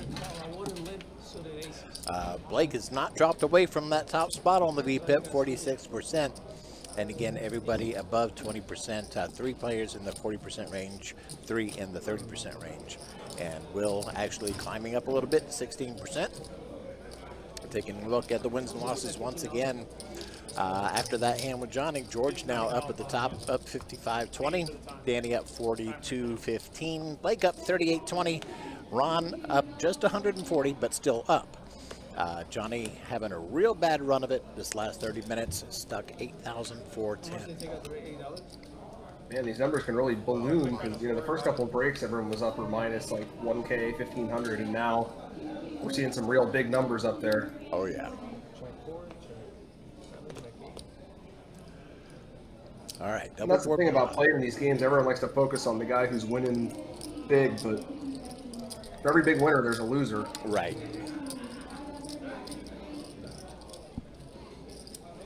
And those nights where you're on the wrong end of it can be real rough. Oh my gosh, that was actually real. At some point, I decided he wasn't fucking with me. I made it easy for you, man. Thank Saved you. $150. Thank you. Ron going all in with 9-5 offsuit. All he has is a pair of 9s on either board. Backdoor flush draw on the top board, maybe. I think Danny was playing. I think he was going to fold no matter what. No, he was about to call, and then he saw what I did, and then he just... No, I know. We all witnessed it. This is the big bet from Ron here.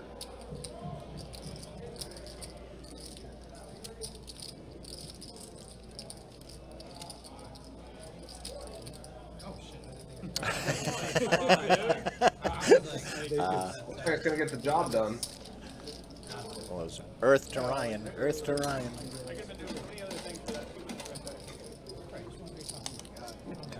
Yeah, all in is enough to convince the other two, and he does Might have had to take call it that pot. if I called him and Blake folded. I'm full. Small line. I didn't have. I have one good hand. Yeah. That was it. I have both boards, man. I have a pair on both boards. Me too. I did. I mean, you must have had a 9, I guess. I said I have 9 on both boards. That's why I went all in. Oh. I thought you were going to call Blind me. raise this one. That's what I was doing. I've looked at my card. That's a blind raise. I've looked at my card. You're about to call.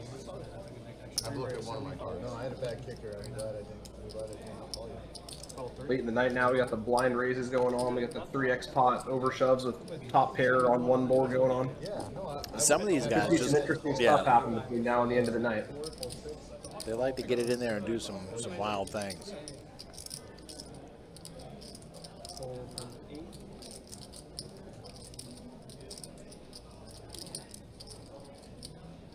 I wanted to make sure you had none. It didn't matter. The one I looked at wasn't good. I didn't think Johnny was folding to me here. That's okay. Just don't be a dick and talk to him during the hand.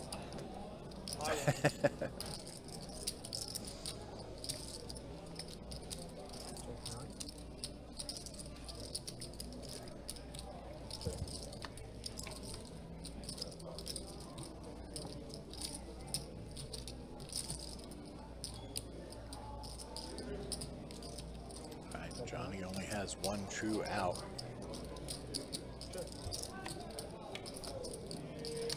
That's not it. Rough board for him. Blake is going to bet for value. I would imagine Johnny will be able to find the fold this time. Finally, I got it. He does, and he shows his cards to Blake, who returns the favor and shows, yes, I did indeed have it. Yeah, so it should be in 2 now. You're the one that gave it to me. Yeah, no, I didn't do that. I'm pretty sure you did. Oh, maybe he gave it to me. Yeah, I'm sure it got moved somehow. Got moved twice. 6-0. That's also why I'm traveling. Like, once you get the job, you can just get money more and more each year from there, so you can't just like get the job early and 2 years later travel. Get out of your system. Danny, you stuck in this game? No. You guys should be playing better. All of you. Nice guy. I'm just folding every hand. I won a few hands in the first half hour. I looked at the stream for 5 seconds and it said you had the highest speed, but I was fucking amazed. I'm just going to raise it up with the Jack 9 suited. Johnny calls with deuces. I looked at it like Ryan calls with Queen 9 suited. and it was him. Who? Danny, you were second, Blake. What? Danny cannot have IRV. Early I had good card. He was at like 46 and you were at like 43. This was an hour and a half. It's because of our straddles, Danny. The straddles do. I'm sure you're playing way better than he is. Oh no, let's not. I've already. I have been straddling twice every orbit. I have only once. I already said I'm not playing well today. I already let everybody know that. 125. It's a matter of pride to these folks how big their VPIP is. Yeah.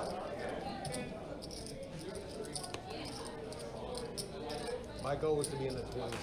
Well, that's one of the interesting things if you actually study the theory behind these cash games. With the blinds being so small, you're actually supposed to play quite tight. But in these live games, these bigger live games, it's a point of pride to play as many hands as you can. So there's kind of this tension between those two things. Yeah. There's not a whole lot of incentive to enter most pots because the blinds are pretty small relative to the amounts people are raising. But if you're not playing any hands the whole night, you're not going to get invited back to the game, right? So the goal is to play as many hands as you can while still making it profitable for yourself, which is kind of a tough line to walk sometimes. Finding that balance.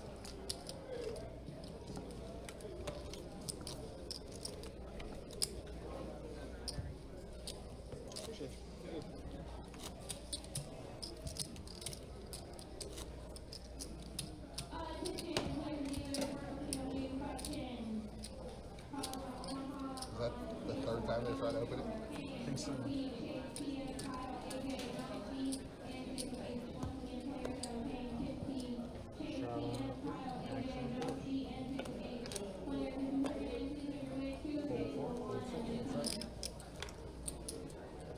Let's go 125.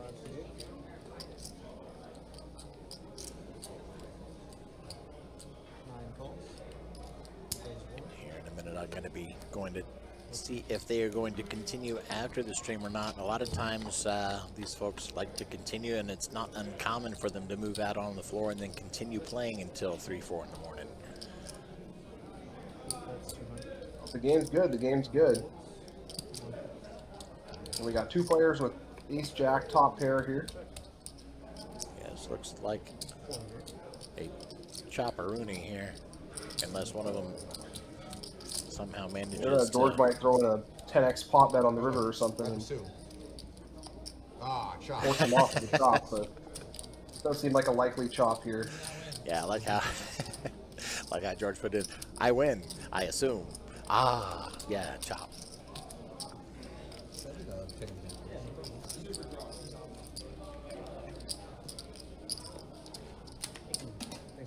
Well, chop's not a terrible outcome. You always make a little bit of money on the chop from the Right, blinds. it's not a loss, yes. Certainly better than losing.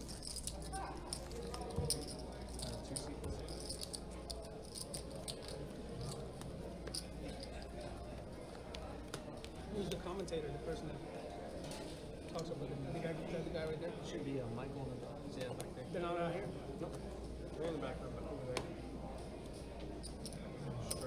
Straddle, 74, 46, 75, 7, 8, 9.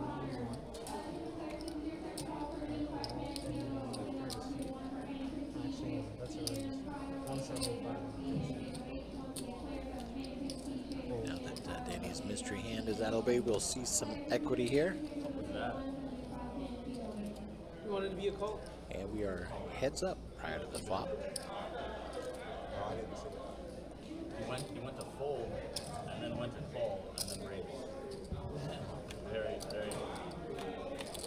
I like that. What a decision-making process, all in the same decision-making process. Fold, call, raise. Gotta consider all your options. Right. Johnny Ron down here with two is pair. drawing dead unless he wants to bluff big at this one. It looks like he did not. He was clearly trying to trap you. Johnny will take it down.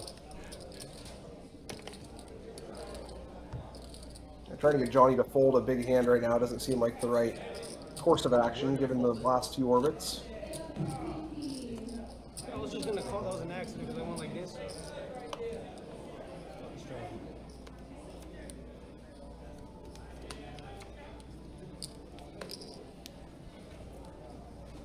Action starts here.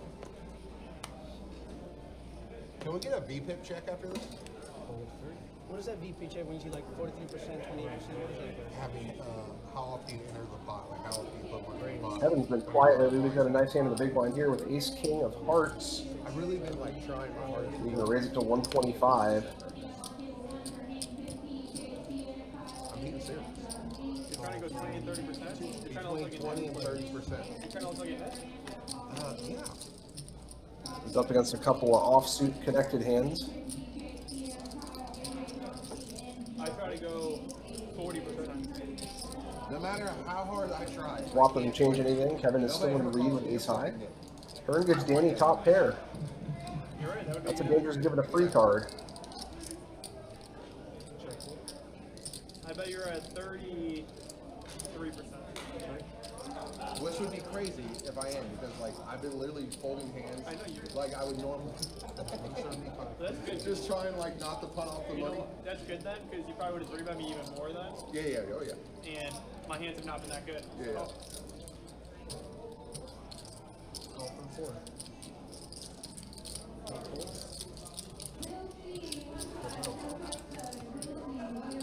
Danny and Kevin go heads up to the river. Danny makes two pair, but he didn't need it. He was winning anyway.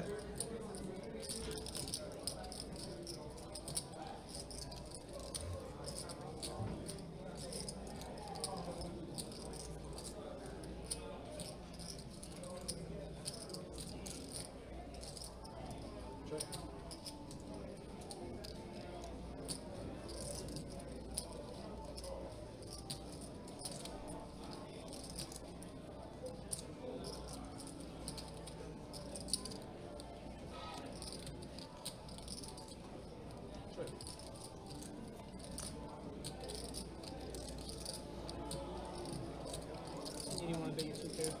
Makes sense. I really Anyone wanted win to the bet it, and I couldn't figure out if that was smart or not.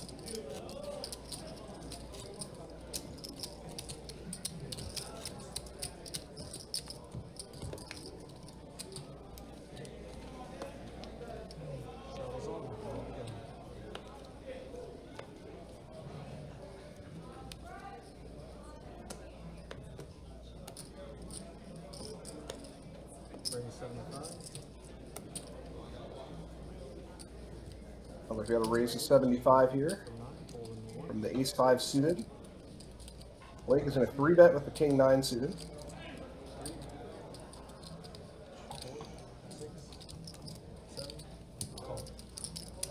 what do you got? I'll flip over. Very good. Bobby even helped me out. And we go heads up to the flop. Ryan does have the best hand, but he's going to have a real hard time standing up to pressure from Blake here. Can't be any better for me, but I'll check. Check.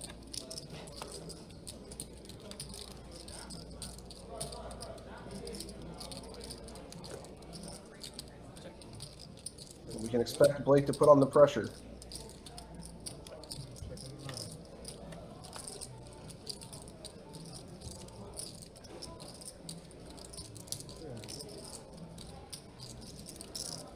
Like Ryan's going to bluff at the river. He doesn't technically have the best hand.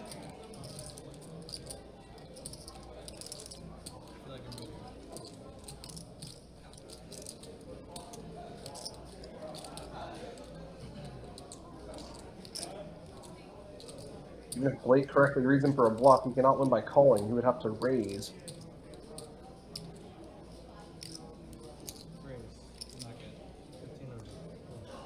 Well, you were good. You just folded.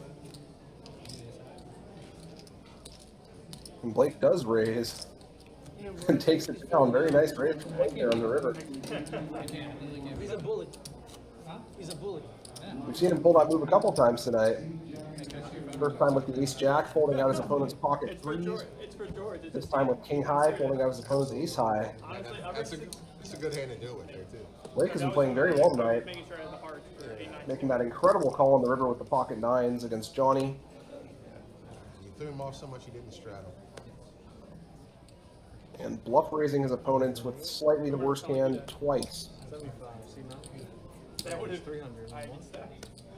Two folds. Like every penny. On the floor. That's Fold 6. That's Fold 7.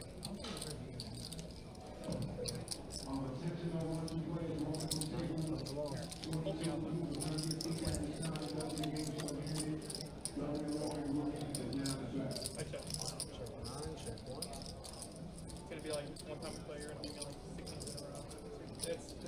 It's common. You know who I can't beat him? John C. This guy. 400 and the 4.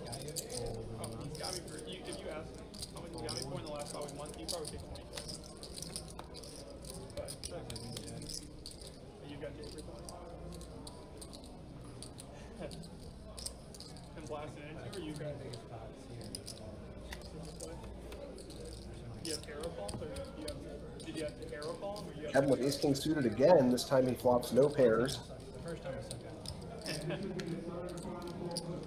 He's up against a mystery hand from George, but whatever George has, it's probably ahead. That's the respect I get over here. George, you said you wanted to start playing better. I already started playing better. Just won a huge pot. The third pair. Without Playing space. good. Without space. Can we get a VPIP check?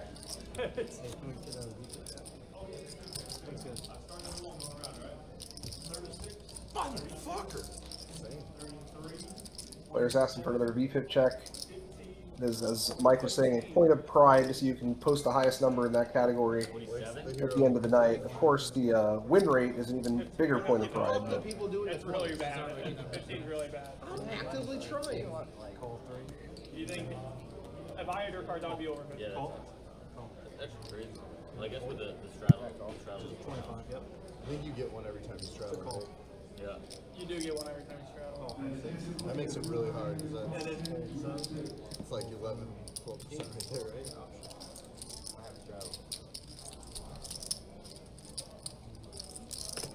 So really, I'm only D50 12%.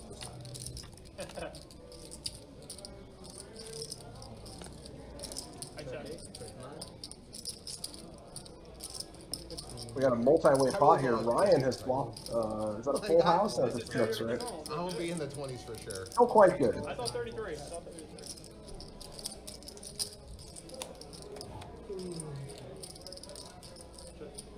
I'm playing better than normal too, but I've played extra hands today. I'm not gonna lie. you play. I played extra hand. I mean, my hands.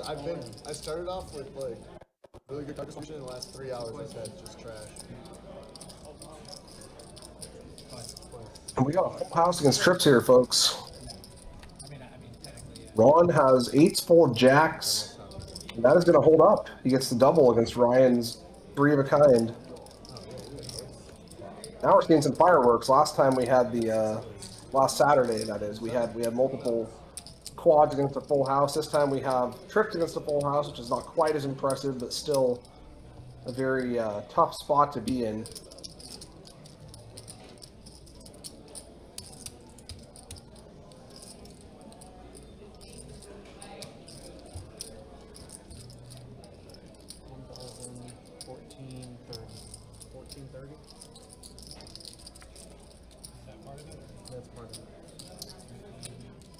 Ron, one of our newer players to the table tonight, has just got the full double. Thank you, man. I thought that, yeah. I didn't think I was going to get paid on that hand anyway. That's one of those hands that kind of plays itself. I mean, there's no way the trip jacks are folding. And the full house wants to get the money in quickly to make sure you get paid. Fun's good. Appreciate it. Thank you.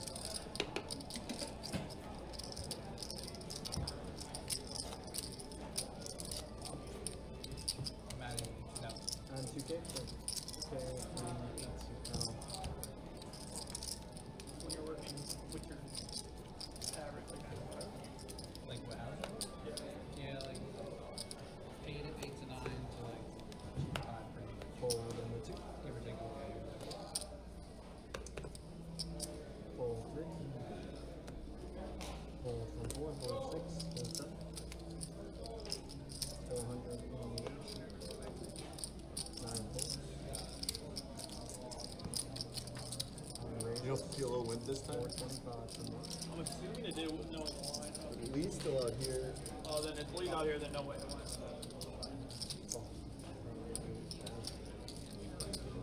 You already put the 2K on, right? Got George putting in a nice big 3-bet here with the ace king. It looks like he's going to get paid, at least pre-flop. Queen Jack does have about 35% equity, but not a spot he's particularly happy to be in. Sucks that the heater, like that heater table is like fucking miserable. Check 8. Ace. Damn. Ace king. Chris Lee and Brad are like 3 of the people that like to play with the Lees and PLO. You like? Oh, you I don't. don't like playing with those 2. And George is going to win that one. Guy was. What? I thought Chris was Cam. You thought Chris was Cam? Oh, on the left. Oh, Gotcha. gotcha. I was like, what? You thought he was action? Sure. No, that's who I thought it was. Yeah, I got you. That makes sense. Full 3. Full from 4. Full 6. Full 7. Raise 100. 9 pulls. 1 full.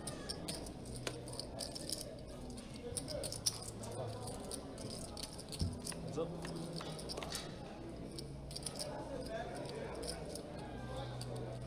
I got some heads-up action. Danny has a pair, but Ryan has a better pair.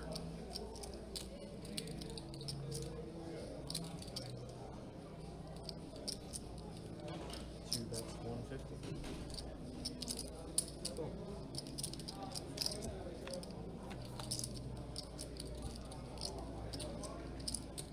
No help for Danny on the river.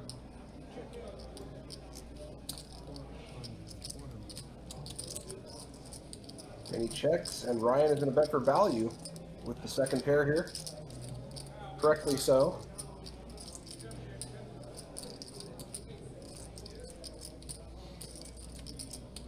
Sounds good.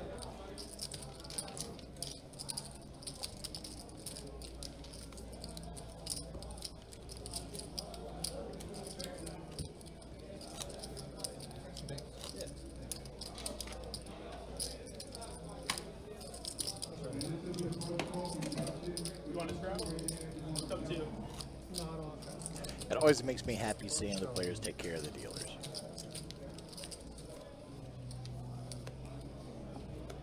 Not something that is, of course, required, but is always good to see.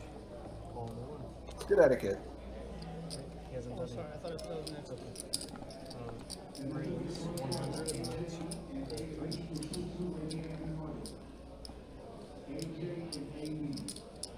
3 raise and a 4, 350, 6, 7. Holding the 8. Rounds out. We got a 3-bet from Kevin here with the king queen. And Danny has him beat with the ace-4 suited. I will. Do you have a person who thinks the best killer plays on? There's a lot of ways ace-4 suited can miss. Like, I'm not, Tan's not like somebody, I don't know if you're even thinking him, but like, I'm talking about somebody that's just a best bet. Kevin flopped a pair of queens. For the most part. Did not lead or hang. George having a discussion. You see the king queen hits here. And Danny does not have much. An overcard and a bad gut shot. That is a good. good, like, gotta be discrepancy. Like, you could be really good, but not really good at winning. George bringing up who they think is the best PLO player in the room. Like, you could be a good pro and a good poker player. Like, there's two separate categories.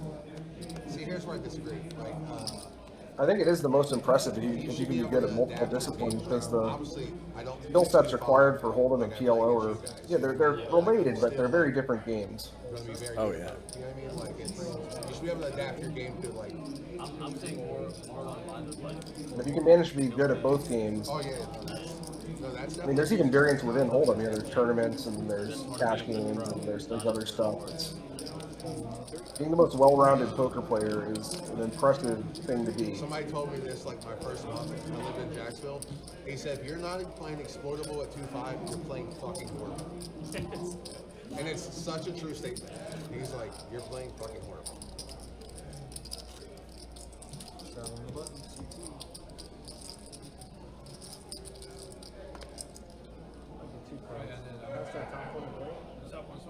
Yep, thank you.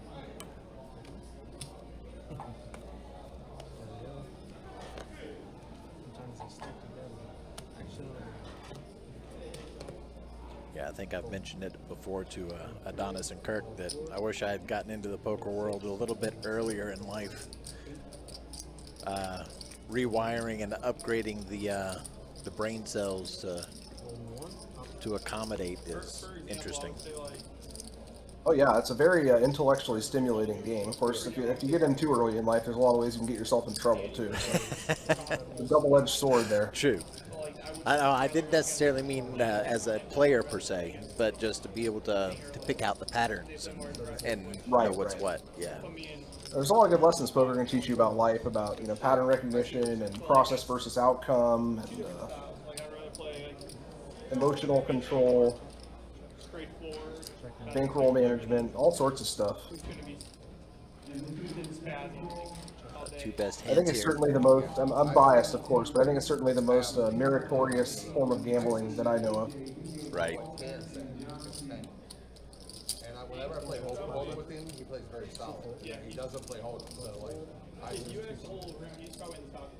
Ryan went from having one of the better hands to the 9 rolling out, and that is no longer the case. Oh, Kevin and Danny now in it. Danny's got a flush draw. Kevin has the nuts straight. Danny has missed. He might be tempted to bluff here, though. He's not going to be able to win by checking. I don't know if Kevin's going to give him a chance to bluff, though. Nope. Nope. Can't bluff that.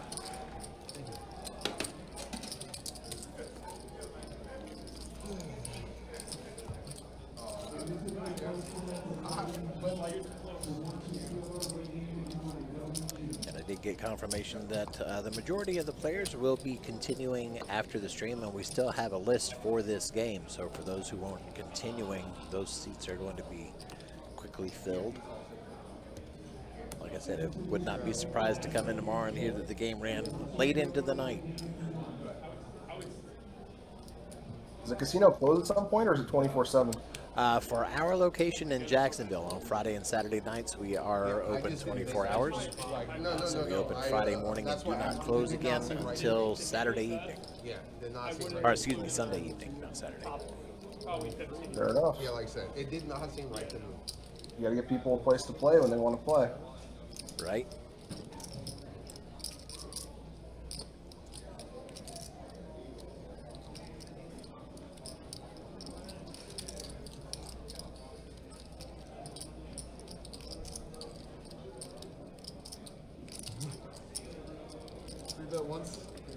Clay, what is going on? Clay, one of our dealers here, showing up in our Facebook chat. Hope you're doing well, Clay. Good to see you.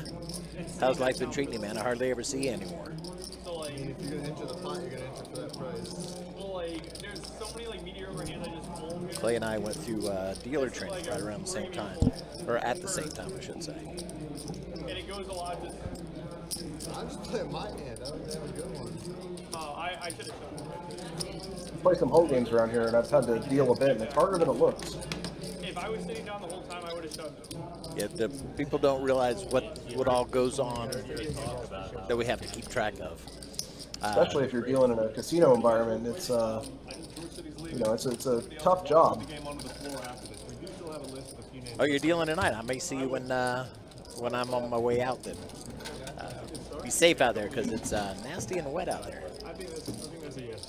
All right, got Theo coming into the dealer seat, so let's take a look at some stats real quick. Not a whole lot has changed since the last time we checked on it. In fact, it's pretty much the same. Maybe a percentage point here or there has changed. Taking a look at the wins and losses, we see that George is up 7,735, Blake up 4,100. Danny and Ron up over 2K. Danny closer to 3. Johnny, of course, still stuck the most. I say of course because it's such a huge sum, stuck almost 9,000. Ryan, Will, and Kevin also stuck. Up night for Johnny, to be sure. Yeah, can't be real happy about that position, but as we saw, that can change. We've still got a good half an hour or so left in this stream alone, and it only takes one big hand for it to swing the other way.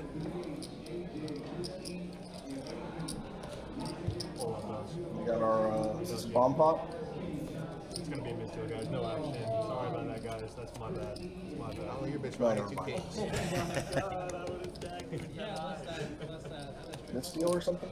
Yeah, it was a misdeal. I'm not sure exactly why. We were focused on the board at the moment. I think it might have had something to do with the button position, maybe. We use that red kill button out there as the dealer button for the bomb pots because our dealers tend to deal at around the same pace. So to prevent the small and big blinds, or even though it's a bomb pot, to prevent the action starting on the same person all the time, we run that kill button around counterclockwise every time it's time for a bomb pot, and then that way it kind of shifts it around the table. God, I hope I had the hand I had last time. 2 kings. Check 290.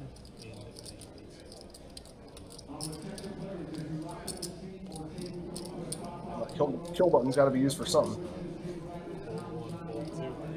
You know, we on very rare occasion do the kill and half kill games, but went through my dealer training 4 or 5 years ago, and I think I've seen it in the room twice, and I've never dealt it. So, not a common game. At least not around here.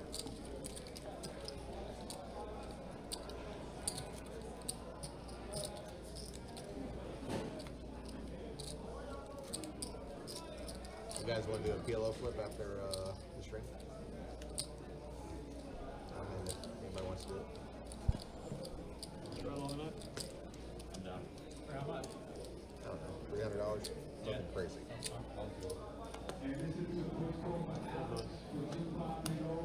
That will not be part of the official stream time, so while they get that going, we'll be showing the final stats. And because we are so close, once again, I would like to thank everybody, in case you're just now tuning in. For those who've been here all night, first, thank you very much for being here all night with us. For those of you who are just tuning in, though, thank you for spending your Friday evening viewing. We do very much appreciate you being here. Consider hitting that subscribe button and ringing the notification bell. Heads up.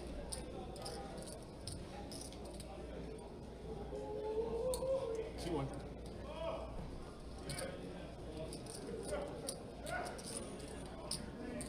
Johnny with top pair, but Danny's got middle set. I know, this is so ugly for Johnny. Johnny might be losing one more big pot before the night's out here. We'll see.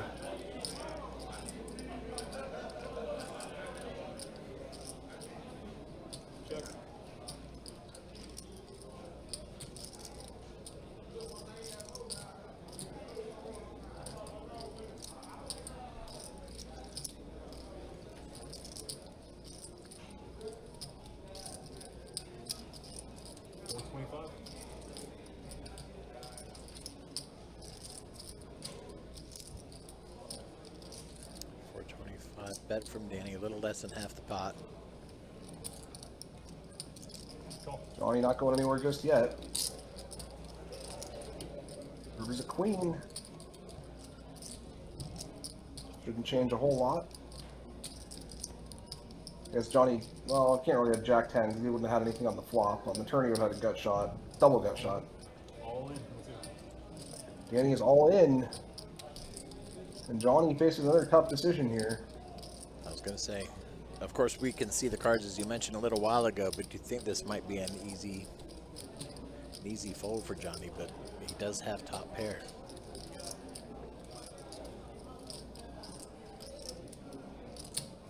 Oh, he makes the call. He makes the call. And Johnny is just getting put in the blender here.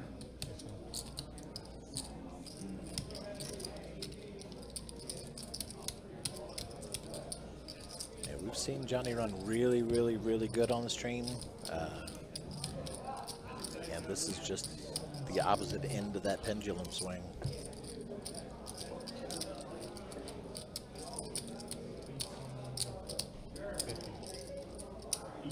It does go that way sometimes. You watch these streams, you always think the winners, but you got to think of the losers too. And it's real tough being on the losing end of numbers like this. These are some big numbers. Very big. That was good.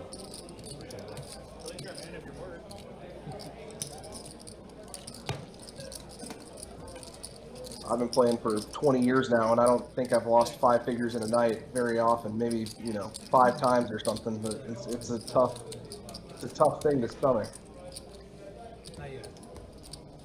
What's that? And I wish I could say that it is uncommon on these streams, but it's not. I'm so mad you didn't realize. Johnny now stuck 13,000 and some change. That's actually the most tilting thing that happened at this table today. I said any doubles fit like. We've actually seen nights though where George has been stuck 30, 60K on bigger games, 1025 and such. When you're playing for big money, you can also lose big money. Yep. High risk, high reward kind of thing. Absolutely.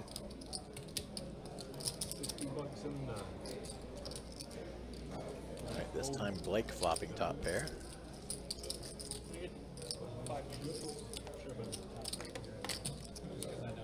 And quick win, small pot this time around. I needed a lot of help. I don't know if I had any out 50. It's amazing how these pots can be 50 bucks, 30 bucks, or 4,000.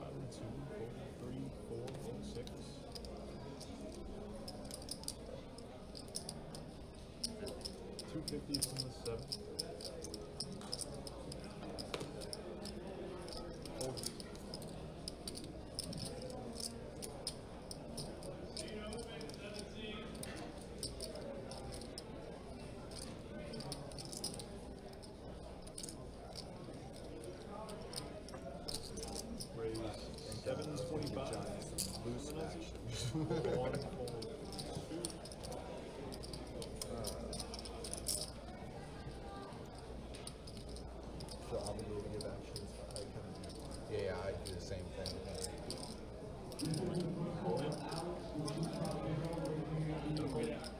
Good engine.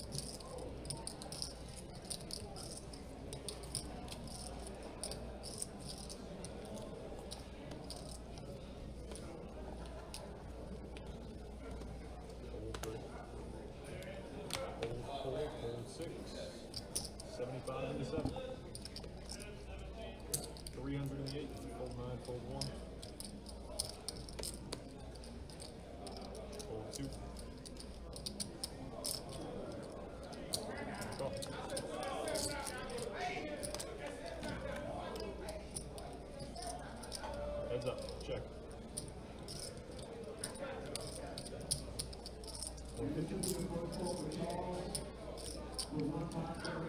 Ryan flopping a set of 10s, and Johnny with the pocket 8s this time.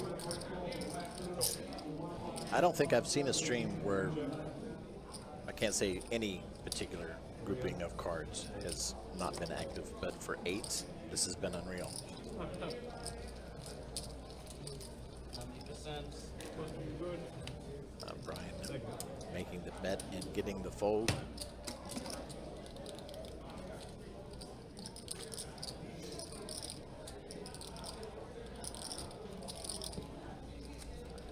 Straddling the 4s.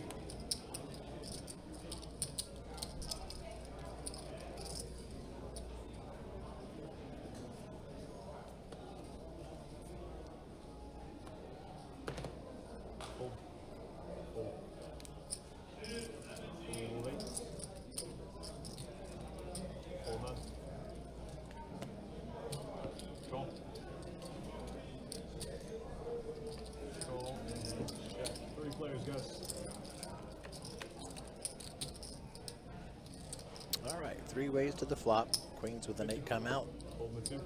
George with 2 pair. Flush draw for Kevin.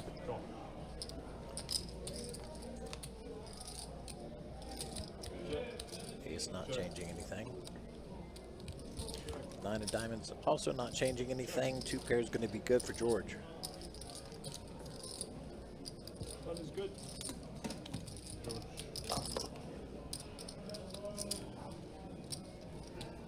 I won the biggest flip I ever did. That's sick. Well, it was 20K, but it was, I only had 3K of it. So like, there's a private game in Vegas. This guy, in order for him to play, he makes the table flipping for 20K every hour.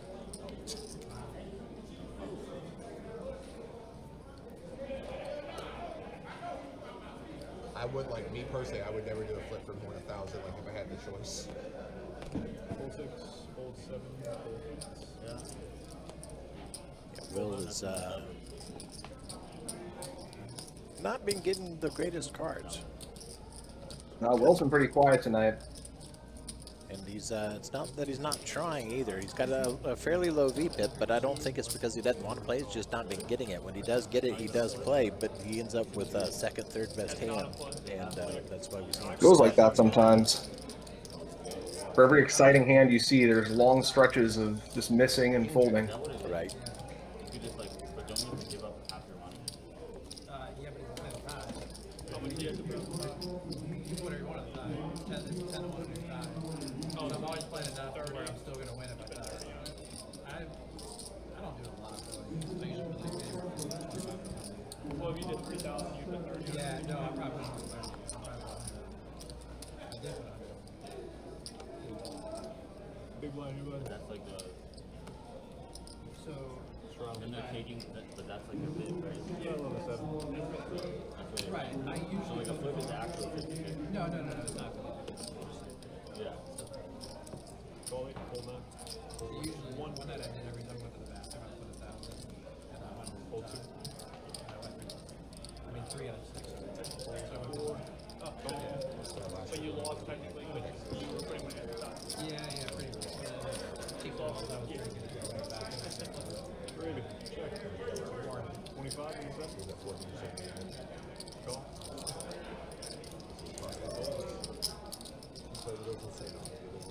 Heads up. Check. Johnny finally finding a good spot here with trips. And he's up against a 3 pair from Ryan. Johnny playing it slow.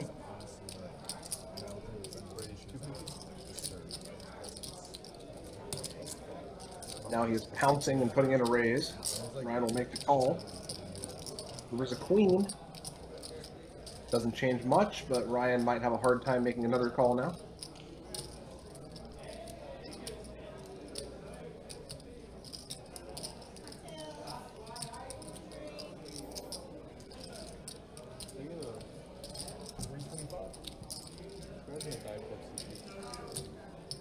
Johnny's going to fire the river. Ryan will make the call, and Johnny wins back a little bit of his losses there. That is good. much needed pickup for him. Thank you, John. Also, where are you gonna be?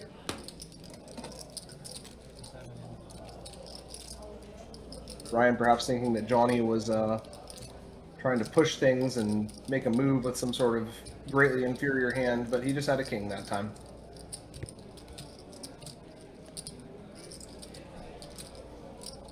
Small big guys, straddle if you want it, Ryan. Straddle. You can have. Yeah, either one. Sometimes the simplest explanation is the correct one. 100 and over. Really gotta wait for me. Fold 2. Fold 4, fold 7, and go.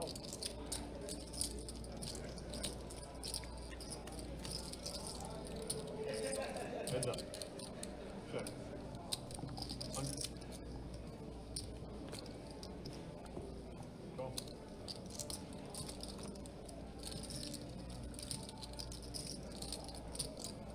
Check.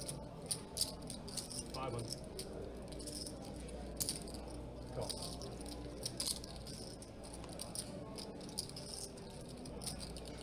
Oh. Bink, as they say. Both players have a flush, but George has a mediocre flush here. We'll see if he pays off a bet or not. I was bluffing, and I was finally gonna be able to check because I have the 3 of clubs in my hands. Yeah, no, like I said, I was just finally. You weren't getting any. Like, if you checked, I was checking. Oh, I was bluffing with the best hand. I had 2 threes. I was rooting for the club. That's the sick part. I was like, maybe a club's good for me. I folded a straight flush. Did you really? Oh wow. Oh, goodness. Is it 8 of clubs? 8 of clubs. Thank I was you. gonna say, like, what if you jam? Because there was a one-liner to straight flush. We jam a call. That's got to be painful when you fold early and then a monster hand rolls out for you as the board progresses. No, it happens all the time. But you got to learn to, you know, just take each decision as it comes and not worry too much about. Not dwell on the woulda, coulda, shouldas. Yeah. The ones you can dwell on is when you know, fold the best hand and get blocked, that sort of thing. But if you fold early in the hand and you would have made a big hand that you were supposed to fold, then you can't worry about that one too much. Heads up, right?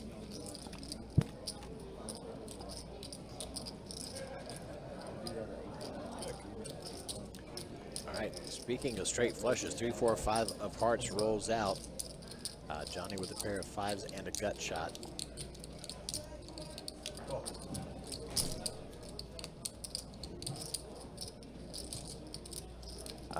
Blake, though, flopping a straight. Blake does indeed have a straight, but 4 hearts on the board, jack of spades on the river now.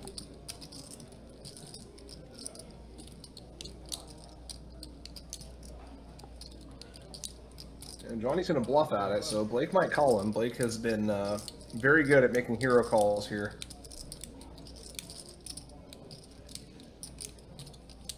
Definitely been. I'm surprised, really, that Johnny is going to try to bluff it. Blake does make the call, and correctly so. It's always a little scary when there's a flush out there, but you got to remember that there's so many ways your opponent can not have a flush. Just to be clear, That it makes sense to call with hands that beat, you know, random trash like this. So a good call from Blake. Have the straight flush like 1000% of the time. It's literally never a bluff. Yeah, never. I know. Like, I don't have that kind of boss. I'm calling anyway. Yeah, that's what I'm saying. I know, that's why it's like literally, I know you're calling. So I can't do it. Like, I gotta have it. Literally, you can guarantee if I shove in that spot, I have a straight flush. Straddle on the one. You can guarantee that you're gonna have to show. That's why Yeah, I know, that's why I literally, I pride myself in having bluffs in all spots, not that one. Hold it. You got it, Hold on. Moves around. Well, I know, I was fucking value betting 500 on the turn on 2 threes. And rooting for the card that fucking beat me.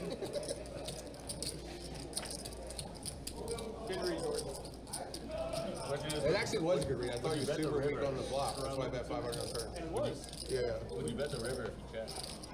No, fuck no. No, I had 3 of clubs. Steve, have a wonderful evening, and thank you so much for always being here. We very much appreciate you. $100, up to $100. Brian, Steve has been a consistent in our chat from the time I started, and from what I understand, for years and years prior to my arrival on the stream. I saw him here last time. He seems to be a regular, so we do appreciate you being here, Steve. We had a pretty exciting game tonight when it was all said and done. I was thinking at first it wasn't going to be as exciting as last time, but in the latter half of the game, we've had some really big pots. I think the hand of the night was that call with 9s that Blake made. That was just an incredible call. Wow, yeah.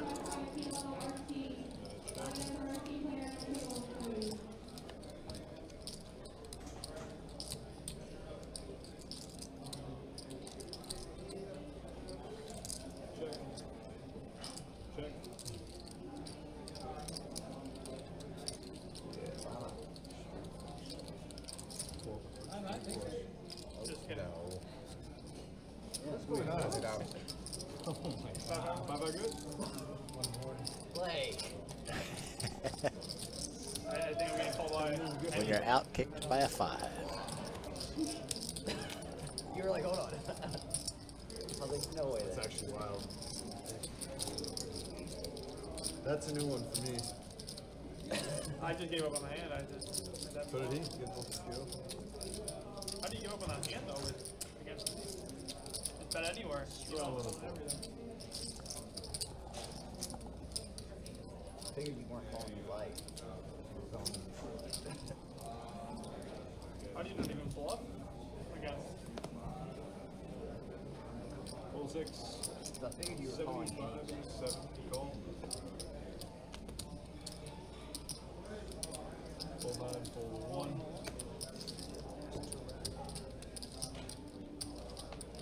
Call.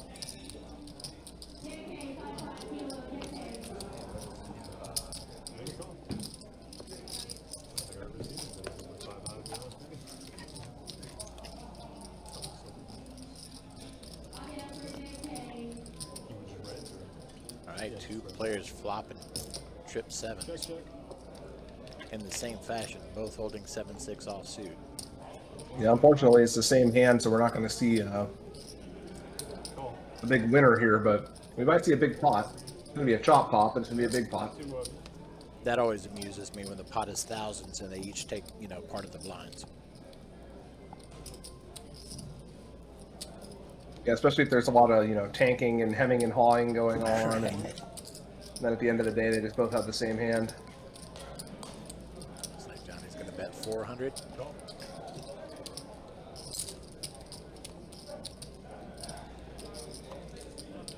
Johnny probably hoping for a bit of comeback here, comeuppance, but it's not going to happen this time around. I'm trying to think like. I guess it's pretty hard to do, I'd imagine. Bet 1,000. Call.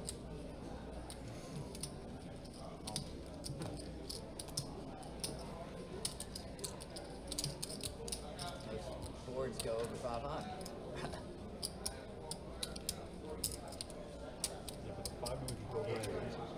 That's what I'm saying. Like, King on the river not helping there.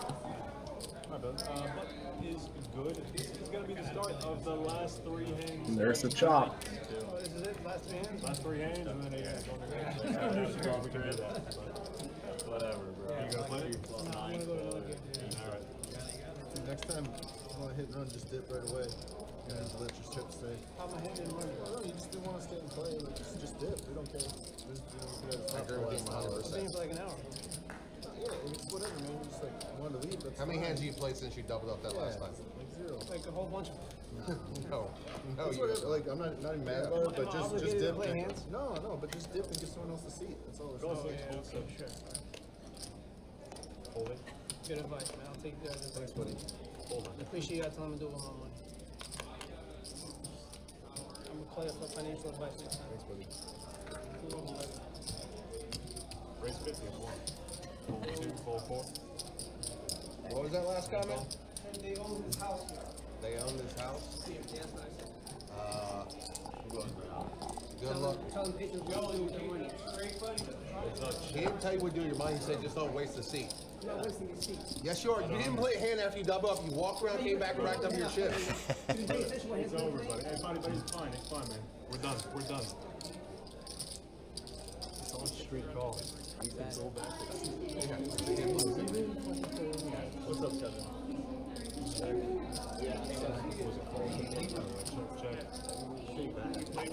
Yeah, not a lot going on left in the stream. We are in the nitty-gritty of it here. At least someone said something good. What? I said something. I know. He knew my own fucking We're being mean about it. No, I actually was as nice as I could. Yeah, you like. Because I'm not trying to get in fights with people. We're hoping to see one more exciting pot for the end of the night, but we are definitely running low on time at this point. Although, like Mike was saying, the game is going to continue off the stream most likely. Did you hear about the 25? We just stacked victory. And like, obviously Victor's like, you're good, and it's like, throwing him out his hand. And Ron's like, what'd you have? All right, Like, sounds like Ron might have called it a night, See what he had, just like such poor etiquette. or looks like rather. Yeah, he was like that. I mean, once he won the hand, it was over. Like, it was done. He shouldn't even have those chips. No, I know. That's the most frustrating thing that happened tonight by far. Yeah, That would probably that's so kill me. frustrating. He's like, wait, I want to see Victor's hand. It was like the worst. I was like eating. George with a quick win here. James, I just thought he had a couple thousand behind, and I was. What? I don't understand. He's not allowed to see that. Like, Of course not. Yeah. But he was like, I want to see Victor's hand. I want to see what he called it. Like after Victor just lost the fucking 15K pot. Yeah, that's fucked up. Fanciest round around, last hand of the night? This is the last hand of the night. Victor. Not 2-5 Victor. he has brain set. That's it. No, like Check Rich. out. What do you Rich Victor. Doctor Victor.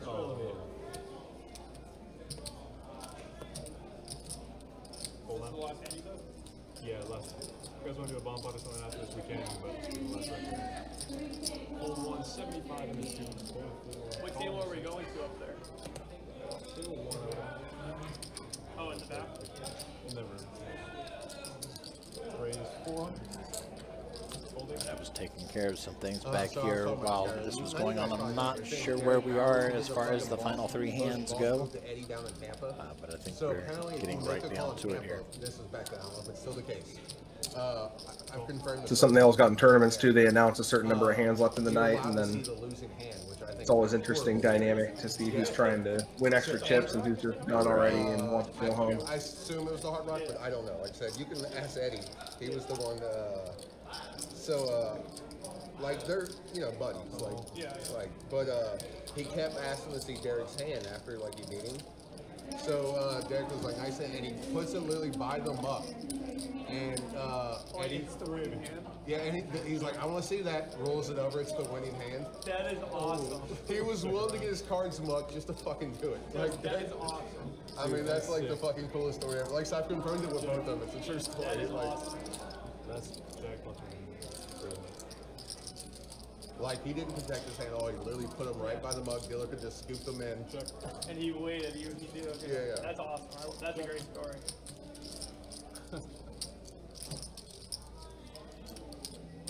Which I can't imagine how that's the rule that you're allowed to see a losing hand. Like, that's fucking insane. If it's that was the rule, it's not now because I've been there. Yeah, like I said, I don't. Unless check. This was literally over 10 years ago. Yeah. Good hand, Danny. Way down enough tonight. He's good. Check it out. We're doing Yeah. Oh, we gotta end with a PLO bomb pot, right? Yeah, that's what I All said. right. Flip. He wants Sounds to like flip. that is it for the official part of the stream. So what we are going to do is we are going to kill the table microphones. They're going to do a little something extra here, and we're going to take a look at the stats. VPIP wise, Blake stayed at the top all night long, and GG's to Blake, by the way, for winning that bad beat earlier on the PLO table. And Will down at the bottom again, not quite getting the hands that he wanted tonight. As far as wins and losses goes, Danny up at the top, 7,850. George up, 6,995. Might as well say 7,000. Blake and Ron also both up. Everybody else stuck. Johnny having a really rough night of it tonight, stuck 13,232. Folks, that is going to be it for us for the evening. I'm Mike. With me tonight commentating has been Brian Paris. Brian is going to be back with me again tomorrow commentating. Brian, thanks for being here with us tonight. Yeah, thanks for having me. It was a lot of fun. It's a very interesting game, some really interesting and intense hands, and hopefully we can get some more of the same tomorrow night. Is it going to be 5-10 again? Do you know? Tomorrow's actually a bigger game. I believe we are scheduled for a 10:25 game tomorrow. So this played like 10:25 along with the straddling, but that sounds like it should be even more fun. So I'm excited for that, and I'll see you there. The 10:25 games are definitely very interesting. Chat, have a wonderful evening. We're going to go ahead and call it here. Take care. Be safe out there, and we will see you tomorrow around 4 p.m. Eastern Time. Good night, everyone. Thanks for tuning in, everyone.